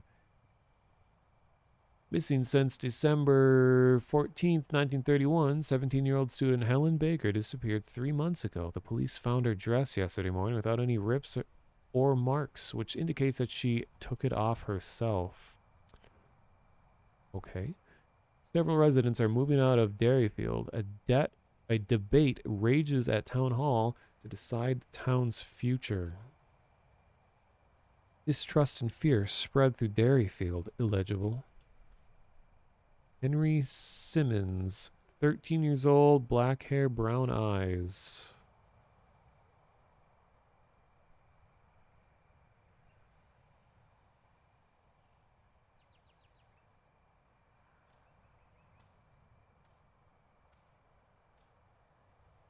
must have missed it. Damn, I'm starving. That scarecrow walking. Better try to find my way back to camp to get something to eat. Hello there. Reminds me, I volunteered long ago at a Halloween event called Valley Scare at a place called Valley Fair. And I was a scarecrow. And I hung out in a corn maze and I stalked people when they weren't looking. And I'd stop moving when they looked at me. I just slowly followed them around. I never got close to anyone. If they got close to me, which some people did, I would just I'd lay against the corn wall as still as possible and not do anything. Even were like, come on, jump at me, come on. I wouldn't do anything. I wouldn't give it to them. Was it a job? It was just a volunteer thing. There's pictures of me in the scarecrow outfit. It was pretty cool. But then sadly later, I had to fill in for someone who wasn't there. It was an essential scare. So they put blood all over my face, and I no longer had like a burlap sack over my head. So I was just dude in overalls covered in blood. And I was a part of a bit where there's a guy that played the banjo who was an actual banjo player. He's pretty good. He'd play a song, he'd go like da da da da da da, and then at the last da da, I would jump in front of the faces of people nearby, which was kind of dumb. I don't like jump scaring people. I like the scarecrow better.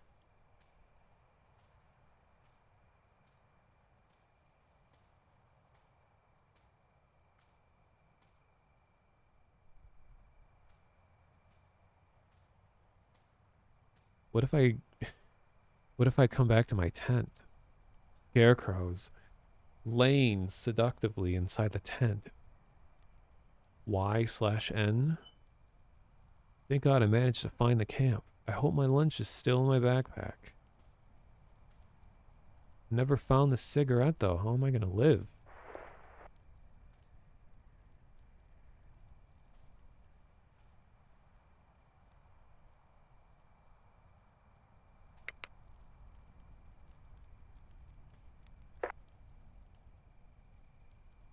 It's bread. I need to spread the peanut butter on it. Damn, this is immersive. Forest is kind of creepy at night. I think I might go for a little further and do some filming for Jim. This guy refers to his friend Jim in lowercase j. That lets us know how he feels about him.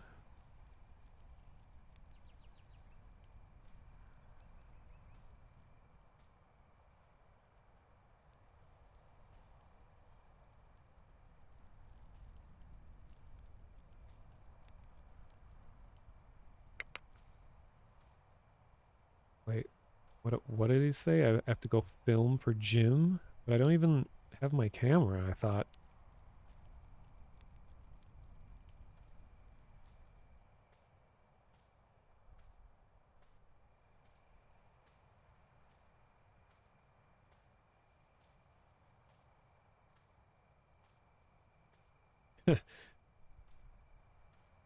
Yeah,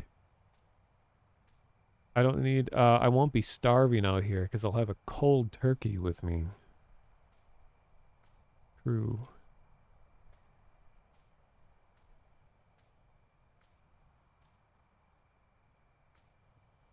Yeah, go camping just with one piece of bread and an entire jar of peanut butter.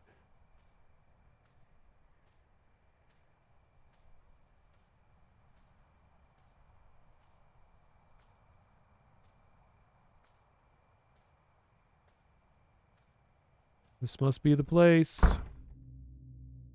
Ah. This looks like somewhere a scarecrow would live.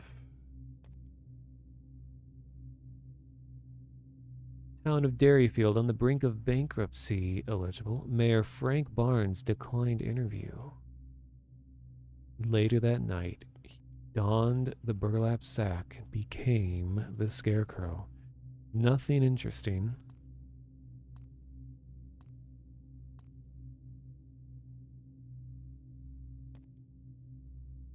Too rusty. Nothing can ever be too rusty, am I right? Guys, am I right? The mattress looks extremely dirty. Found a hanger. Door's stuck. Maybe I can film something through the keyhole. But hard to see anything. The door's a little cracked. Man, this door is fucking cracked. I can see the hinge on that side too. Maybe I can unscrew it somehow. Yeah, the door is stuck.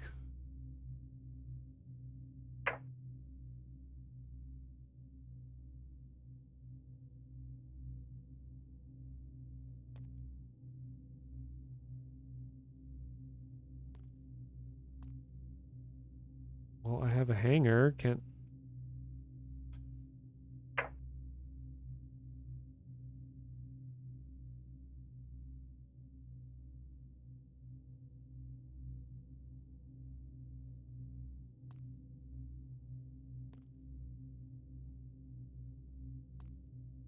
Silent Hill is a bit too rusty. True. Yeah, the plot twist is that he's allergic to peanuts. But he doesn't know that he's allergic to them, so this is the point of discovery. Strange wall.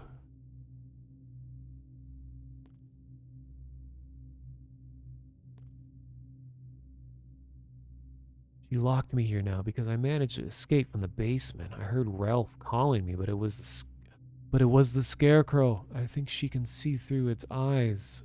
I tried to find my way to the town, but the forest seems different every minute, and the night never seems to end. I found this screwdriver behind the house. My only hope to get out of here alive.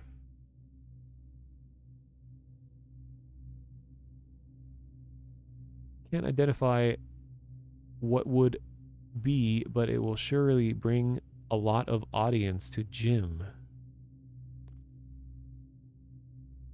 Wait, is this implied that I am filming right now through this view? He was talking about filming, but I don't see any camera stuff happening.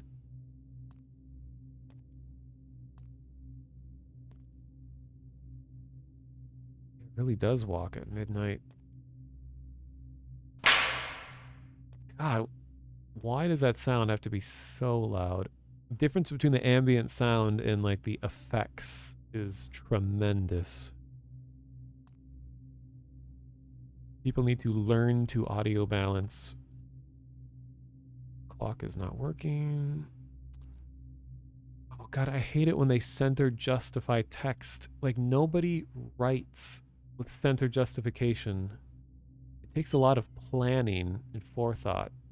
Same thing, but to write something center justify like this. And it's hard to read. Just don't do it.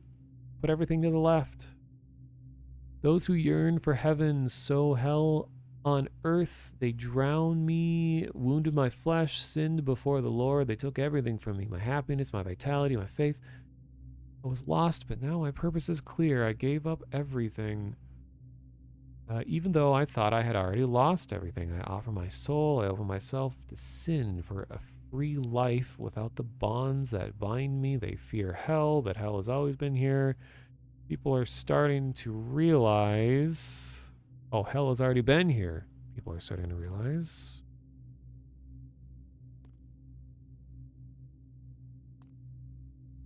Come on, Scarecrow. Show me what you got. Okay. This Sunday, the population rate of Derryfield has been updated and is estimated to have dropped approximately 86% This last year, Mayor Frank Barnes finally speaks out about the case, and as a last resort, he reached a consensus to rename the town of Derryfield to Westgrove in hopes to attract new tourists and residences. What? Dude, no way.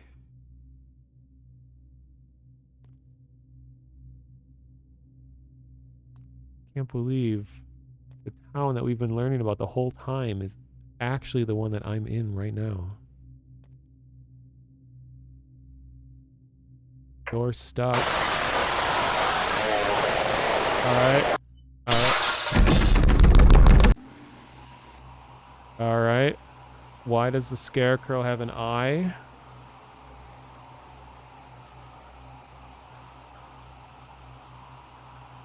There we have it, folks.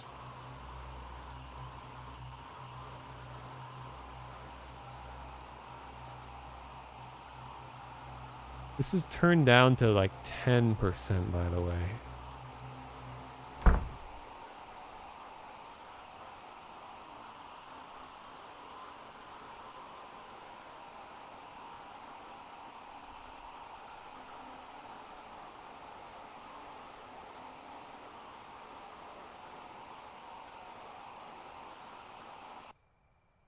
Well, everything's fine.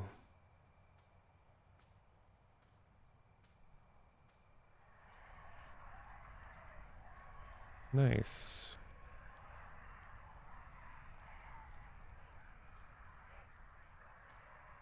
Come on, give us another one.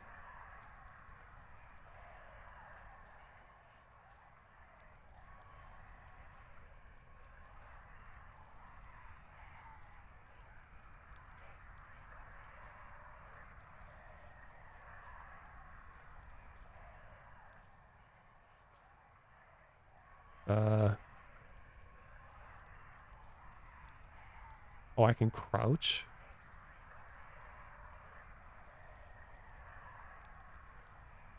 I mean, annoying loud jump scares are like constant at any sort of variety horror. I don't like them. I don't think anybody really likes them.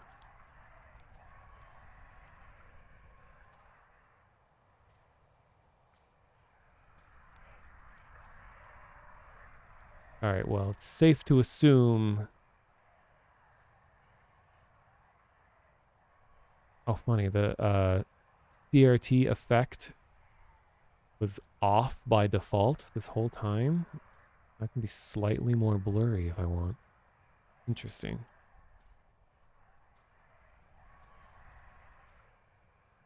Okay, for the sake of everyone's ears, I'll move on.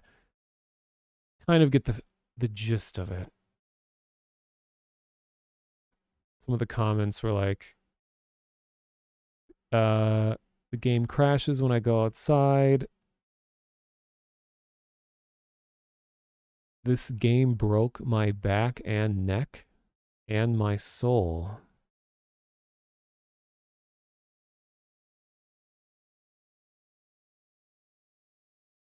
Got me pretty good at the end.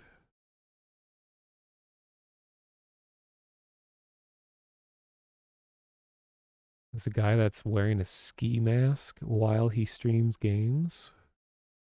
There's so many reviews on this. Good Lord. Like video reviews.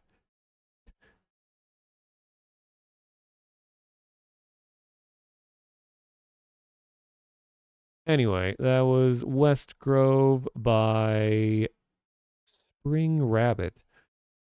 Kind of fitting to call themselves Rabbit, considering all the dead rabbits that can result in the jump scares. So this next one seems to be a different approach. Spooky. This is called Zero Visibility.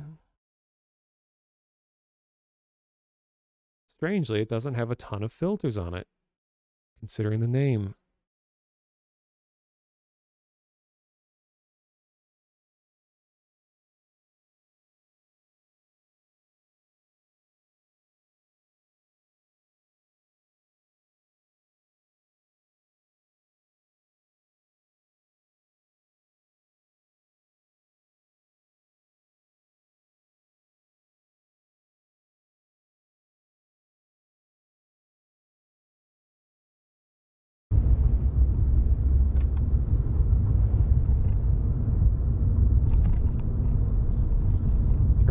down.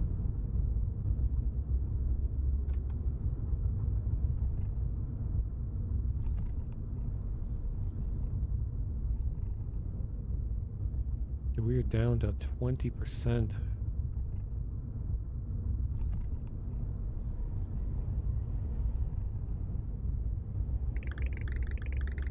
Guys, it can't be that big of a deal. I'm sure it's cool, but here, let me read the description real quick. Zero visibility has a really long description talking about friends driving through the mountains. Can't see anything but snow. There's something out there lurking in the fog, something sinister, but there's no turning back. Calls itself a cosmic horror game. About 30 minutes long. It was made for Halloween. Created by someone named Clearly Not Luke.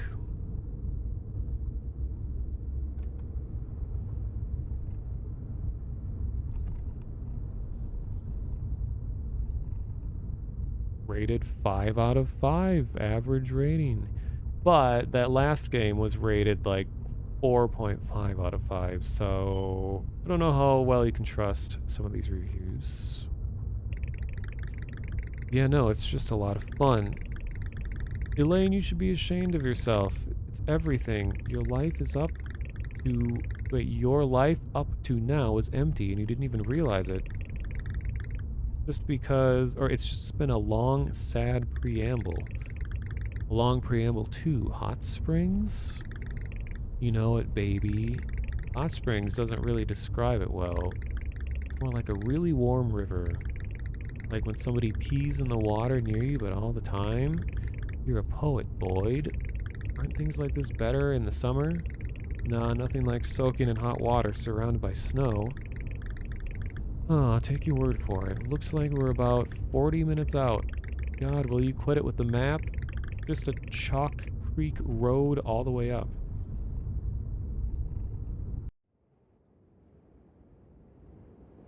We got driving.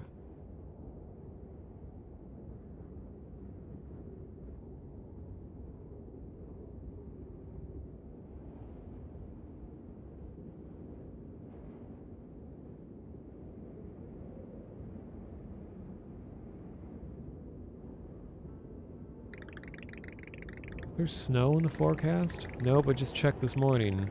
It's the mountains, dude. Anything can happen. Will they still be open?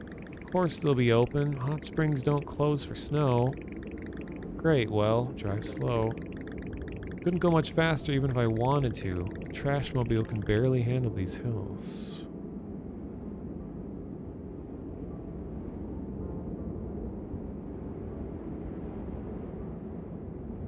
Trash mobile. Okay, I'm gonna adjust something real quick.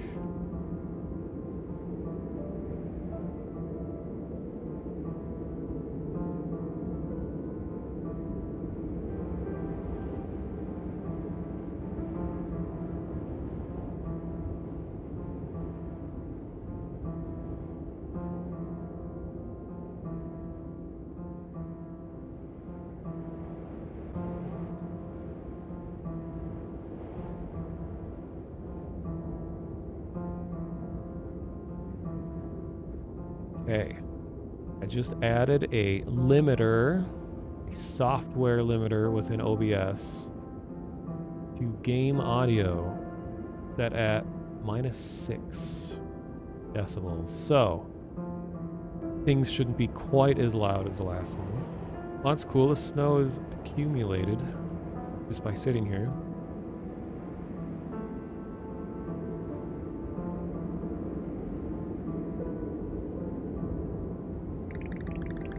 Can't see shit. The snow's really picking up. This doesn't look good. Maybe we should go back. We're way closer to the hot springs than we are home. We could stay here overnight if we need to. Of course this had to happen today. The one day we were all free. It's fine, Sarah. Just focus on driving. We've got a map. Here is the map. You've all been here before. Yeah, but everyone keep on the lookout for street signs. Y'all know the Donner Party? Well, when we inevitably get around to eating each other, Shut up, Boyd. You're not helping. Keeping up morale. Anyways, I vote that we eat Leo first. I'm so invested right now.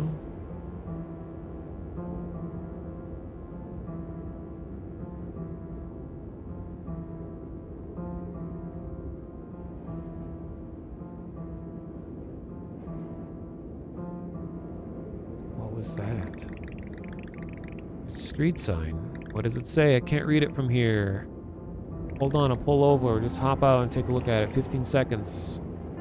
But we could get a nice marbled steak out of Leo. Shut up, Boyd. Maybe a chili. Alright. Got a party.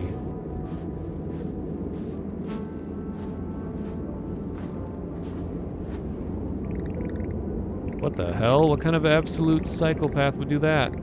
Do what? The sign's all scratched out. It's completely illegible.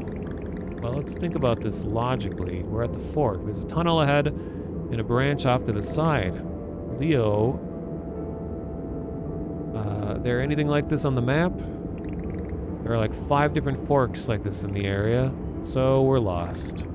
We're not lost. We didn't take any turns since getting on Chalk Creek. If we keep moving, we should reach Johnson Village any minute now. Can we discuss this in the car? I'm freezing.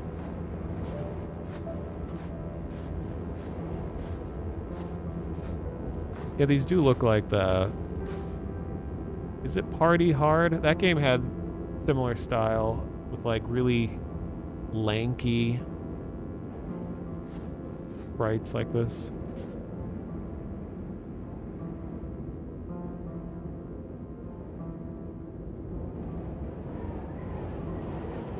Oh, I can just get out of the car at any time now?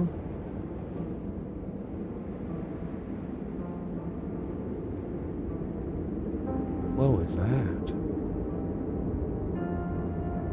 My McPixel. McPixel. Wait, what the hell is that? I don't know, the car's chugging. We must be out of gas. Oh, we had half a tank like 20 minutes ago. Maybe there's a leak. Fuck.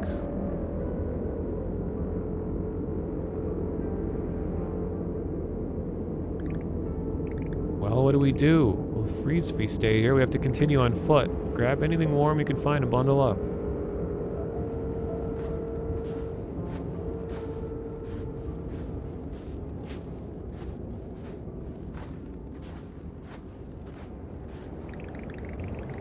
Hold up, are those fire trucks? We can ask for help.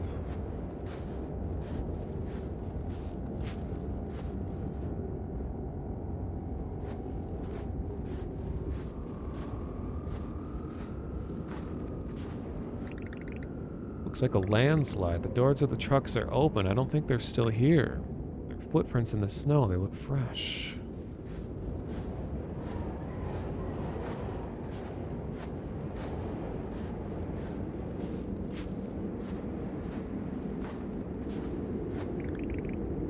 What the hell? Pretty sinister. I've never seen anything like this. Elaine, you're in the rocks, right? Not enough to recognize this. Basalt, maybe?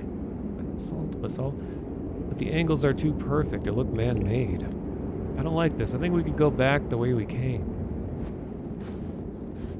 Reminds me of that one sculpture that's meant to be... What was it? It was supposed to be a site where radioactive waste was left. And they're thinking way, way, way, way into the future. If language changes completely, they would leave. They wanted to come up with some way to designate to stay away from here without using any human language. So they created these massive spiked structures. They're just like jagged and pointing all over the place that they covered the area with. To try to be a signal to whatever future life comes upon this highly radioactive pile of garbage buried underneath it. And there was a version of it in... You know, that's a jump scare I can get behind. Sad violin jump scare. Sarah, huh? What? Why did you stop? I'm fine, let's keep moving.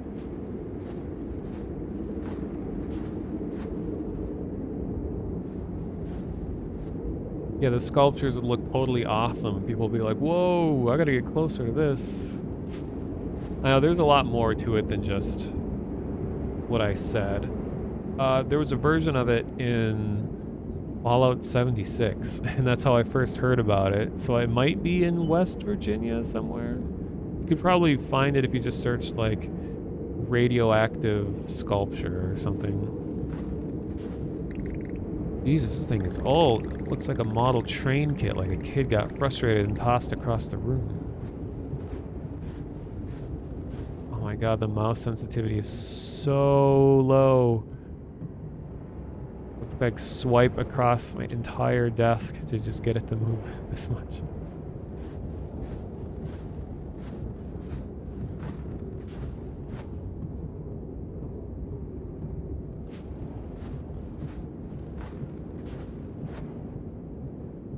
The commission basically concluded with learning that the best way to protect future people from radioactive stuff is to just leave it unmarked and bury it so deep that no civilization could find it without having advanced knowledge of radiation. Yes, that's true. Wait, there's something here. Pile of rocks? There's a note on it. Please send help. One of us is injured, and the blizzard is only getting worse. There are fresh footprints in the snow, but we've searched for hours and haven't found a soul. We tried to retrace our steps, but we can't find the way out. We've been waiting for a search party.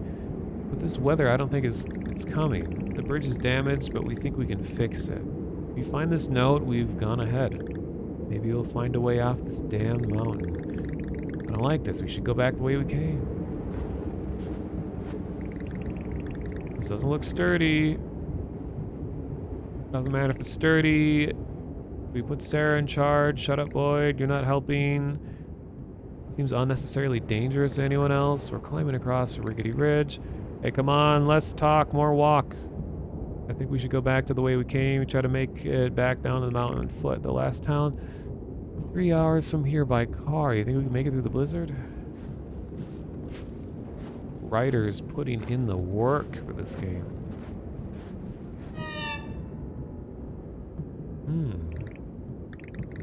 Sarah, what's up with you? Did you all see? Can we talk about this one or not? Steps are falling. Boy's right. We can't stop here.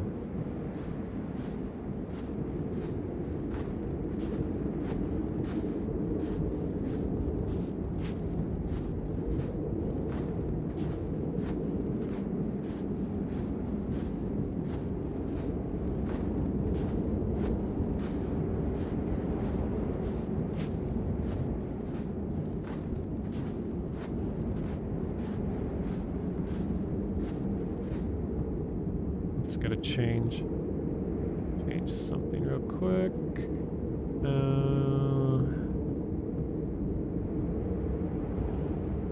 Before I forget.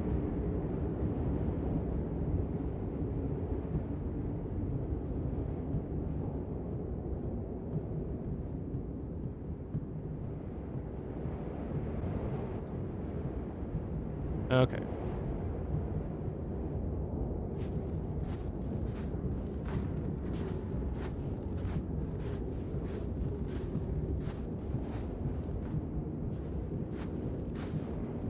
Yeah, I think it was Finland, where they have this really elaborate structure for storing radioactive stuff. And Thomas Scott on YouTube, you know, the guy that's like, here I am around Germany.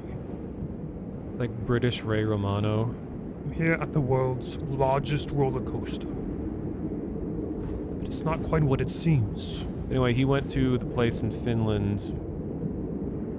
And it's really interesting to see how they design the structure. It's like trying to future-proof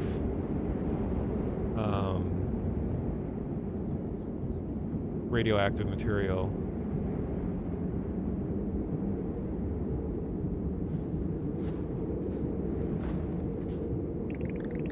Another note. I don't know how long I've been here. Weeks, years? Time doesn't have meaning here. The snow never stops. There's no day or night. Fires never stop burning. Footprints never fade. I'm freezing. I have no food, but I'm still alive. I found a note on the other side of the bridge. Whoever wrote it seems to have vanished without a trace. Maybe they went ahead. Maybe they were rescued. There's no way back. All the paths are blocked. I want to keep moving. But I feel like I need... feel like I need to, but it doesn't make any sense. I don't trust the feelings. It's false. I should be waiting for rescue or looking for food, not going further up the mountain. I need to reach the peak. I need to understand. Please find me. I'm so alone. What are we doing? We should go back.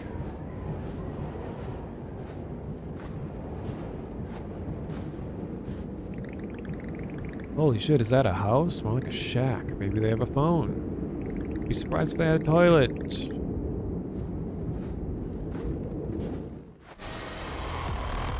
Oh my god. We were just attacked by like grindcore. Elaine! Fuck, what? Wait, where is she? Did you see that? Oh my god, everyone, so slow down. What happened? What's going on?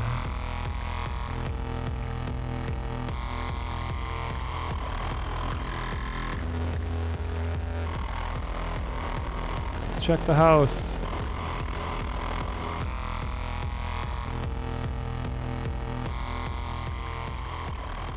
Anyone there? We need a phone. I like how the music is still playing. Leave, I don't have a phone. Please, we need help. I have a gun. Go. Just go, no one gets hurt. Opens window. I said leave. Oh lord. You're just a bunch of kids. Please, sir, we need help. Gun's empty. I used that bullet years ago. Uh-oh. Listen, please, listen. No, it's hard to hear. Don't go looking for your friend. Are you crazy? Just listen. That thing that took your friend will only attack if you try to reach the peak. If you don't try to move forward, it'll leave you alone. I'm the proof. Please, I've seen dozens of groups like yours, and they end up. What the fuck are you talking about? Are you gonna find my friend? No, to keep moving. Oh, I don't care what you think. Oh, let's keep going. All right, let's go.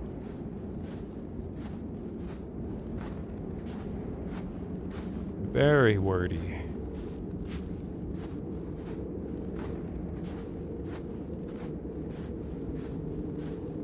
It's reminding you of Yeek. I wonder how many people with that game, do people realize that the name of the game is Y2K? But I think people just call it Yeek as a joke. I've decided to take the only open route. It leads further up the mountain. My plan. Others are behaving strange. Talk about the mountain. Hallucinating. Silhouette. Disappears when I see it. It's like we're being investigated. Maybe it's a hallucination. I don't trust people. Okay. They don't trust like that. This is the TLDR.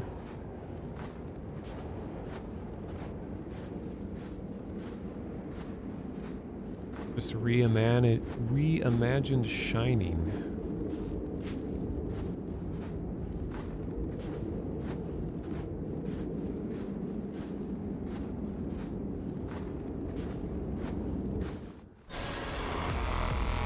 Oh shit. Where'd he go? Oh no. We keep moving. Whoa. What happened?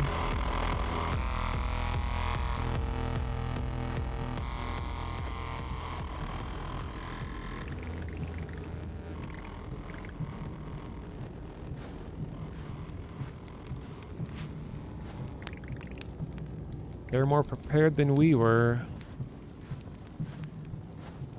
Damn, that is a spastic fire.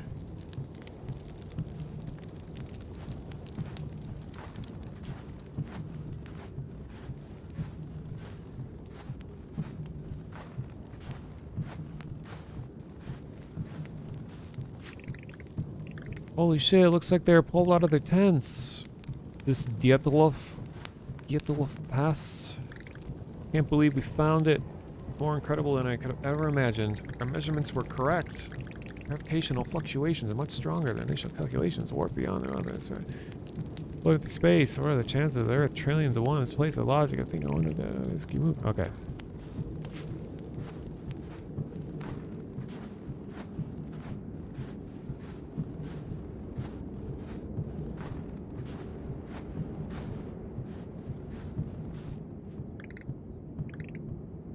I don't feel cold anymore. I don't feel much of anything. Bridge still isn't done. These people are gone. Graves. Someone will make a grave for me too. Looks like no one ever did because there's only 2 graves. Oh my god, are these bodies? Don't look down.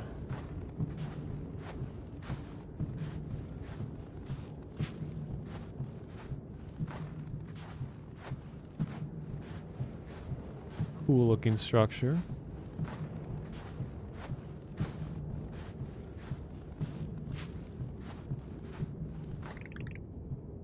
Oh, he did get a grave. Rest in peace, Adam. Everyone deserves proper burial. That's a lot of graves. It reminds me of Mount Everest, or a lot of mountains that people don't realize that throughout history, many of the people who attempted to climb extremely high mountains but never made it and died on their way there, that their bodies are just still there, frozen and preserved on the mountain, and like future climbers use their dead frozen bodies as like landmarks. Like people that go as far back as like 1800s, they're still there. There's like a whole video on it. Just casually look at all the dead hikers.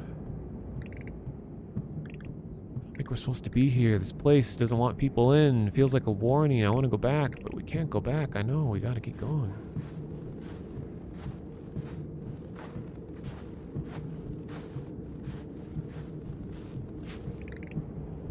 Oh, companions refused to believe they were taken. They lacked faith. God brought us here. That's why we were chosen. We didn't live up to expectations. It's all the proof I need. I don't know what kind of God does this, but I've seen it. I'm choosing to believe. The game is called Zero Visibility. I'm starting to see... Oh shit, he's back! No!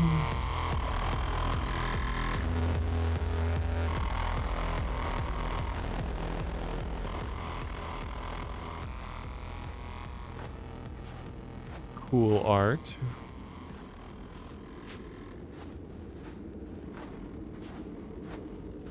Flaming Hollow Knight characters.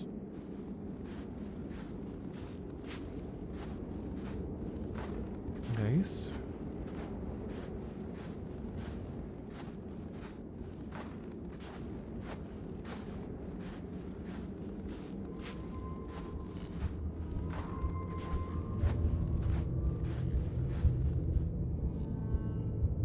Takes me so long to turn around.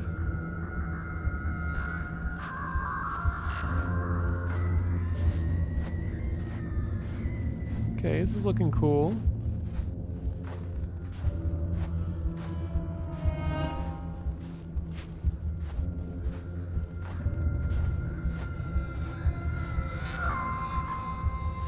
It'd be nice if my characters at least had like 1 frame of animation.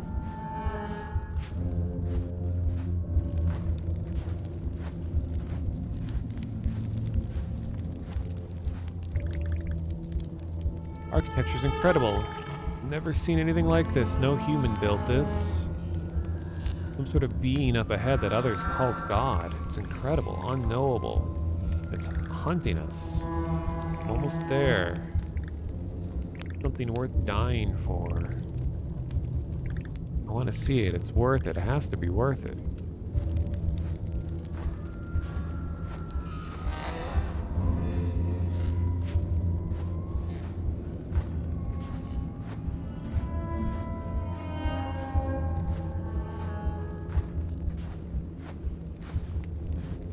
Did I break my mouse pad to turn left?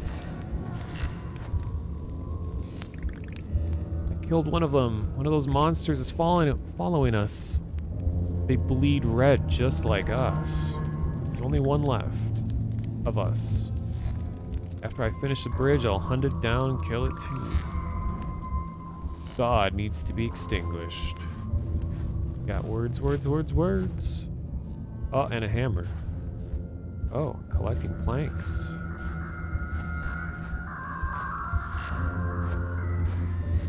Kinda cool. Everyone trying to build these bridges on their way here. So many failed, and now I'm contributing my part. Hey dude, what's going on?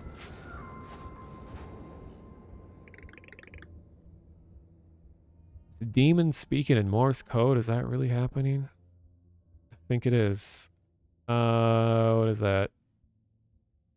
Oh, maybe not. Wait. FT? I don't know what the quotation marks and stuff would be. Dot dot dash is U. Oh no, did. That's F. And then just one dash is T. So FT. And then TIE. Tie. And then dash dash dash dash dot is the number 8. Tie 8.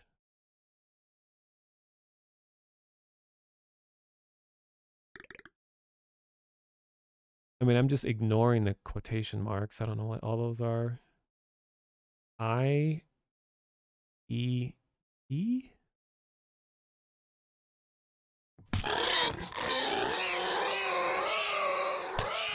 Oh.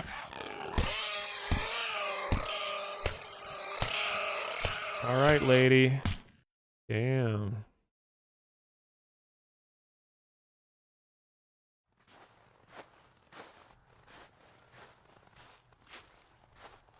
Yeah, that was rude.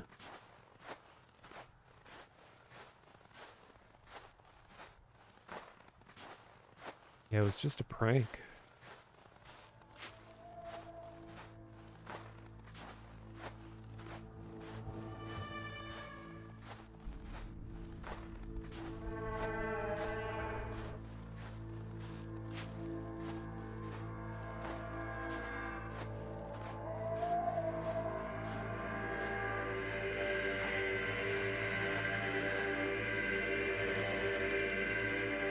Finally made it. It's incredible. They were right. It was worth it. It was all worth it. Words. Zalgo, Zalgo, Zalgo, Zalgo. Ah. Don't feel so good.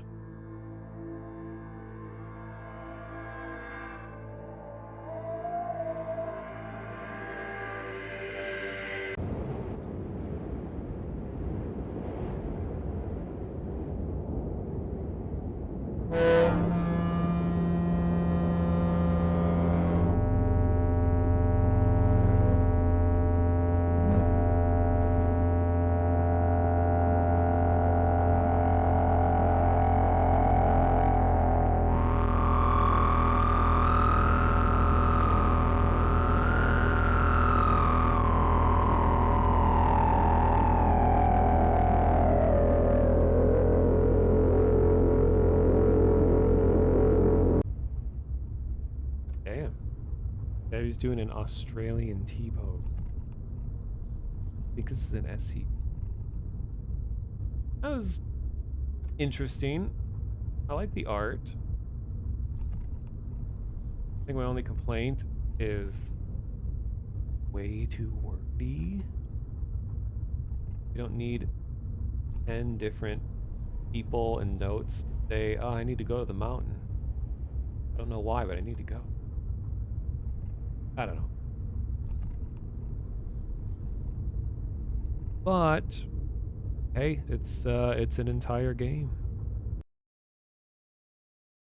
Ooh, we got extra content. Government agencies first began tracking gravitational anomaly XD 473 in 1948. Incident reports attribute the anomaly dates back to 1759.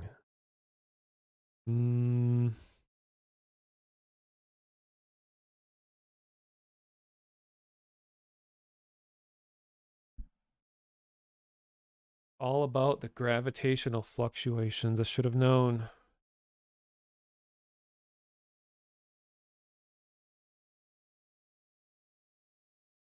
Initial expedition entered the anomaly in 2013. Recovery team entered 2024.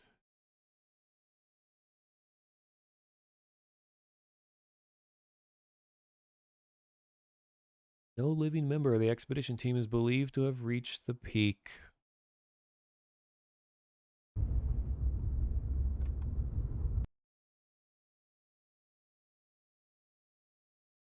Yeah, I like the art. Always a fan of occult stuff.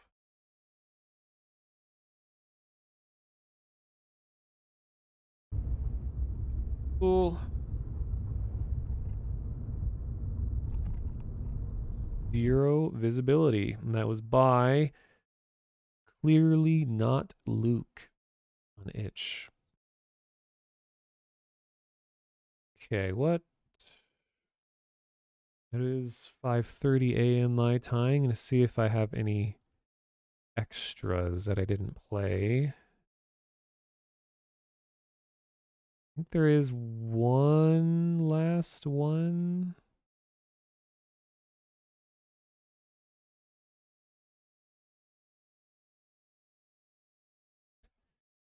We've looked on itch lately. There is a big influx of gas station horror games. And I know Puppet Combo has Stay Out of the House, is it? That begins in a gas station. And there's been like convenience store horror games. There's that one Japanese dev that makes really unnerving games.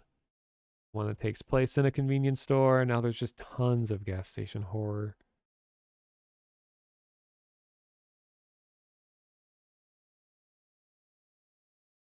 That was a good representation of what would happen if we left nukes somewhere for what would happen if we left out nukes somewhere to find for a new civilization after blowing ourselves to hell and setting up warnings of danger ahead. Like a plot to a Fallout game. Instead of nukes, an omnipotent entity.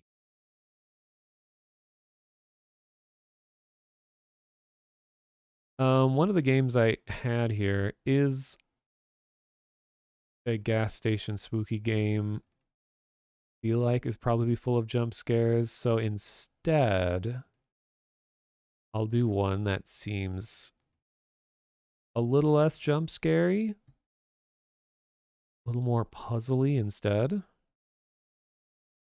Called Atropos? Atropos? Google, what is it?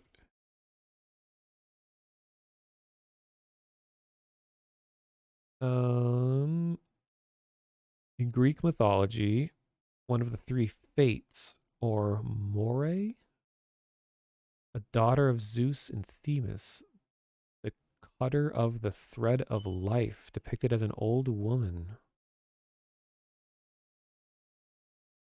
How's it pronounced?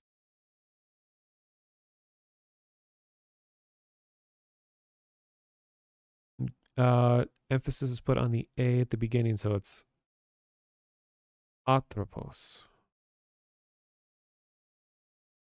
Atropos. Okay.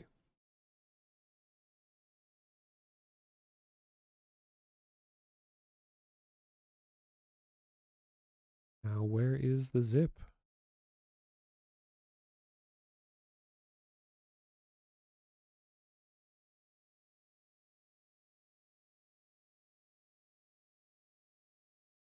I never downloaded?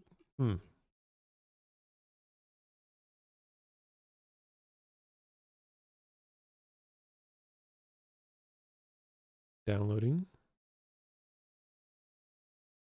You set up warnings, people will feel compelled to find what you're talking about.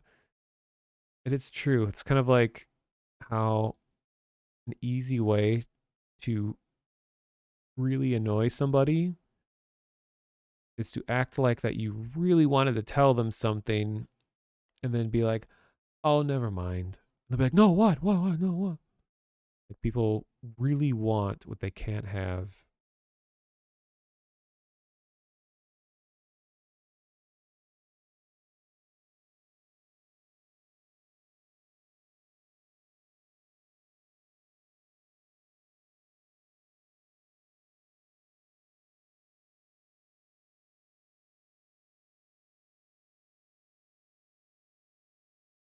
Okay, well, this is extracting Atropos. The elders of your coven have tasked you, a lowly Atropos, to complete the ritual of ascendance on your own before the eclipse above you blackens the sky entirely. You have 20 minutes to find all 3 ancient artifacts that the elders desire. They warn you of a lurking threat deep in the forest. Oh, so volume 10%. Thanks. But the art style is kind of charming. Doesn't seem like it would be annoying jump scare game, but be careful. I did set up a limiter, so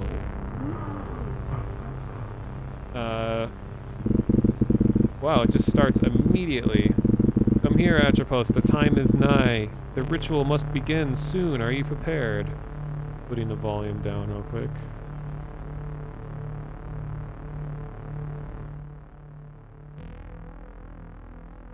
Some stanky synths.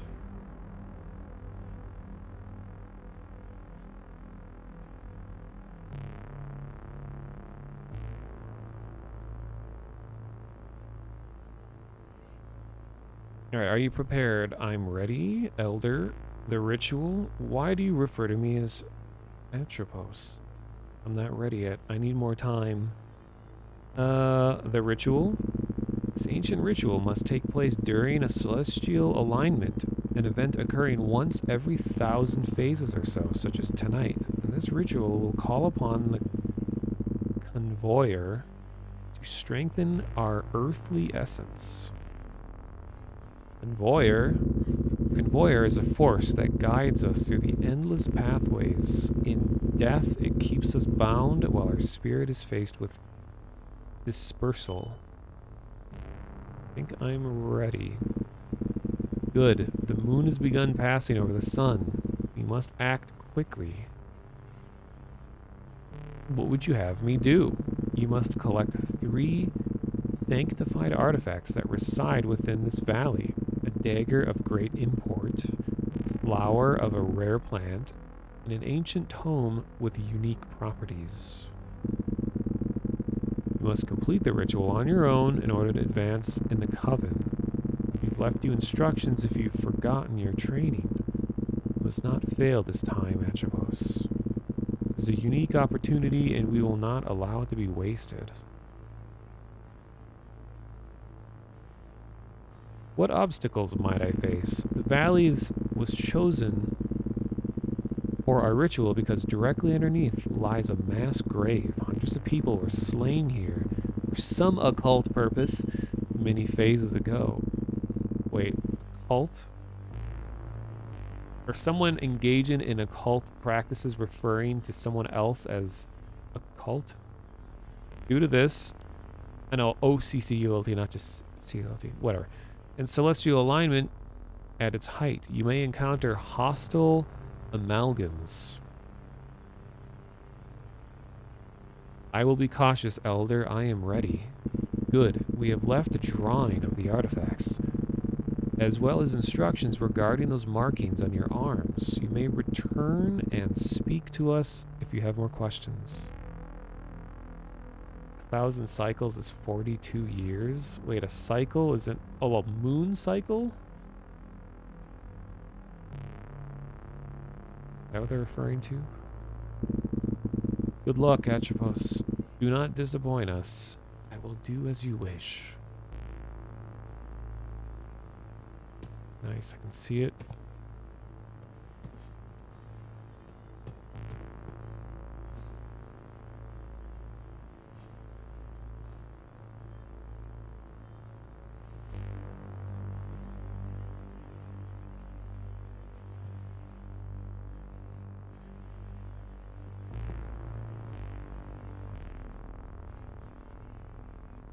There's a lot of controls here. Okay, 1 does this, 2 does this. How do I take the paper back out? I just put it away. How do I get it back? Become.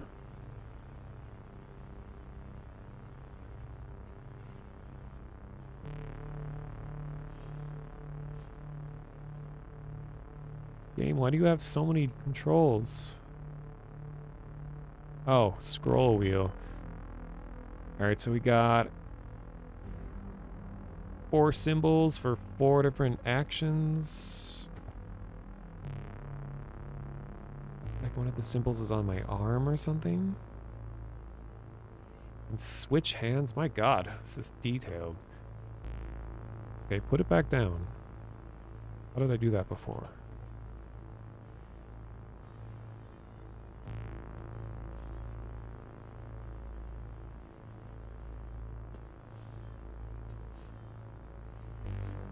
Now, why can't I pick this one up? Pushing the... Oh, there we go. Now can... It's like... needlessly complicated? And there's so many different keybinds? How do I... Okay, so I can switch hands for some reason. How do I... Okay. Book, plant, dagger. Oh, that's right, I have 20 minute. We got these symbols.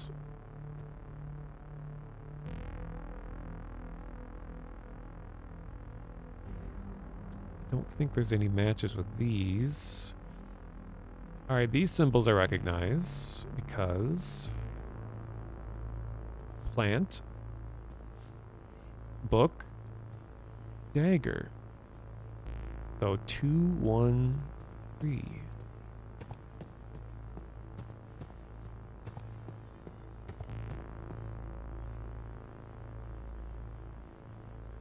Rock.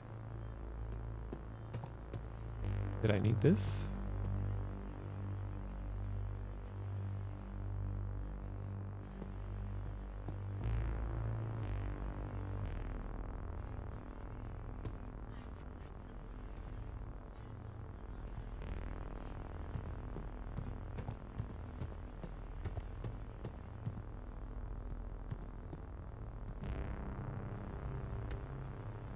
Can I drop this rock? Or do I just permanently have it? Stop. Guess I can just keep picking them up.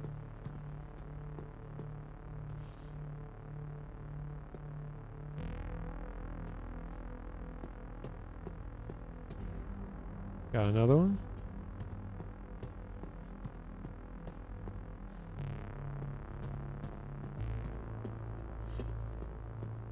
Yeah, everyone needs a rock to hold on to. Just don't get your rocks off. At least not in front of other people.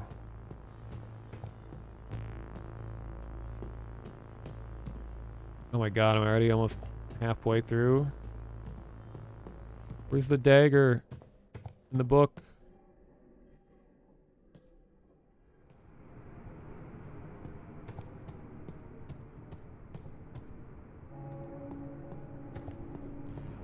Dawn of the final day. Music's cool.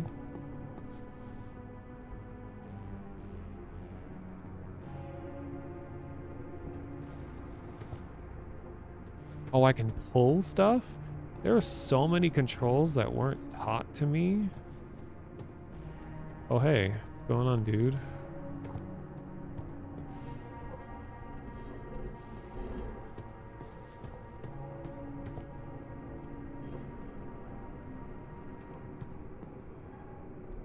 Can I throw the rock? Look at it. Okay. Okay, clicking the mouse wheel throws, and I have to hold it down. There's so many controls.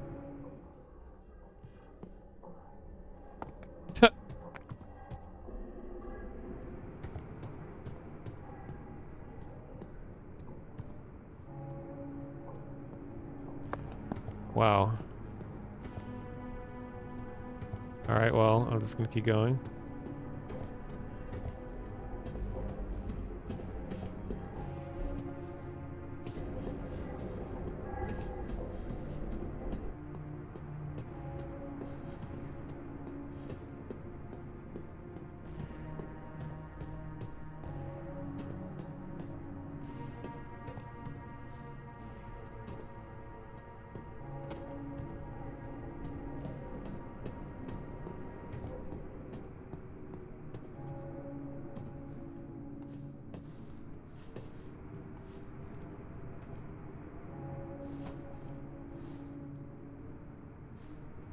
Yo, can you, like, stop for a sec?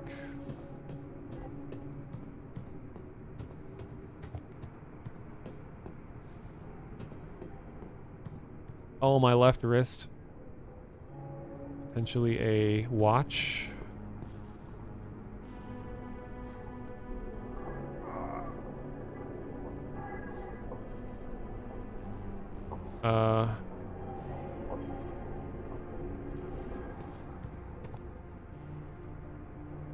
Oh, okay. Appreciate no jump scare. Maybe he did just want to hug.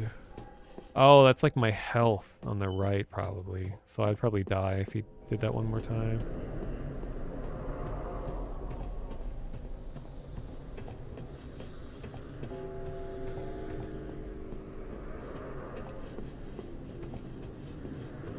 Oh, is this the book?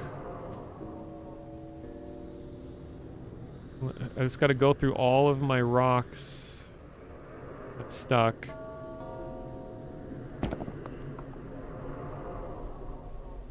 Oh, and a key. Alright. Don't make a sound. Stay in the shadow. Okay.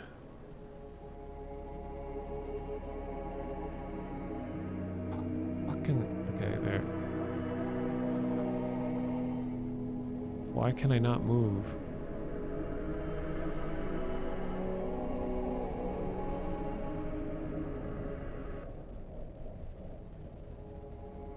Hello?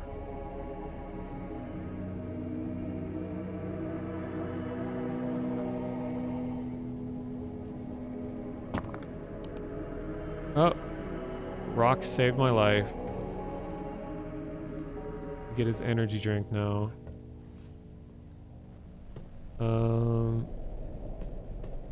This looks suspicious.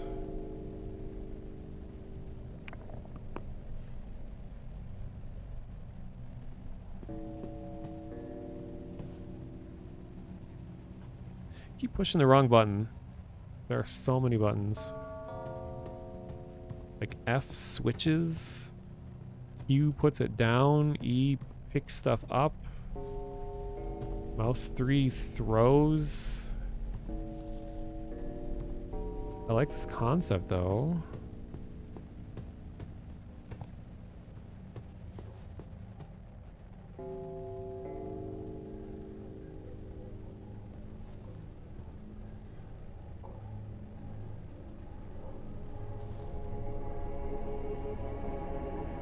But I'm not making...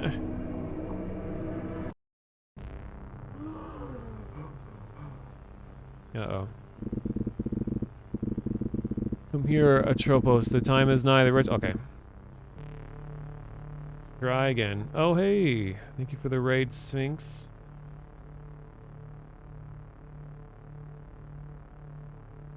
How psychedelic was Sphinx's stream tonight is what I'm wondering.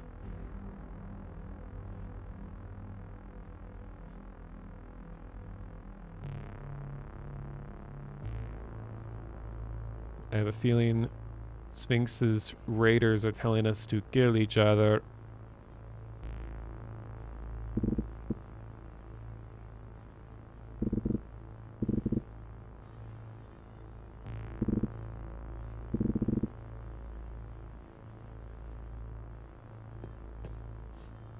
Okay. So I am going to perform the ritual. But I need to find stuff first. Oh my god. And the real struggle is why there are so many different keybinds. Do simple stuff. Like, okay, flip and then put down.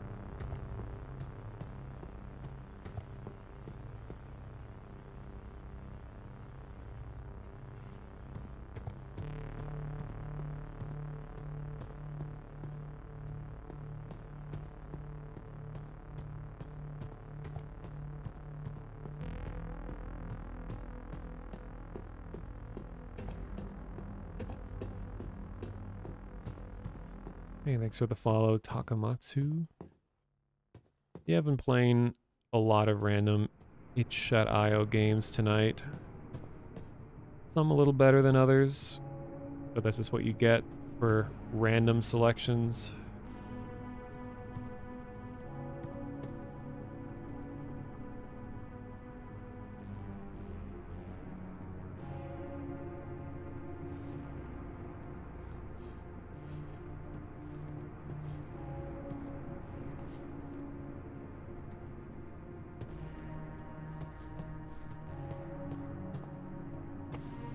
Waiting for the itch skin that forces you to beat your own heart with keybinds. Yeah, what they need, you'd have a like a heart monitor peripheral where the game is controlled by your heart rate. So you have to like make your heart beat extremely fast in order to progress the game. The people are just like drinking coffee. Yeah, there's the Wii's vitality sensor. Doesn't the Switch have some kind of weird, like, pulse monitoring thing that is never used? There we go.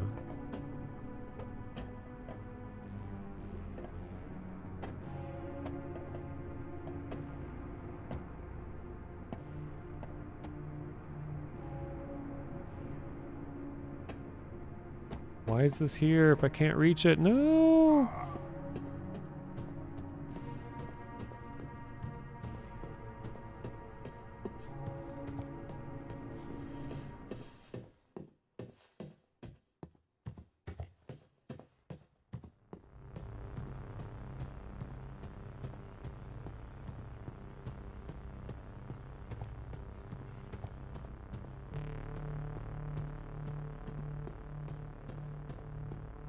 Oh, I think I know why all the rocks are here, because if the monster is sensitive to sound, I'm probably supposed to throw the rock away, making it run in the other direction.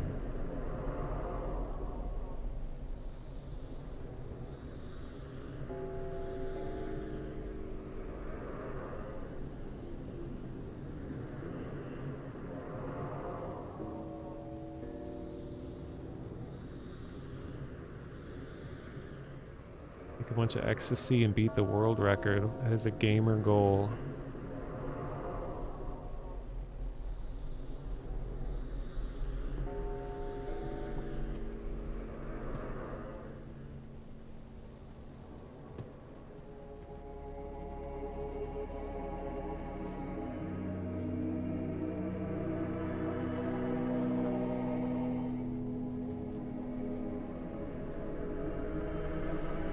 Can't just slip through the cracks. I have to get a key to open the door.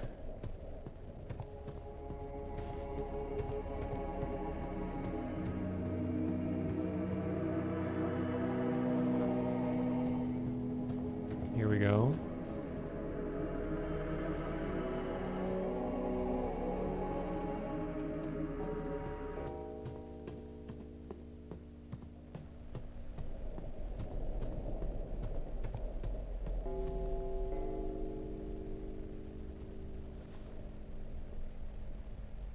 Nope.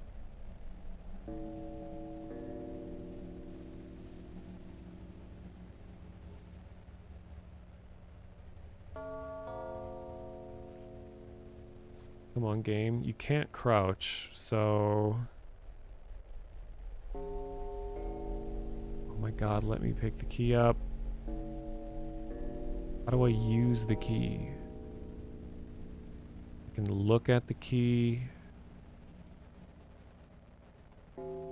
And put the key away.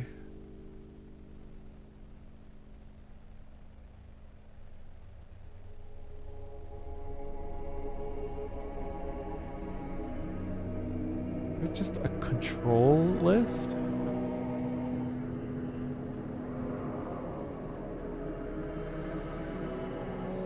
Why is this so complicated?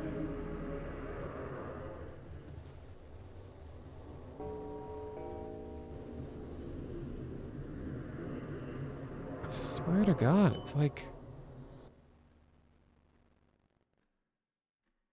Pressed every button. Okay, left click. Right click does this. Wait, I think on the description had keys listed. Oh, wow, okay. Left click, wait, left shift to sneak, F to interact with things and pick up items. Hold F to pick up a larger object. E swaps hands, Q to place left hand item in pocket, scroll the mouse to see pocketed items, hold and release middle mouse to throw with left hand, hold right click to examine left hand item. While examining, move the mouse to rotate, scroll the mouse wheel to zoom, and hold left plus right mouse button or the middle mouse button to pan your view. Press left click to use your right hand if it can be used. Some items require you to hold and release left click. Press 1 or 2 to get a closer look. Your status? Oh my god. Why though? Unnecessarily complicated. Okay, F to interact. Pick up items. I think that's what I'm looking for. Okay, F.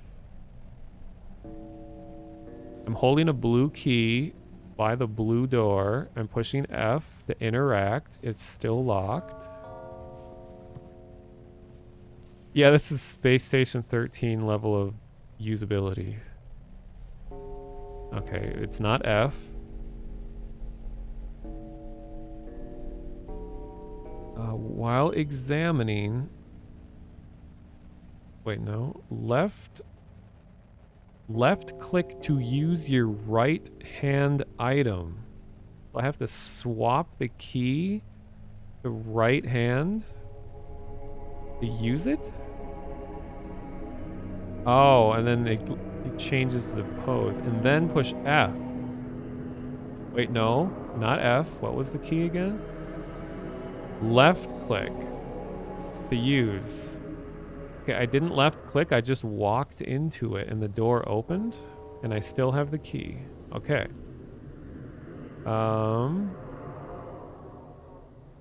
What is this? Wait. Is this a rock? Wait, let me inspect it. It's a flat rock. Oh, it's the dagger. Let me throw away one of these rocks.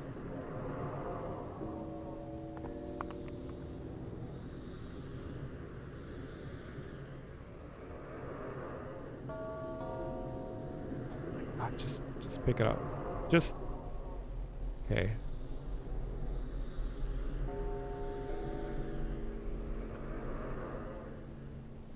Cool, thanks.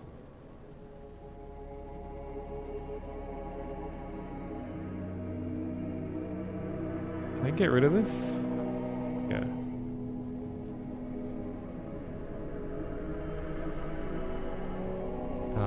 Alright. I don't think I need this, though.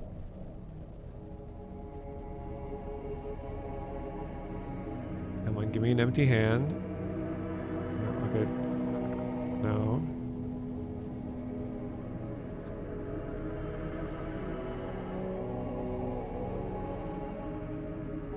Uh-huh. Okay. Dagger and like a blood. The dagger, the paper to blood-soaked paper. Telling me to cut myself to get blood on the paper? Is that what's going on here?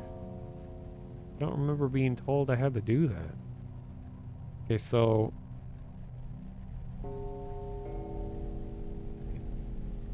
Dagger... to blood... I put the... Okay, so here's the empty paper. Blank, whatever.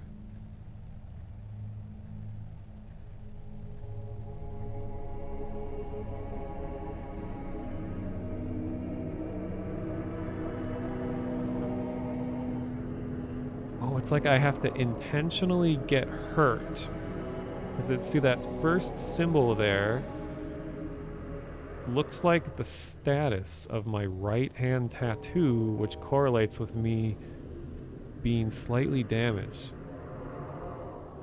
But then the third one shows a dagger stabbing into me, which is presumably what I have to do with this.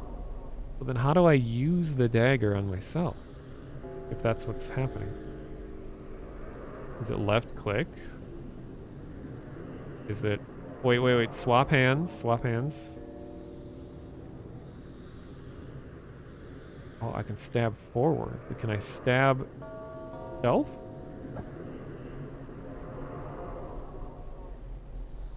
Oh no, don't get rid of that.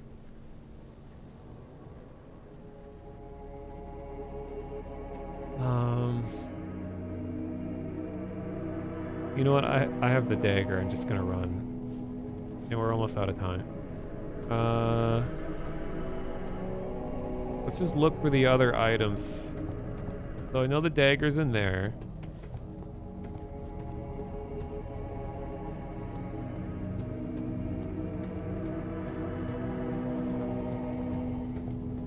I can't wait to read the reviews of this. I want to see what people say.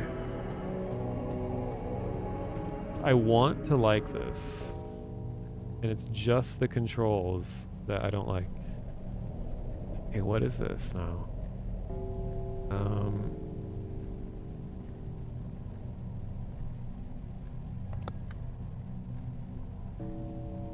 Blood-soaked rock.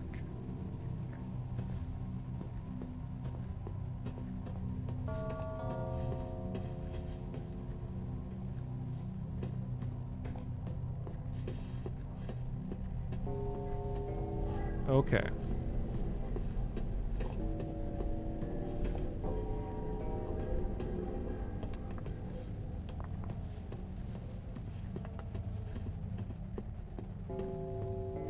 Is this the plant? Oh. Okay. Put this away. Oh, god damn it.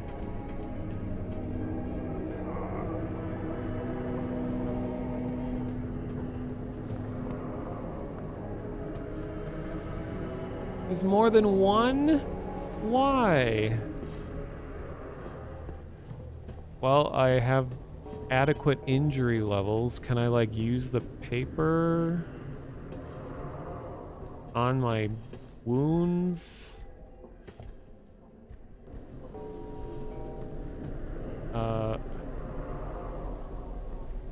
No?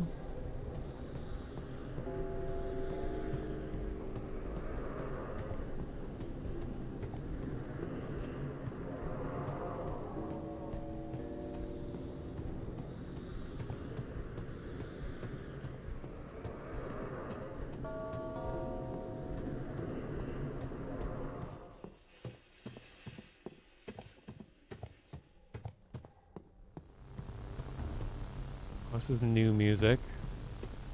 Guess I didn't get this far last time. Because I got hugged too many times.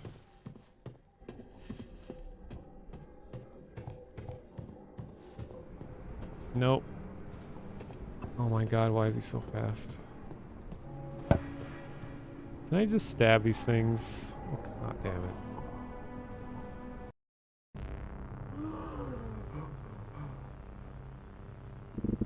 Alright, last attempt. I'm going to speed run now that I am in full control. I have all the keybinds flawlessly memorized.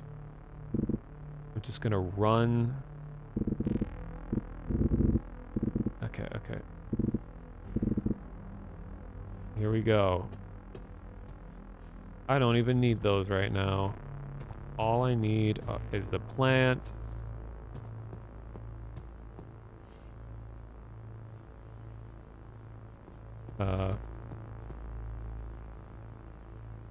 The plant, the book, and the knife, and the blue key, and the gold key.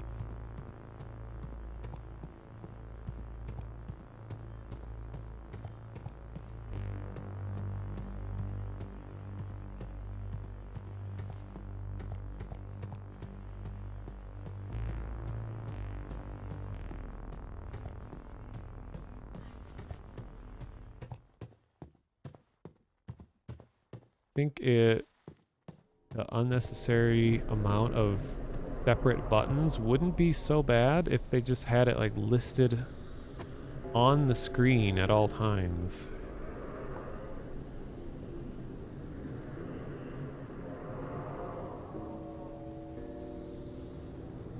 Oh, telling me where the key is. Cool.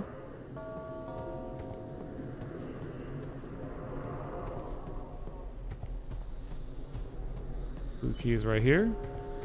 Right here. Where? Right here.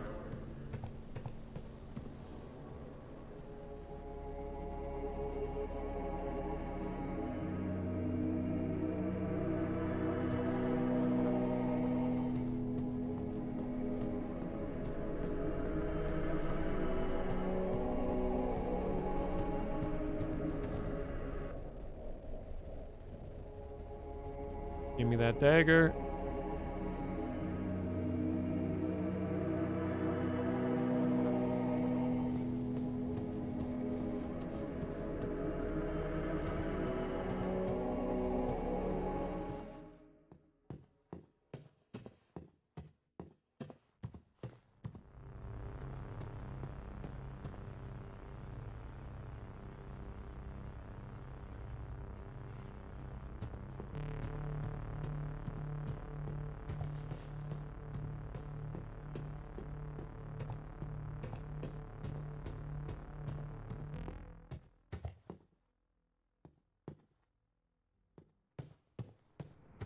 I have the gold key.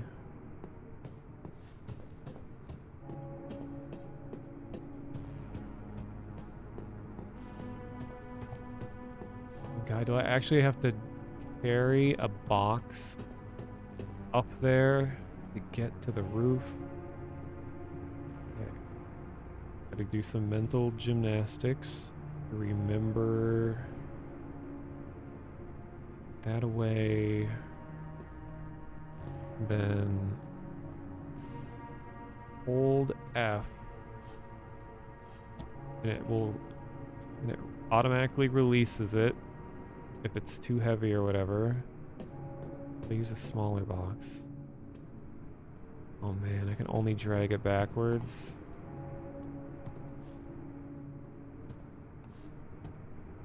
Physics puzzle is exactly what I was thinking would make this all a lot more fun.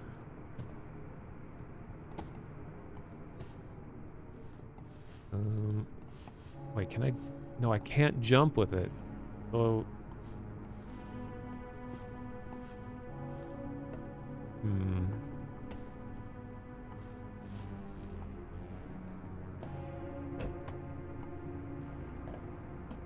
Hold on, how am I supposed to get up? Oh, can I drag the board?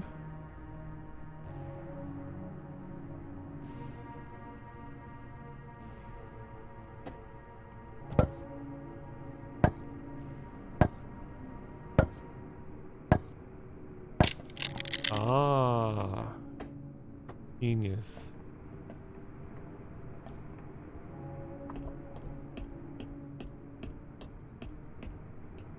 I have a feeling that will kill me if I fall.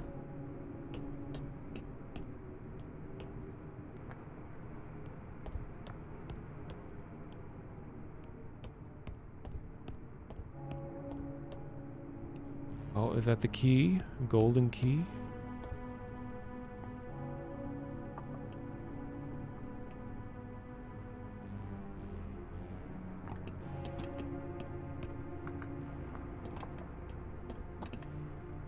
Oh, now there's a white key. Nice.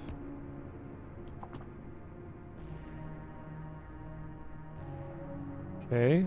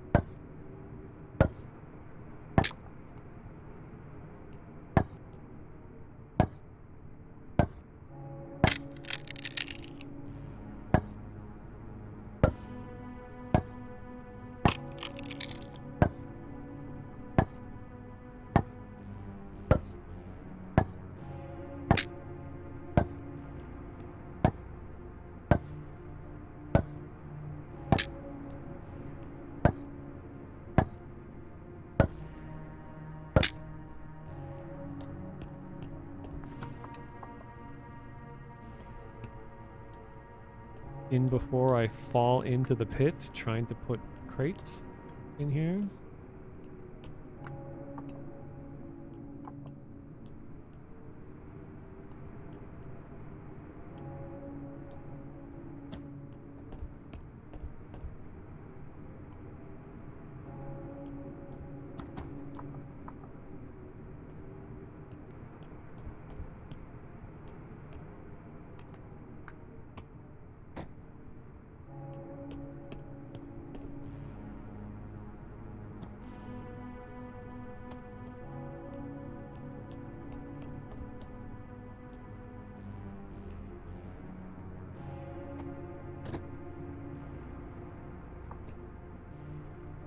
I better not die. Okay. Well, this is cool. Here's the book.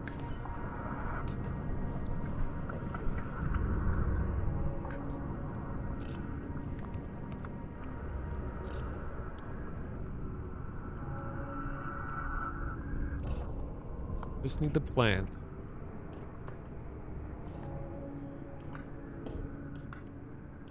Oh, I need the green key.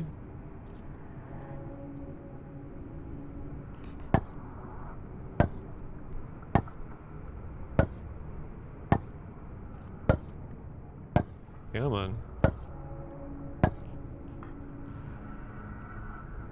Stop switching hands. Just pick the key up, please.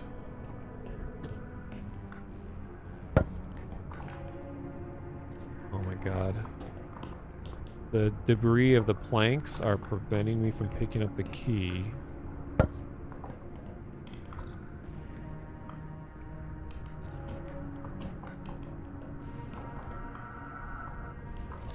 And I can't break them anymore because they're already debris. Can I use a crate to push them off?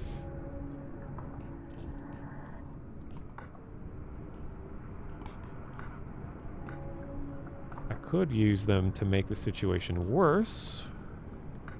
Come on.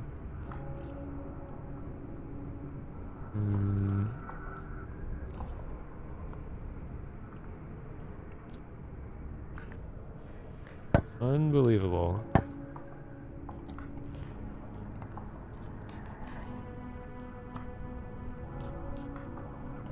Please, just let me pick up.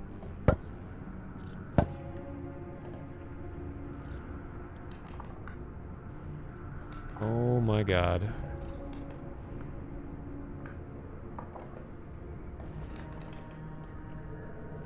I actually stuck in this room because a piece of debris covering the key that I can't pick up.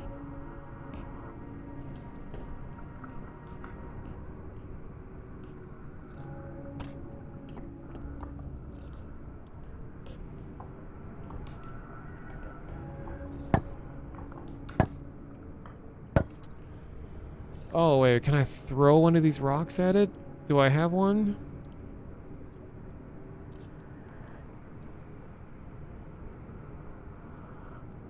Heat engine. Maybe I can throw paper at it.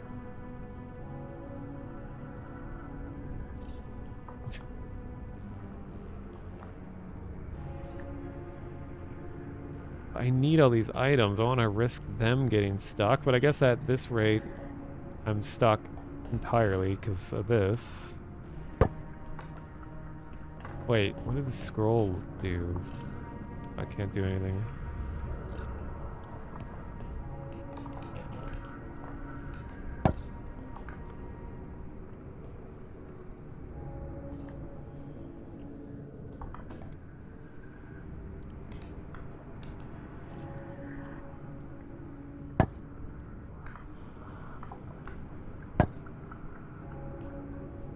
Oh.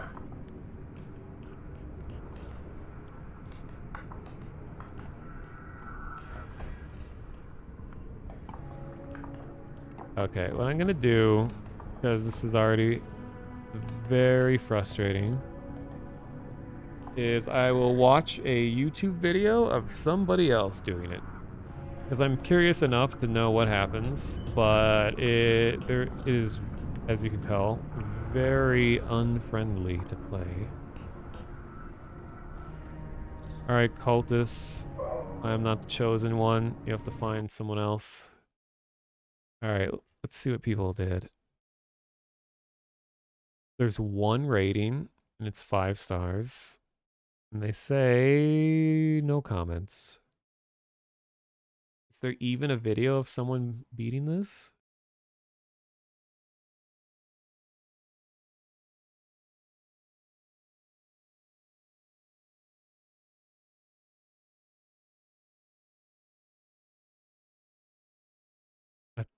Atropos game.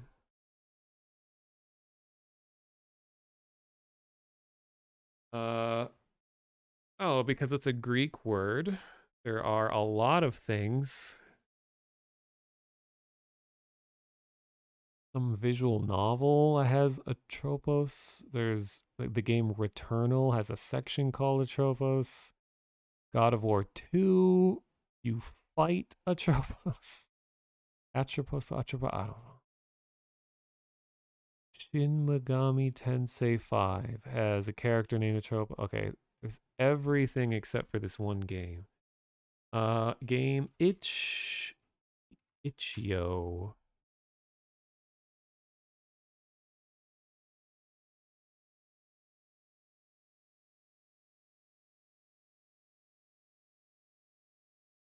Nope.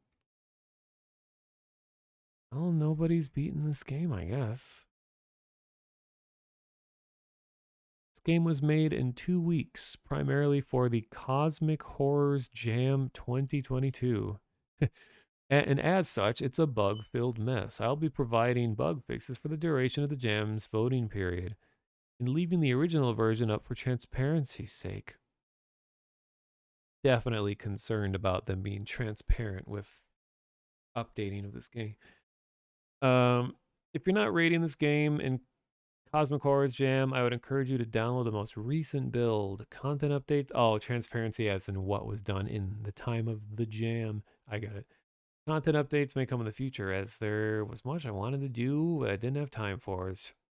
As well as generally filling out the sound effects and visual effects to make it more immersive. Really like the idea. The visuals are cool. Just very difficult to play. Way too many keybinds to do just the basic things.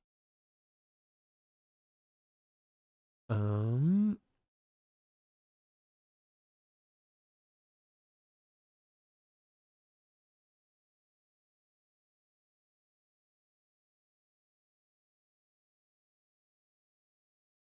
okay. Just because I still have it here, I'll play this other gas station game as my last thing tonight. This one has tons of YouTube videos, 220 comments, rated 4.5 stars from 55 reviews.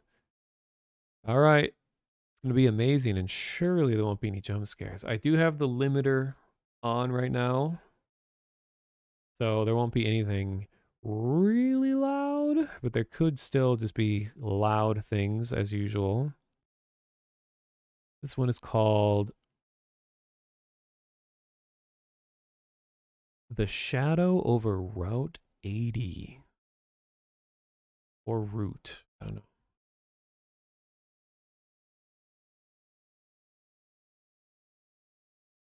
Ah, it has the README file has hints.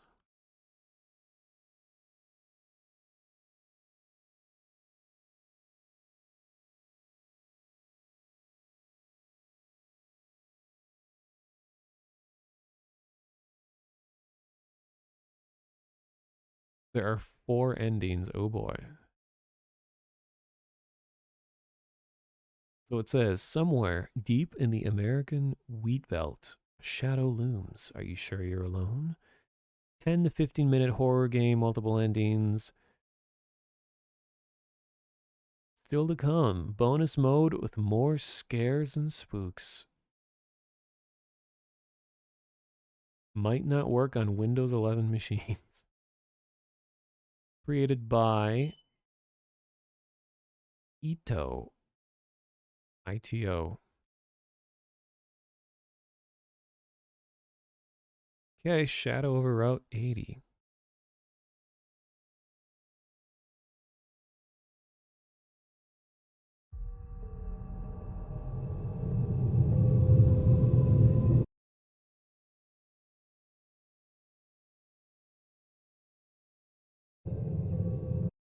I put the audio even lower.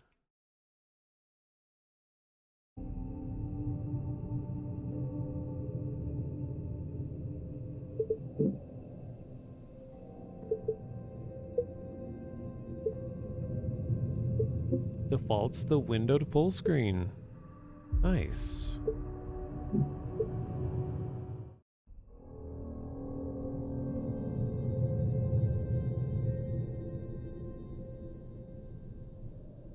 We got crust.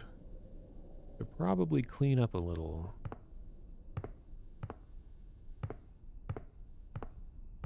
And this is not the puppet combo game. This is its own separate deal. Original idea, do not steal.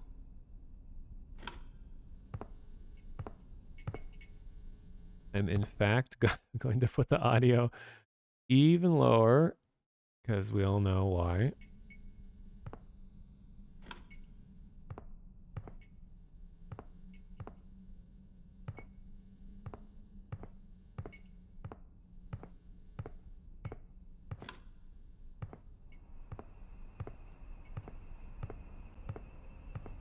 It's pretty nice looking and sounding so far.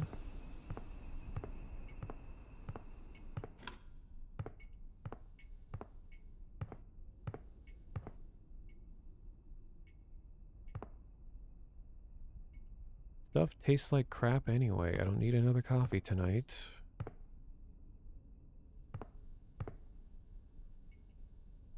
Probably clean this up.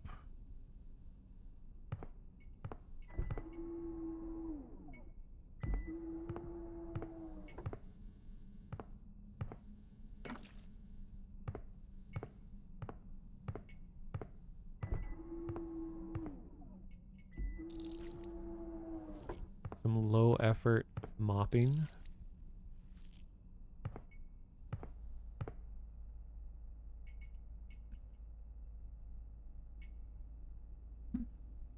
Alright, see you later. Curry and rice.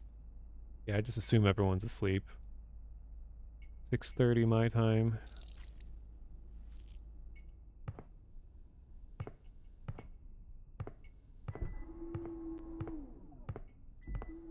If anyone's actually still here, that is shocking. Well, if you're North American and still here, that's shocking. It's technically South American too.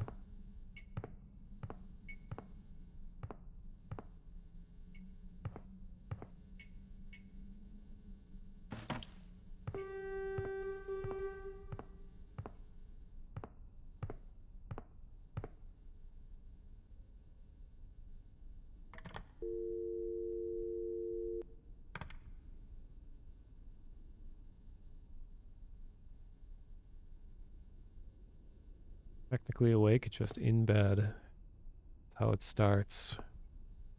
First, you're in bed. Any second now, you'll be asleep. Tragedy, really.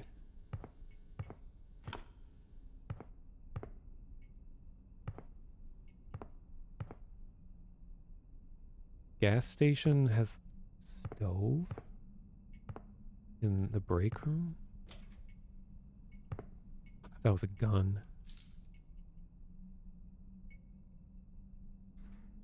Well, you know, it is America. Blah, blah, blah. Never mind.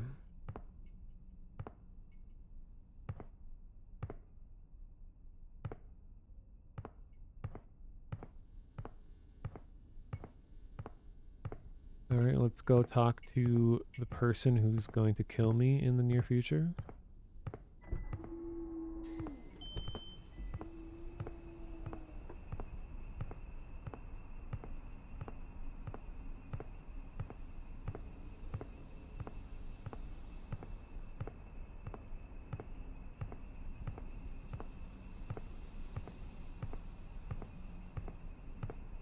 You fell asleep to Vinny playing Faith 3 and it gave you nightmares, well, especially those sounds.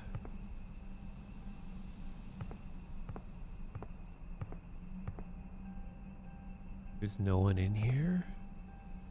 What the hell? Is that blood?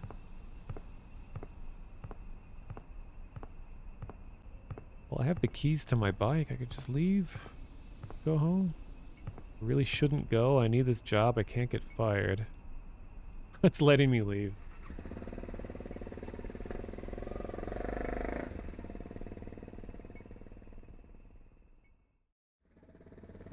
Uh-oh. Am I controlling this? No.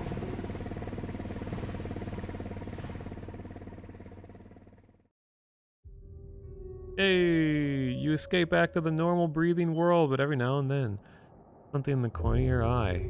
Can you be sure it's over?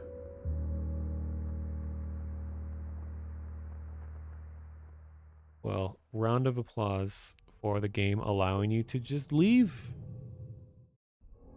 Nice. Oh no, I gotta clean up the floor again. Everyone always asks, why are you a killer and not how are you killer? Some pretty killer killers out there. Alright, let's go really fast.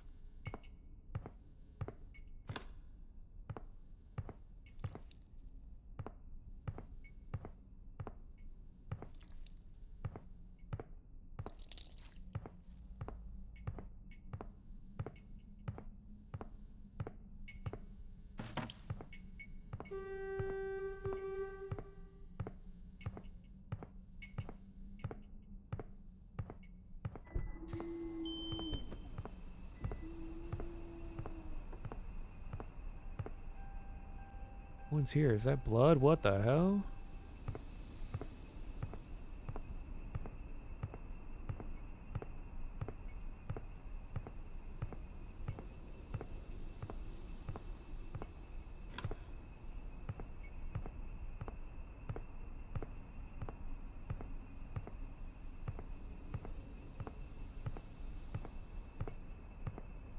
Just leave the back door unlocked?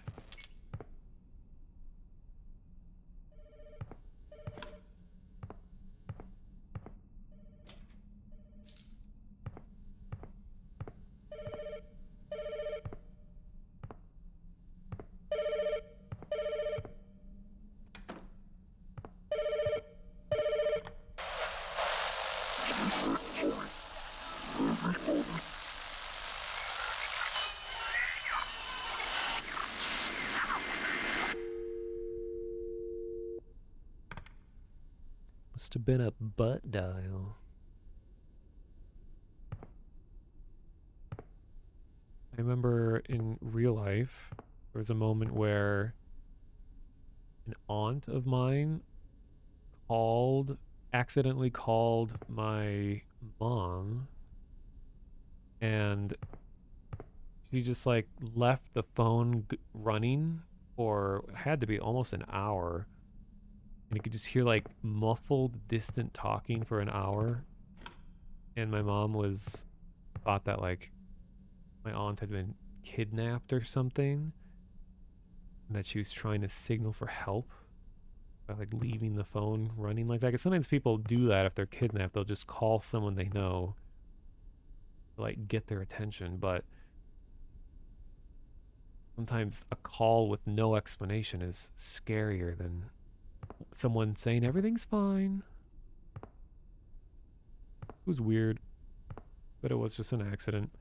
Thanks for the follow, Mr. Kronos.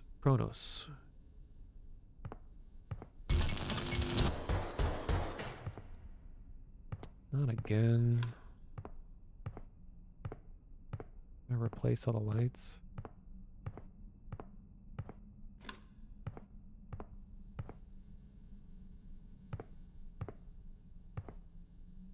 And this place is prepared though, damn.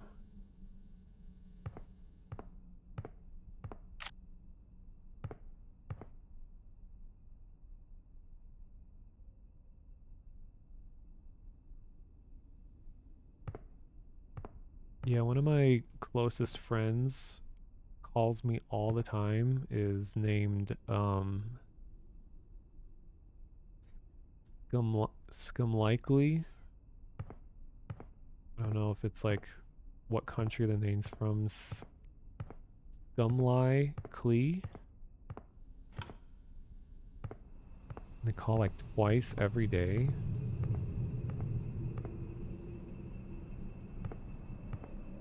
It was a tall, slender gentleman that just visited me. I like this ambience.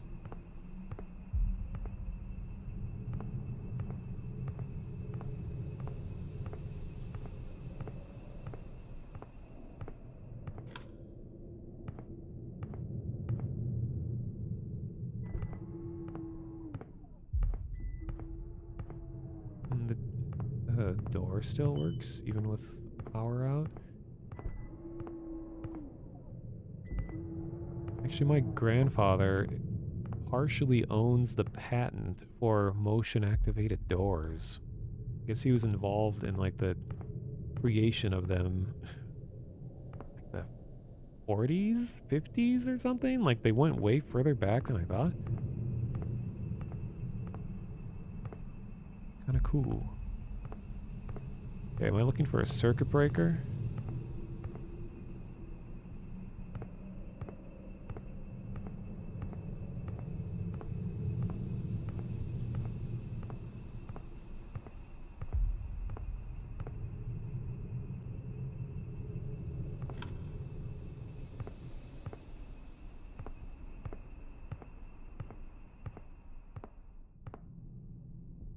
Yeah, this will be safe.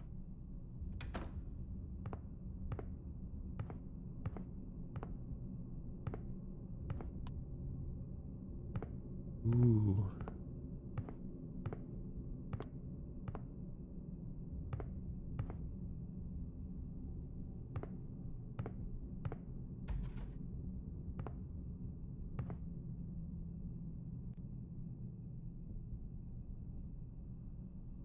There's no drain in this toilet.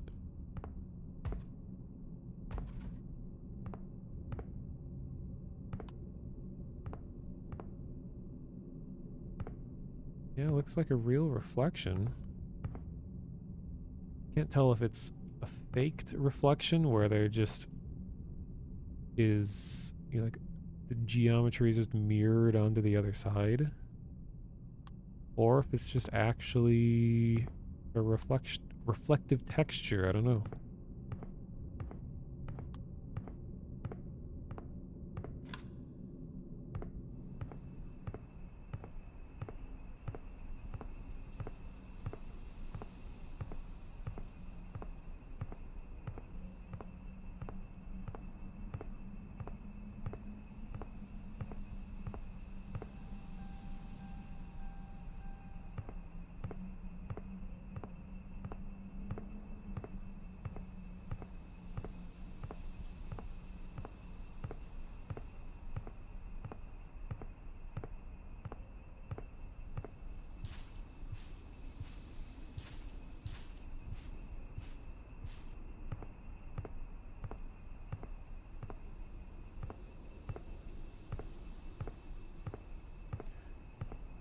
Well,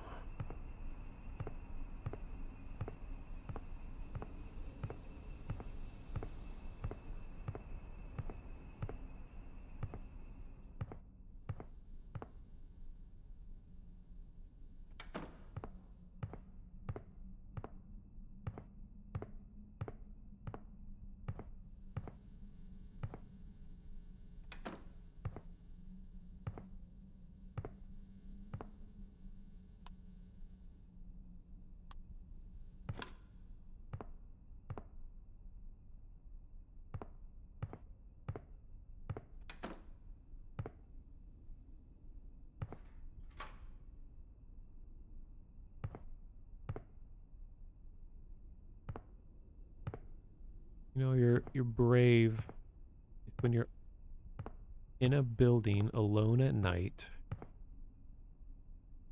to just like walk straight up to a dark window with and turn the light on in the room that you're in. remember once I accidentally scared myself as a kid when it was dark in the room I was in, and it was dark outside, and there's a light switch next to the window, and I turned it on, and like my own reflection showed up and looked like someone standing immediately outside the window, and it startled me. Cool story. I want to believe.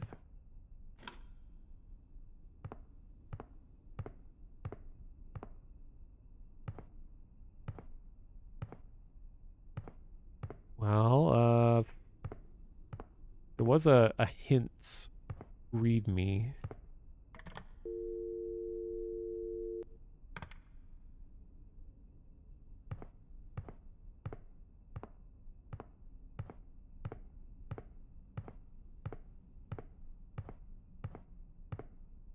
Oh, am I supposed to follow the trail of blood? Oh my god. Okay. Should have known.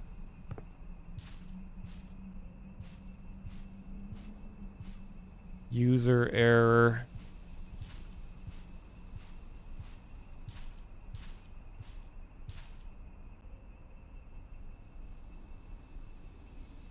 I tried the Halloween horror maps in VR chat. I tried a bunch of them, not all of them though.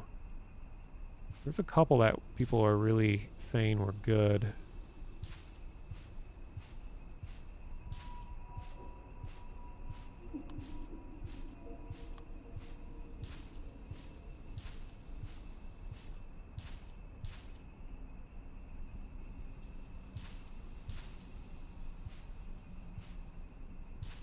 Cool.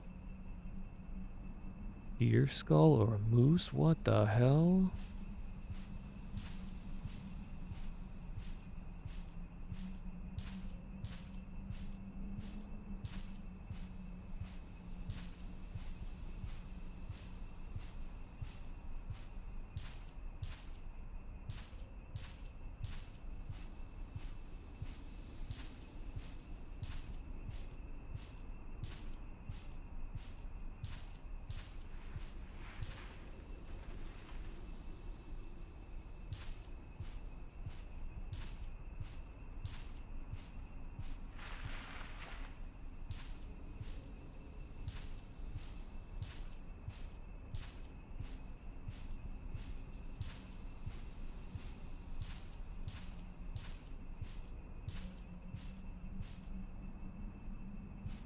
This is actually pretty good.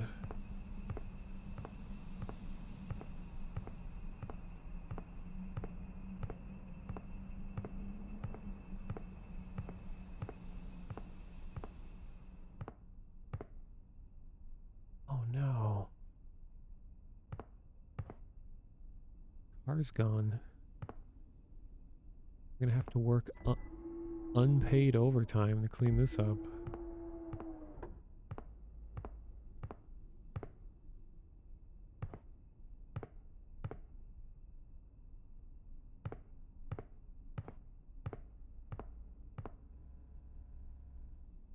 Pretty good looking pile of trash though. Took a lot of time to place all these things. Yeah, there must be a TikToker loose in the building.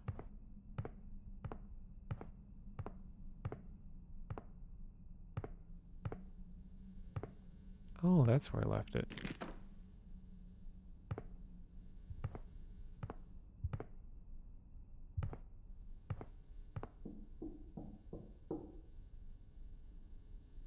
Mm-hmm.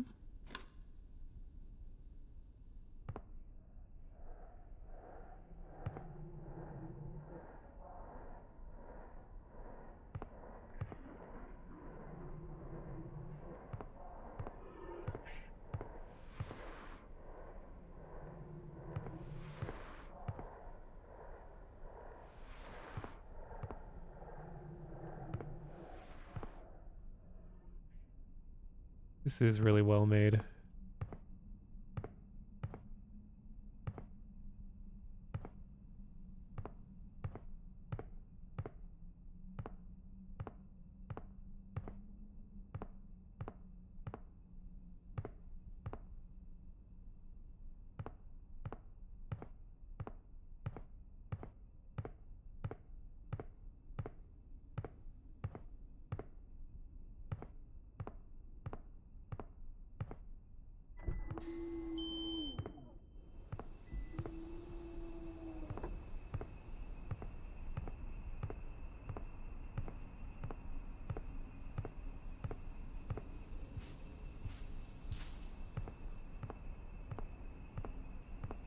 my bike's still here.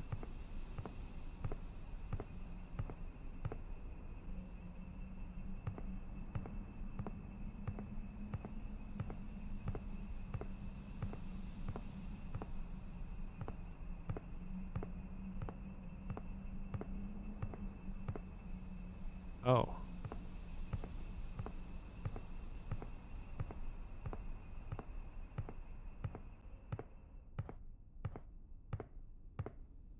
There you are.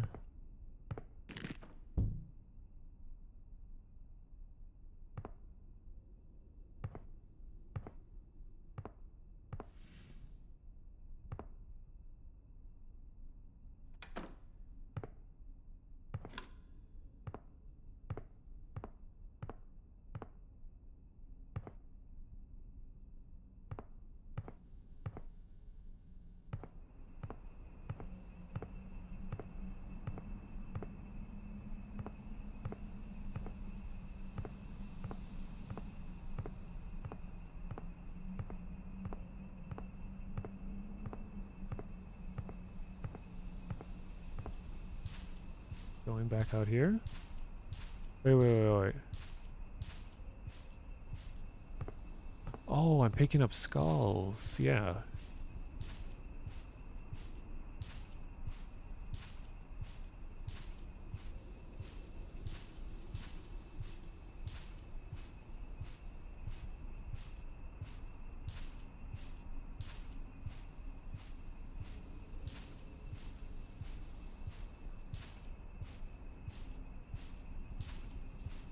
Got one.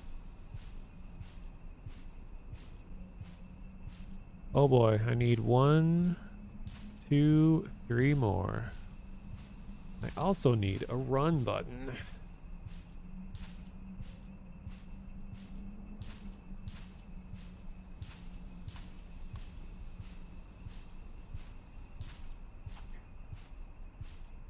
Any day now.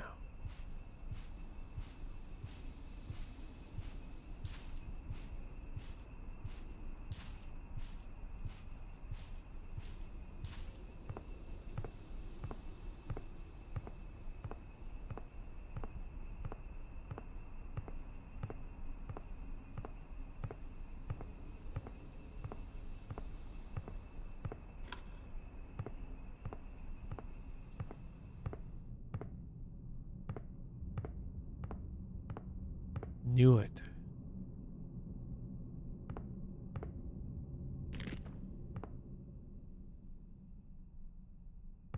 Ooh. Who's that?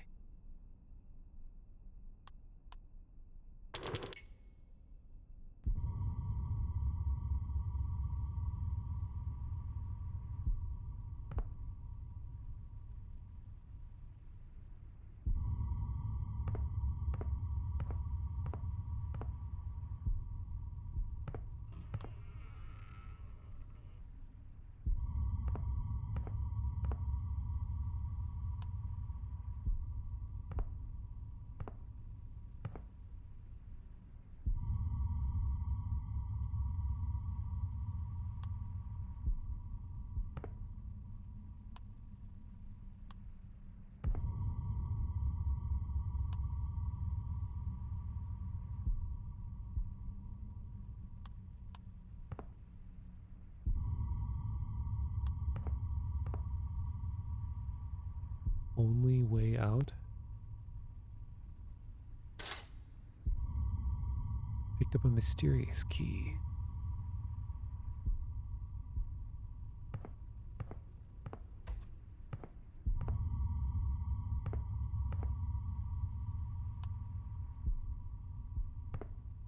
Yeah, I guess we're chill now, you know?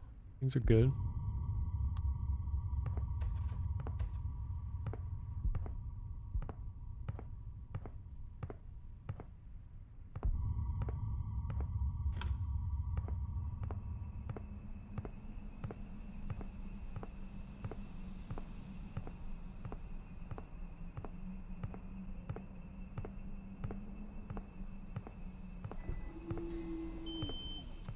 Still need 2 more skulls. Can't think of where to use an old key.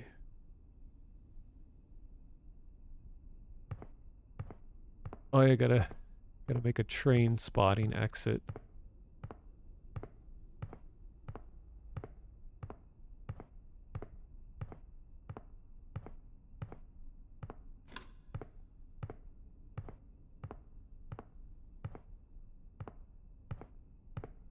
Was there a skull over here that I missed?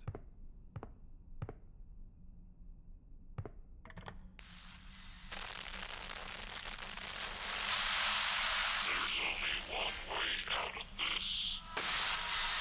Oh, okay. Thanks. Oh.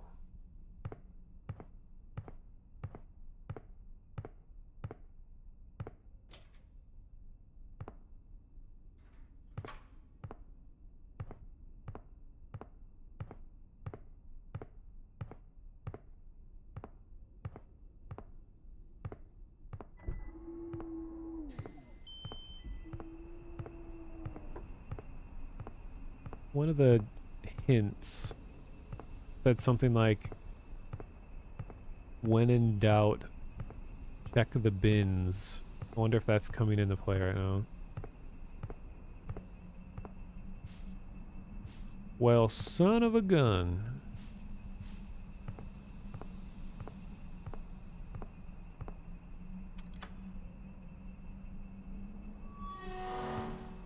Would have thought like a Renaissance era like skeleton key would be used on a modern day padlock.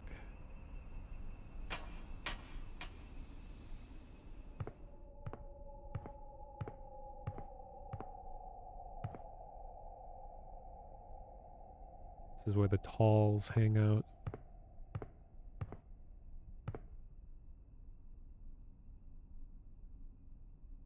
Oh, these have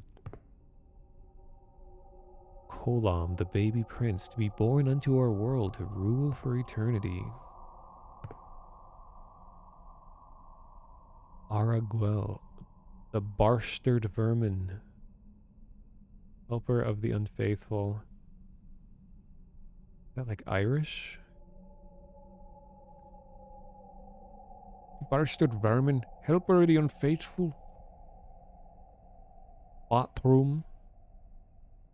One day, the woman was driving her car.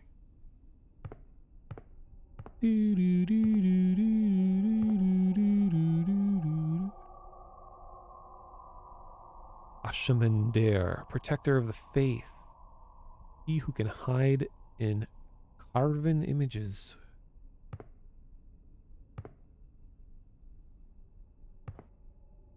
Isrander, the curious angel, consumer of flesh and bone.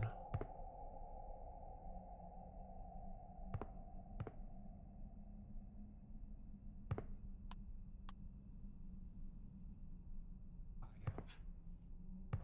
Ancient occult power of the gun. The tool of man hidden from the puppet.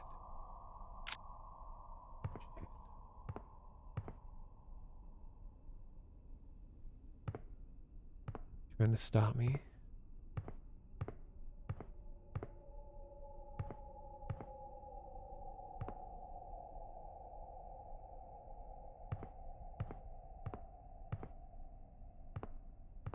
Why is this under a gas station? Maybe the gasoline that they sell here made from the decayed remains of ancient Lovecraftian horrors.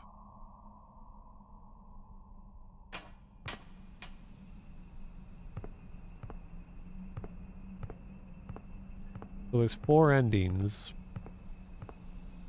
and I got one where I just left right away, and I could get 2 more skulls. No idea where they're going to be. Or I think I can shoot the dude in the mirror with the gun, That's probably going to be an ending. I think I'll keep looking for the skulls, because that will take the longest.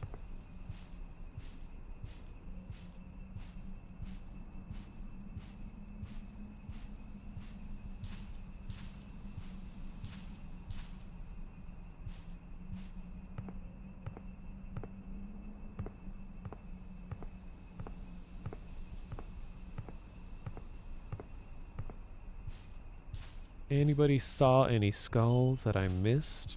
Let me know. What if this would be like Faith? Like, a gun with one bullet, and then you just instantly shoot it.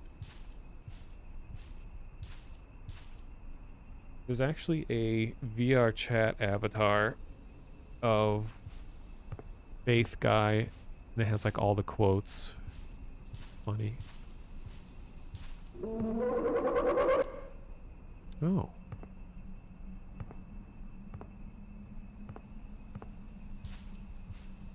Unexpected visitor.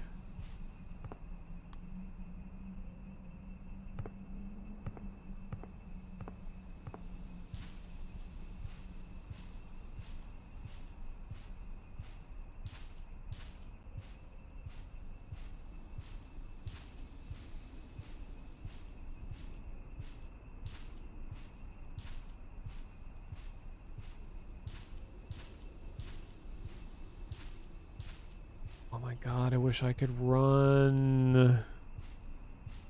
Pressing all of the buttons. Not gonna left click. I'm pretty sure that's going to shoot.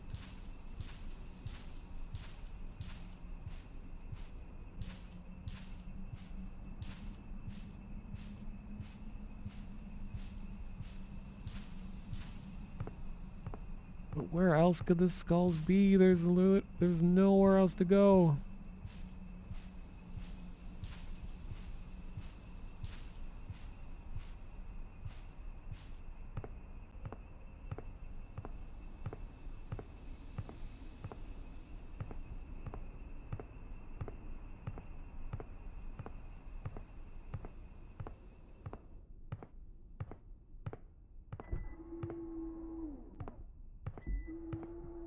Oh my god, there's one right here the whole time. Unbelievable. Okay, I need one more.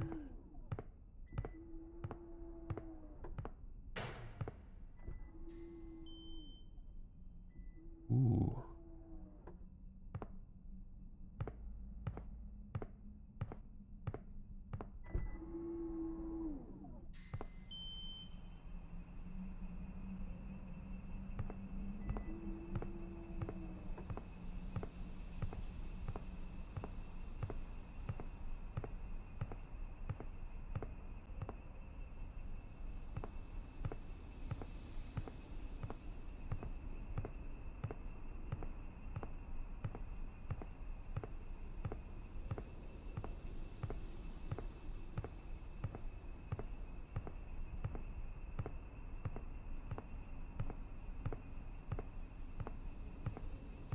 Well...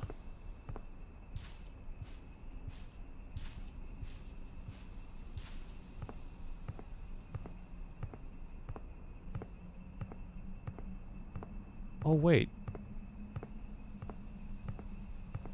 Was that all of the skulls? Let me go back to the ritual site as slow as I possibly can.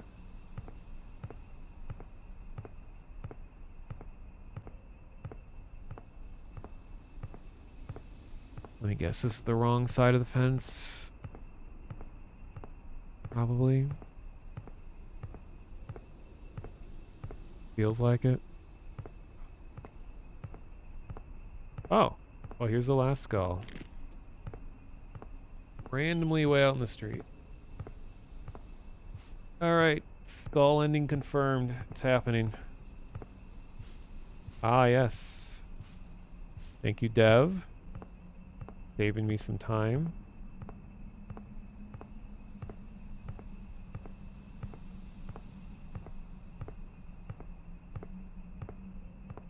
Línea roja.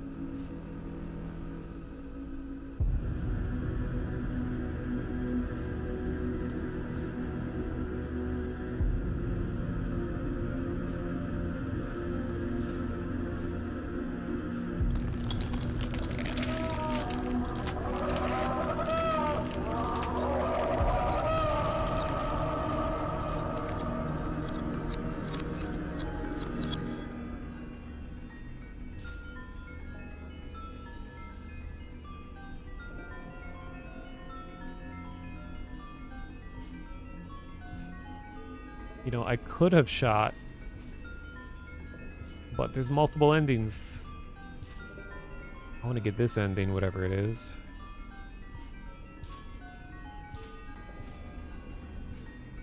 Great, though. Really like this.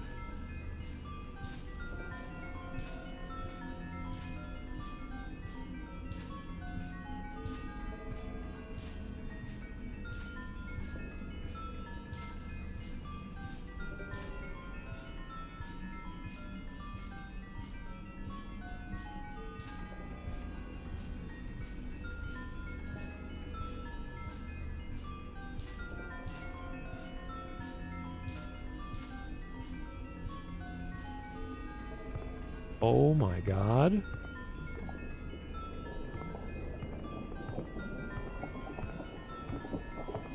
Yes, yes.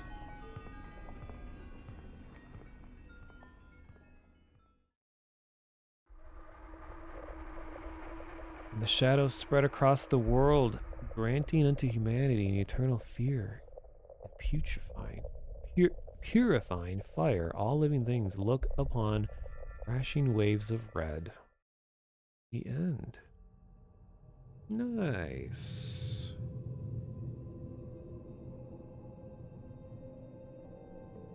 Yeah, that is the next level of 12-foot skeleton. Okay. Skulls had to have been the most involved. So now I'm just going to speed run shooting the mirror.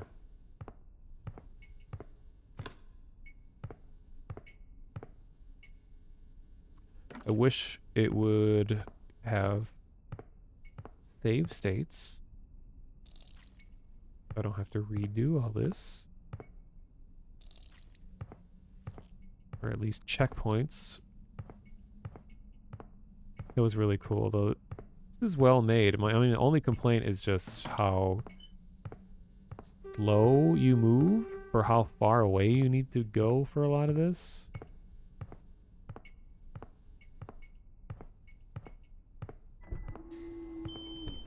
A run button would be nice.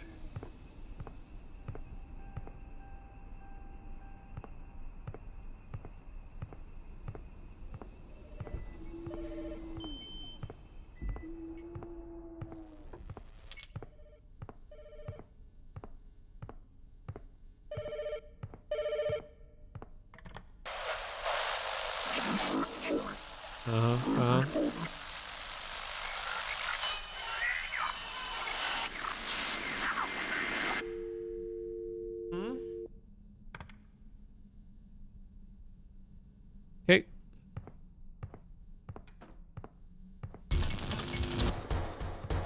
Sup?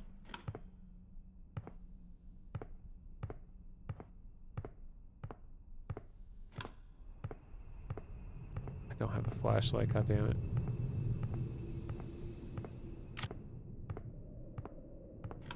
And just in case.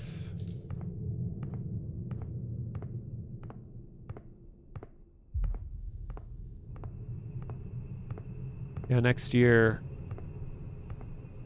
in order to compete with the 12-foot tall skeleton, they're going to have the 125-foot skeleton.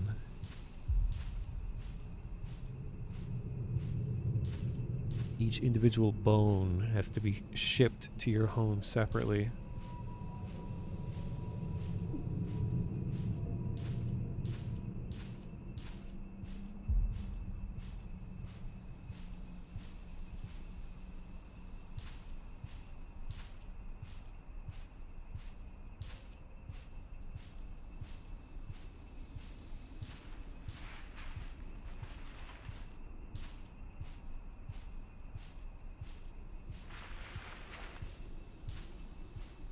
I do applaud this game for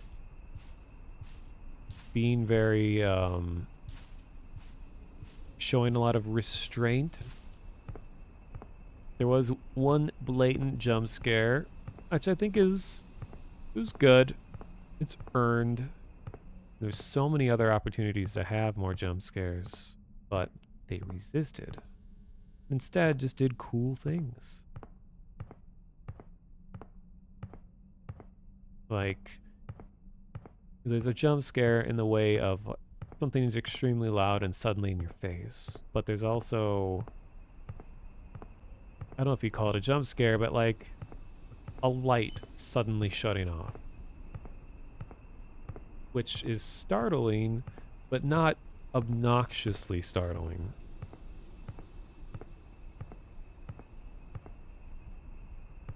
People were dressing up as 12-foot skeletons. Oh, dressing the skeletons up for Christmas. I saw one for Thanksgiving, or American Thanksgiving, where it was just like this horrifying beast. Okay.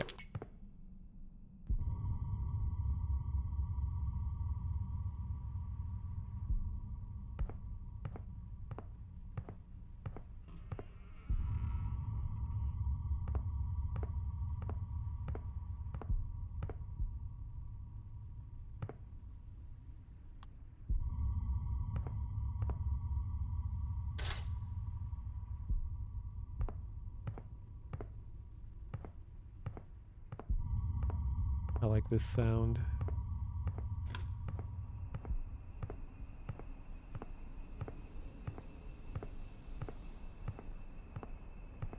Alright, I am going to shoot this time. Shoot the mirror.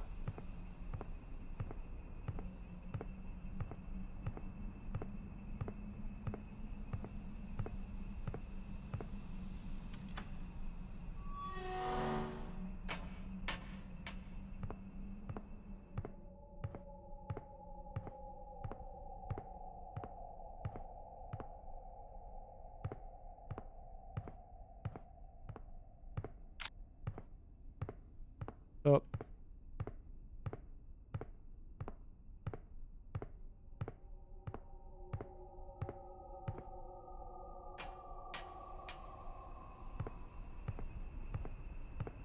Is the only way to end the cycle before Talos can reign. Because Skyrim belongs to people. Alright, dude. So, piece of paper found in a tomb said I should do this to you. Have fun. No?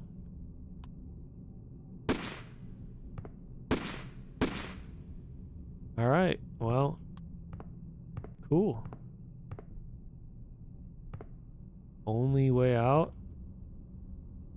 Someone lied to me. He is like pointing at his own head. But how? Can't like change the direction that. How do I shoot my reflection? What's happening? Oh, please don't tell me there's limited ammo. God damn it. Fuck's sake. Game, why would you put limited ammo? I can't pick it up again. Alright. This one has a lot of people who have played it. So I'm just gonna look up the other endings. Because I don't want to spend 30 minutes redoing all that stuff again.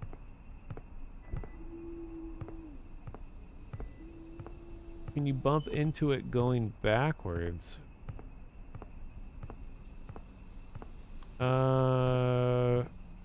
Doing it like Zelda style. Let's see.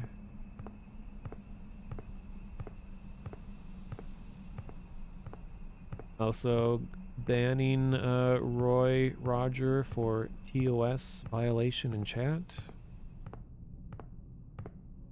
Going... No, I can't...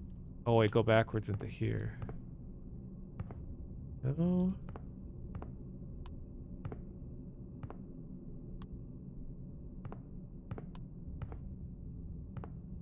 Oh, as in going backwards into... No, I just go right through.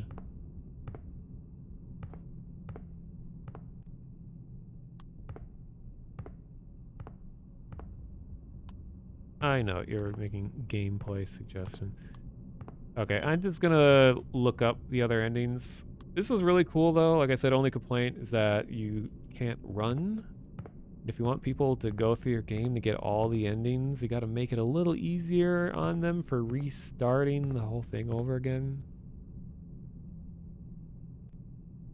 But I mean, I know keeping a slow pace in a horror game is important, but repeating the same stuff at a slow pace can be kind of noxious.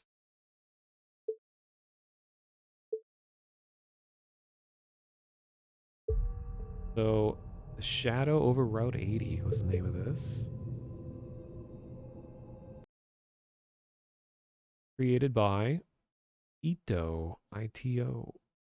But let me look up other endings. And the real challenge here is finding the least annoying video.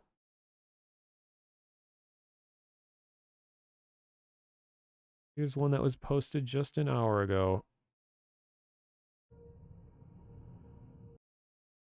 Streamed live at twitch.tv/Wante1812. First of all, I want to see if they get the ending before I bring it up on stream. Wait, this is blood the hole. I want to get 5. Like, shit. I'm going out now. It's on my 5 skulls. Shit. Shit. Oh. What have I done? What have I unleashed?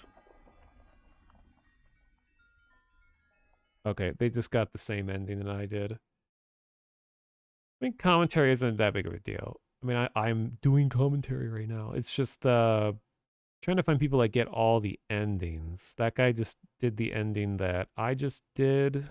What's up? I just want to find one that does the others. What's up, guys? It's me, Mr. the Amazing Kid, and today I'm gonna be playing. Okay. You didn't even... Yeah, I'm supposed to be in here. I need you to leave. This is... Nothing's happening. Okay, here we are. Here we are. Okay, get on that motorcycle. Spam me. Spam me. Yes, we're leaving. Go, go, go. We do not want to be there any longer. And the shadows spread across. Okay, you got the same ending. Mech, does the person in that video get the other endings?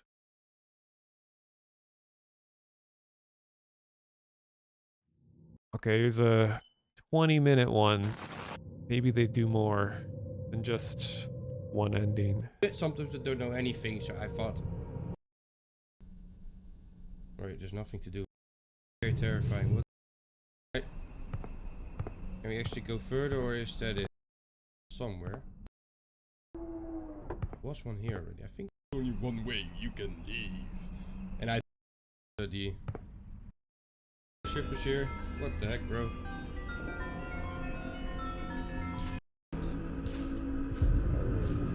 No.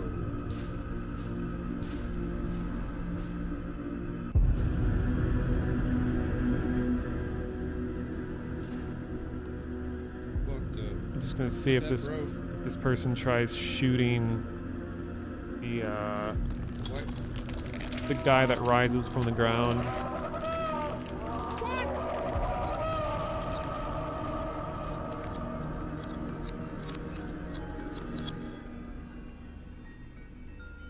Some devil worshippers here. What the heck, bro?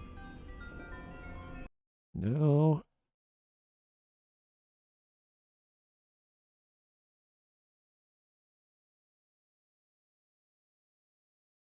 All right, let's try another one. Oh, okay, this is a 50 long video. I hope they did more than one ending for this one. Will, and this is the shadow over Route 80. They were meant to fix. No. I'm just gonna go back now.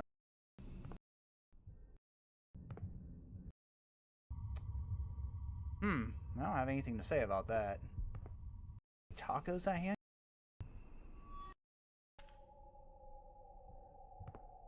I thought I was gonna have infinite bullets. Yes. What was that game? Convenient? Oh. Ooh. Apparently. Okay, he did something different all? here. I'll show you guys.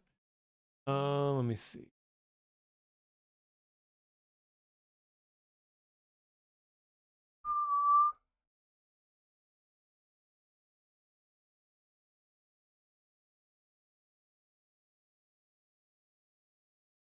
This and then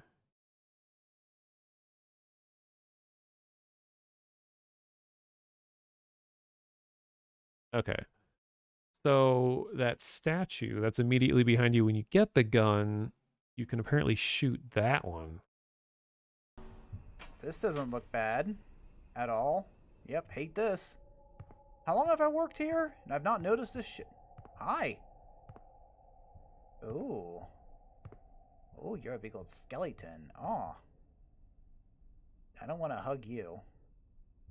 I want to hug you. Big old wormy worm. Is this like the official blessed or cursed hexed gun to defeat them?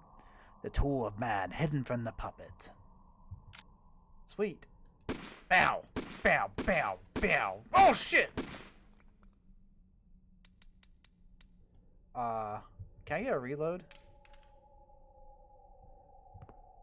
I thought I was gonna have infinite bullets. Like, what was that game? Convenient? Where I had like infinite bullets to keep firing? That was really dumb of me. That was me being really stupid. Oh, I wonder if you can shoot all 4 of the monsters. Because there's the one in the mirror. There's the one that was behind him, right, when you get the gun. And I think the worm appeared when I went off the road and the thing like flashed on the screen for a second. Maybe you can shoot that one when that appears there. And then the last one was the giant. Maybe shooting all 4 will get you some. But he used all the ammo. I'm probably going to die. I need to. Well, I got bad news for you. I wasted all my bullets farming around because I won't kill him. Murder. Okay. So let's inspect the bathroom, the thing again. Because it seems like every room sort of had one. Yo, I'll get fired. Are you fucking serious? Get the hell out of here. Well, he is getting the hell out of there. You're worried about getting fired? Corner of your eye.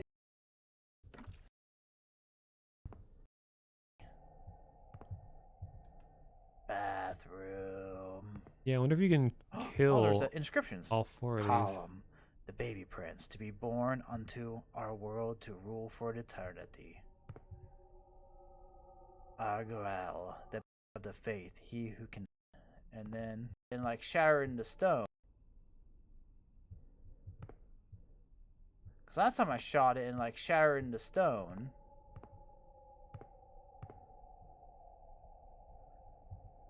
Now all 3 are running. Wonder if you can shoot the gas pumps. Yeah, I wonder what happens if I don't shoot it.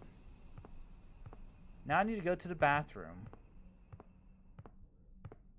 I gotta go get rid of things in my bladder that I don't want anymore.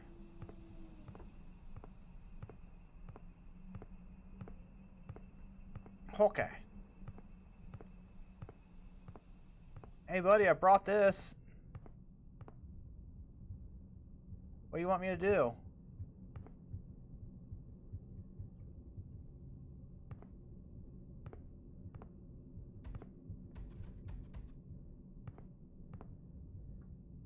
Should I? Oh. Oh God, no.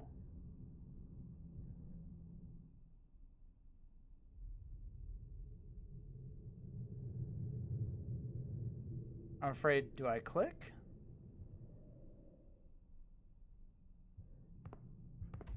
You shoot. Okay, so I imagine I have to click it. If I'm already going to go through this route, I might as well try to shoot the monster back there. This had to be right next to the mirror. No, didn't do anything. Okay. So I might as well see what happens.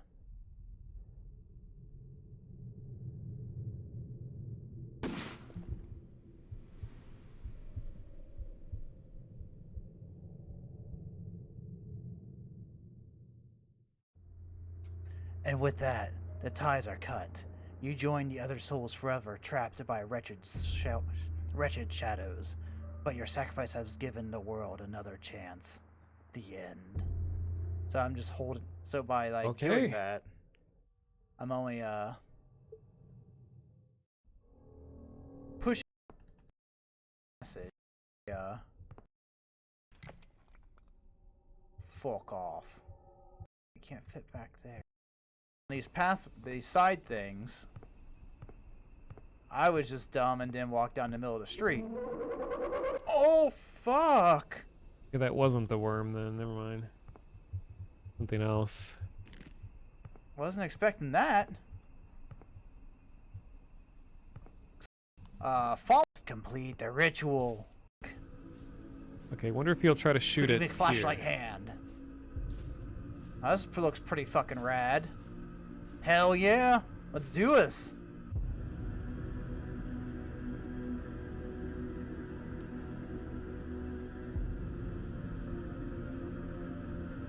Oh hi! How you all doing?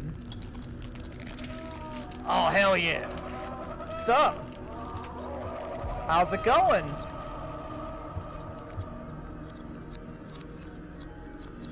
Okay, bye. Is that all? Hi. How you all doing? Alright, well that's pretty fucking metal. Guess I'll go ahead and leave. Do you want... Sweet, finally a game where I get to complete the ritual. Excited. I feel pretty good. Now I got my keys, so... Time to go home. Job well done. I think I need a raise. Oh, hi. How are you doing? I'm gonna need a bigger gun. If you don't want to be my friend. Are you like the ruler of all? Is that one? I forget its name. Didn't it start with a C, like Calhoun or something like that? And the shadows spread across the world. Granting really good. What was above you. But it did a really good job on, even though it was dark, still like letting you see things. As of you could still see. Okay, well, he at least got figured out the fact that you can shoot the statue and it will destroy it. So hello, Dana Scully, welcome. considering how new this is, I really doubt anyone will have gotten all the endings, especially since all these videos are like just kind of people just giving it one shot and then quitting. Welcome, lads and ladies, back to my channel. How's everyone doing? Oh, I was expecting him to give us a really loud "What is up, you guys?" But no, he's very polite. It's just Welcome, like, lads and ladies, back to my channel. oh, How's that was everyone nice. doing? Loud. Okay, so I'm guessing he's gonna get the same ending. Thing around the bin. Yeah. That's part of the video. Oh wait. I'm scared. He's edited in something. Are these other endings? Oh, pew pew. Whoa! I'm sorry, I'm scaring you guys. This game got me. Guess I have bad gun reflexes. Yeah, I didn't shoot him. So it seems like I couldn't find the last school piece to finish this game with all endings. For the last part of the video, I'm using someone else's video, so I hope the Bear TV. How dare you look at other people's videos Hopefully not. during your own videos? Who does that? See their full video, it is in the description. Oh wait, what? Not and appreciate it. If you want to see their full video, it is in the description. Oh. But yeah, looking everywhere for the last skull. And Okay, so they just get. This feller's 100 feet tall now. Doesn't look like it gets any better. Hello, sir. Have you come to reign your dominion over the world? Can you please just step on me now? I'm not the type that likes to bow. And the shadows spread across the world, granting unto humanity an eternal. Should I? Oh, God. Oh, I should have used all the ammo. You don't have to do this. He did it. Join the other. The next video, everyone stay All right, safe. so there's those two endings. There should be one more ending. What does it say? Oh, I wasn't even showing you guys what I just watched. Okay, well, there was nothing new. It was just the same ending again. I'm looking at the game page. It says, oh, it just says with multiple endings. I guess I was thinking of Somerville, talking about 4 endings specifically. I don't think there's specifically 4 for this. Oh, wait. There was the hint, read me. What does that say?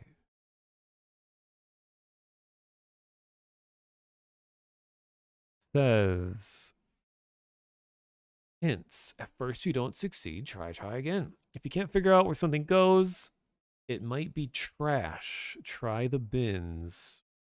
Wait until you see movement before providing judgment. Wondering if that's hint about when to shoot. Sometimes when in doubt, you've just got to pull the trigger. Red light, sign of end times. Make sure you've done everything you want to do.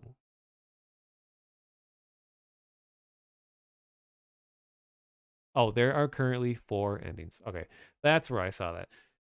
So we got runaway in the motorcycle right away. And then we have get all the skulls, thing rises, and then it ends.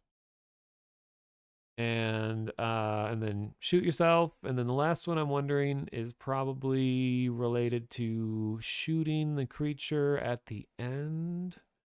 Especially since the hint says wait until you see movement before providing judgment. Probably saying wait for the skull to rise up out of the table and then shoot. God, but part of me wants to go do that ending because I'll probably have the only video that has the full ending. It'd be cool to contribute to this game. Do a quick look through the comments to see if anyone claims to have gotten all the endings. Comments. Super creepy, good ambiance. Good job scaring the jeebly-heebly out of me. Creepy, well done, mate. Never thought a gas station worker could start Armageddon. Don't know why you want to collect skulls and put them on stones. Okay. People are weird. Interesting game.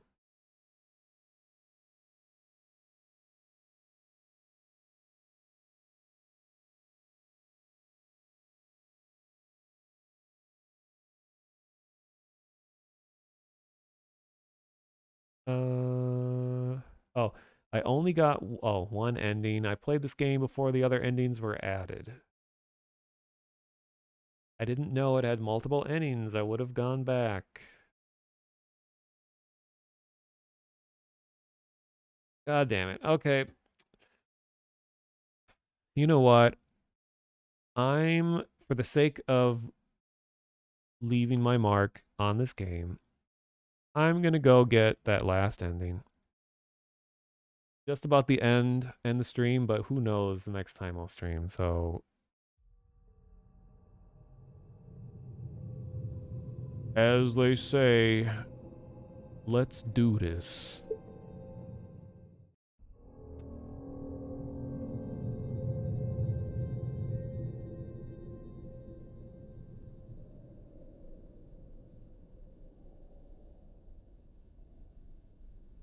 Okay, this is epic. Yeah. You're probably watching my video on YouTube right now. You've just played this game, thought it was pretty cool, and you're just made aware that there are 4 endings.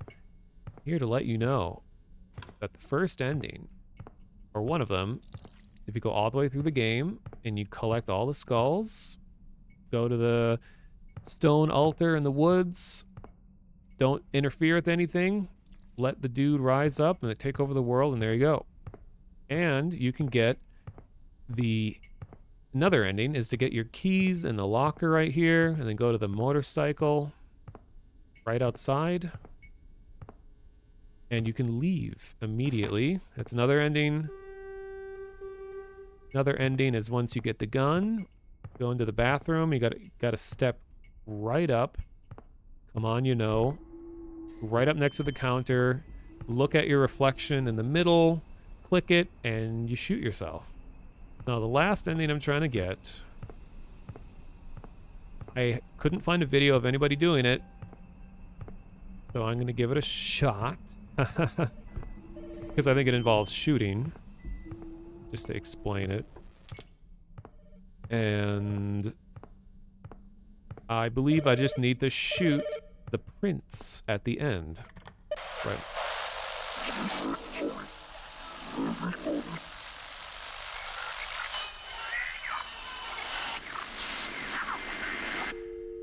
Two 20863. 20863. Wait. 20. Yeah. Tuber voice. Very tube-tacular.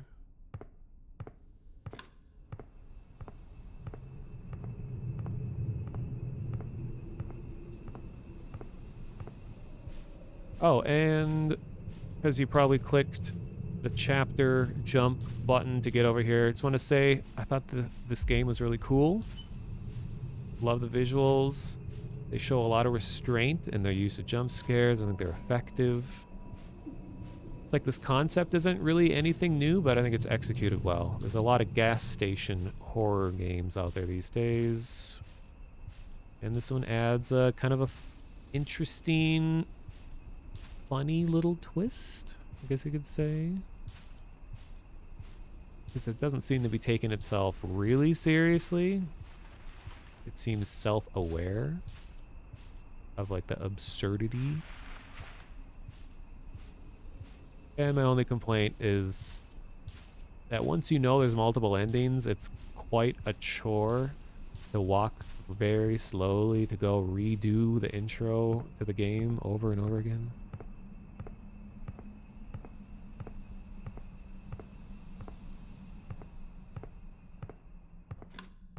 So getting the skulls. Skull fell off. There's one.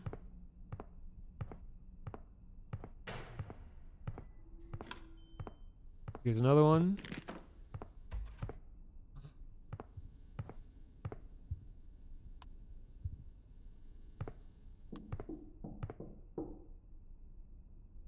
Come in. Love this part.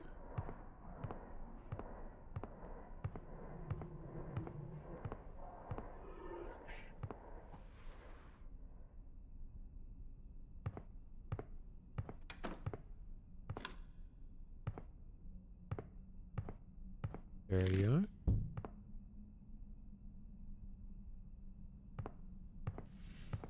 Good morning to Cookie. Stream definitely was not 7 hours, and I'm definitely not replaying the whole game so that I can have probably the only video footage of this last ending, because I couldn't find anyone else online with it. Here's the motorcycle that you can end the game with early if you want to.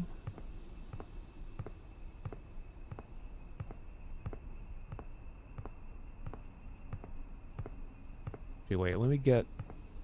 Yeah, the skull that everybody seems to miss is if you just walk out onto the road. We're going to have a visit from a little friend here.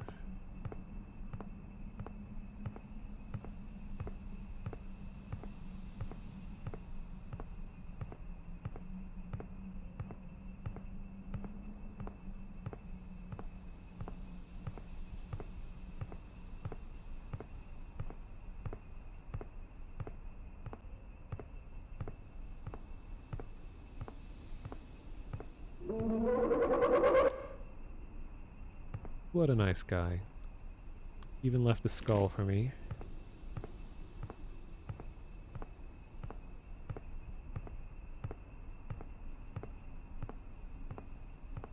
Yeah, it's not officially morning until I've slept.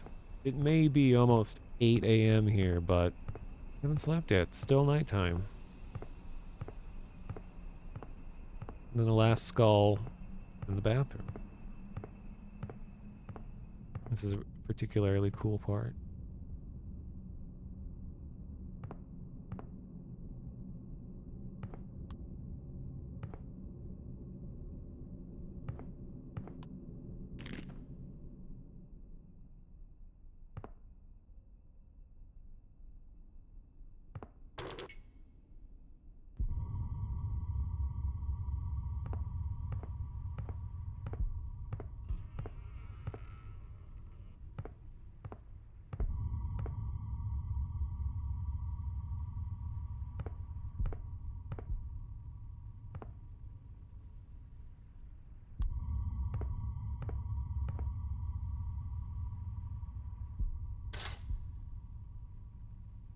So, sadly, if you want to get the self-inflicted gunshot wound ending, once you get the gun, you would come back to here and you stand right front and center and you click yourself. He does the dirty deed. But I'm here to be a hero. So right now I could go just get the final ending, or the big main ending, and go over to the ritual site. However, it's a well-known fact that gas stations hide tributes to all kinds of cosmic horrors underneath them, including demonically powered handguns. So here's the prince. Colon, the baby prince, to be born into our world to rule for eternity. Here's our friend from earlier, bathroom dude. Aragwell, the bastard vermin, helper of the unfaithful. And then Ashedmadir, protector of the faith, he who can hide in carven images. And then the house centipede, Omega centipede. Israndir, the curious angel, consumer of flesh and bone. Yeah, it's the Home Depot skeleton. See you later, Dana Scully. So here it is. The tool of man hidden from the puppet. Now, what's interesting is that this happens, which I give them a lot of credit for not putting a loud jump scare sound when this happens. I don't know if shooting this has any effect on the ending, but I will, just because I have a lot of bullets.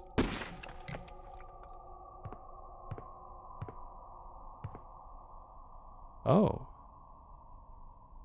Okay, so when you shoot that one, all the other statues disappear?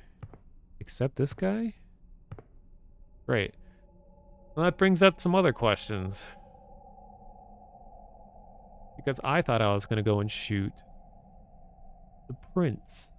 But now the statue's gone. And it seems very strategic that they would remove all the statues except this one, which is the one that's been following us. Didn't they disappear regardless? Did they? I wasn't paying attention.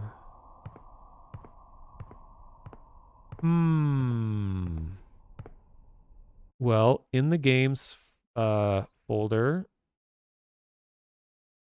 the hints that they give say, at first you don't succeed, try again, which I assume means just there's multiple endings, keep trying. If you can't figure out where something goes, it might be trash, yeah. If people couldn't find where the key is used, which is by the bins, did that. Wait until you see movement before providing judgment. So waiting until movement leads me to believe that you'd wait for the skull at the sacrificial table to start moving before shooting. So I think that's the best evidence for I need to use the gun at the very end at the altar. Other hint is sometimes when in doubt, you've just got to pull the trigger. I don't know if that's a hint towards suicide ending. Red light is the sign of end times. Make sure you've done everything you want to do. I think that's a hint to say you see the red light, the beam in the sky saying that, hey, you can start that ending. And the everything you want to do is to go get the gun because you can go into the ending without the gun. Okay, so I think all of these support a theory that I just need to shoot the dude on the table. How many bullets do I get? I think it was like 10. And I used 1. So if for some reason nothing happens when I shoot the guy, I guess I could just shoot everywhere. I don't know. We'll see what happens.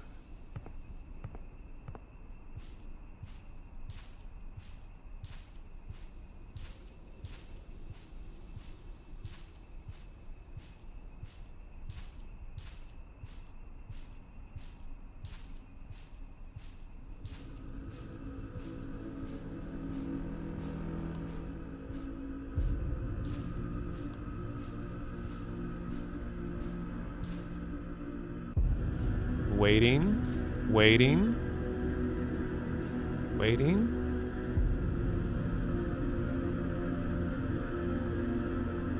Movement. Come on, movement. Here it comes. Aha!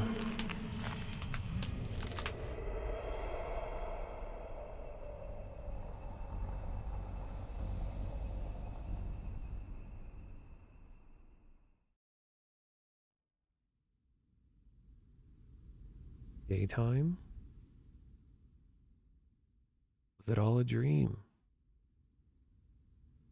Something still doesn't feel right.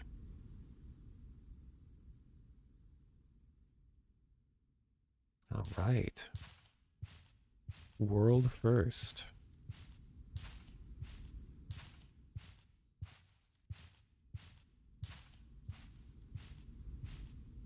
Kind of an oversight for demons to be vulnerable to bullets. Demons should have thought a little bit more about that one. Oh. The lanky boy was floating. died, Death Stranding style. The abomination dies mid-birth. You can finally breathe a sigh of relief, but that itch in the back of your head remains. And as soon as you find yourself lost in the fields again, well, and soon you find yourself lost in the fields again. Well, that was 4 endings. All right. Well, cool. We were right. The provider of the unfaithful or whatever, helper of the unfaithful, remains to haunt gas station workers till the end of time.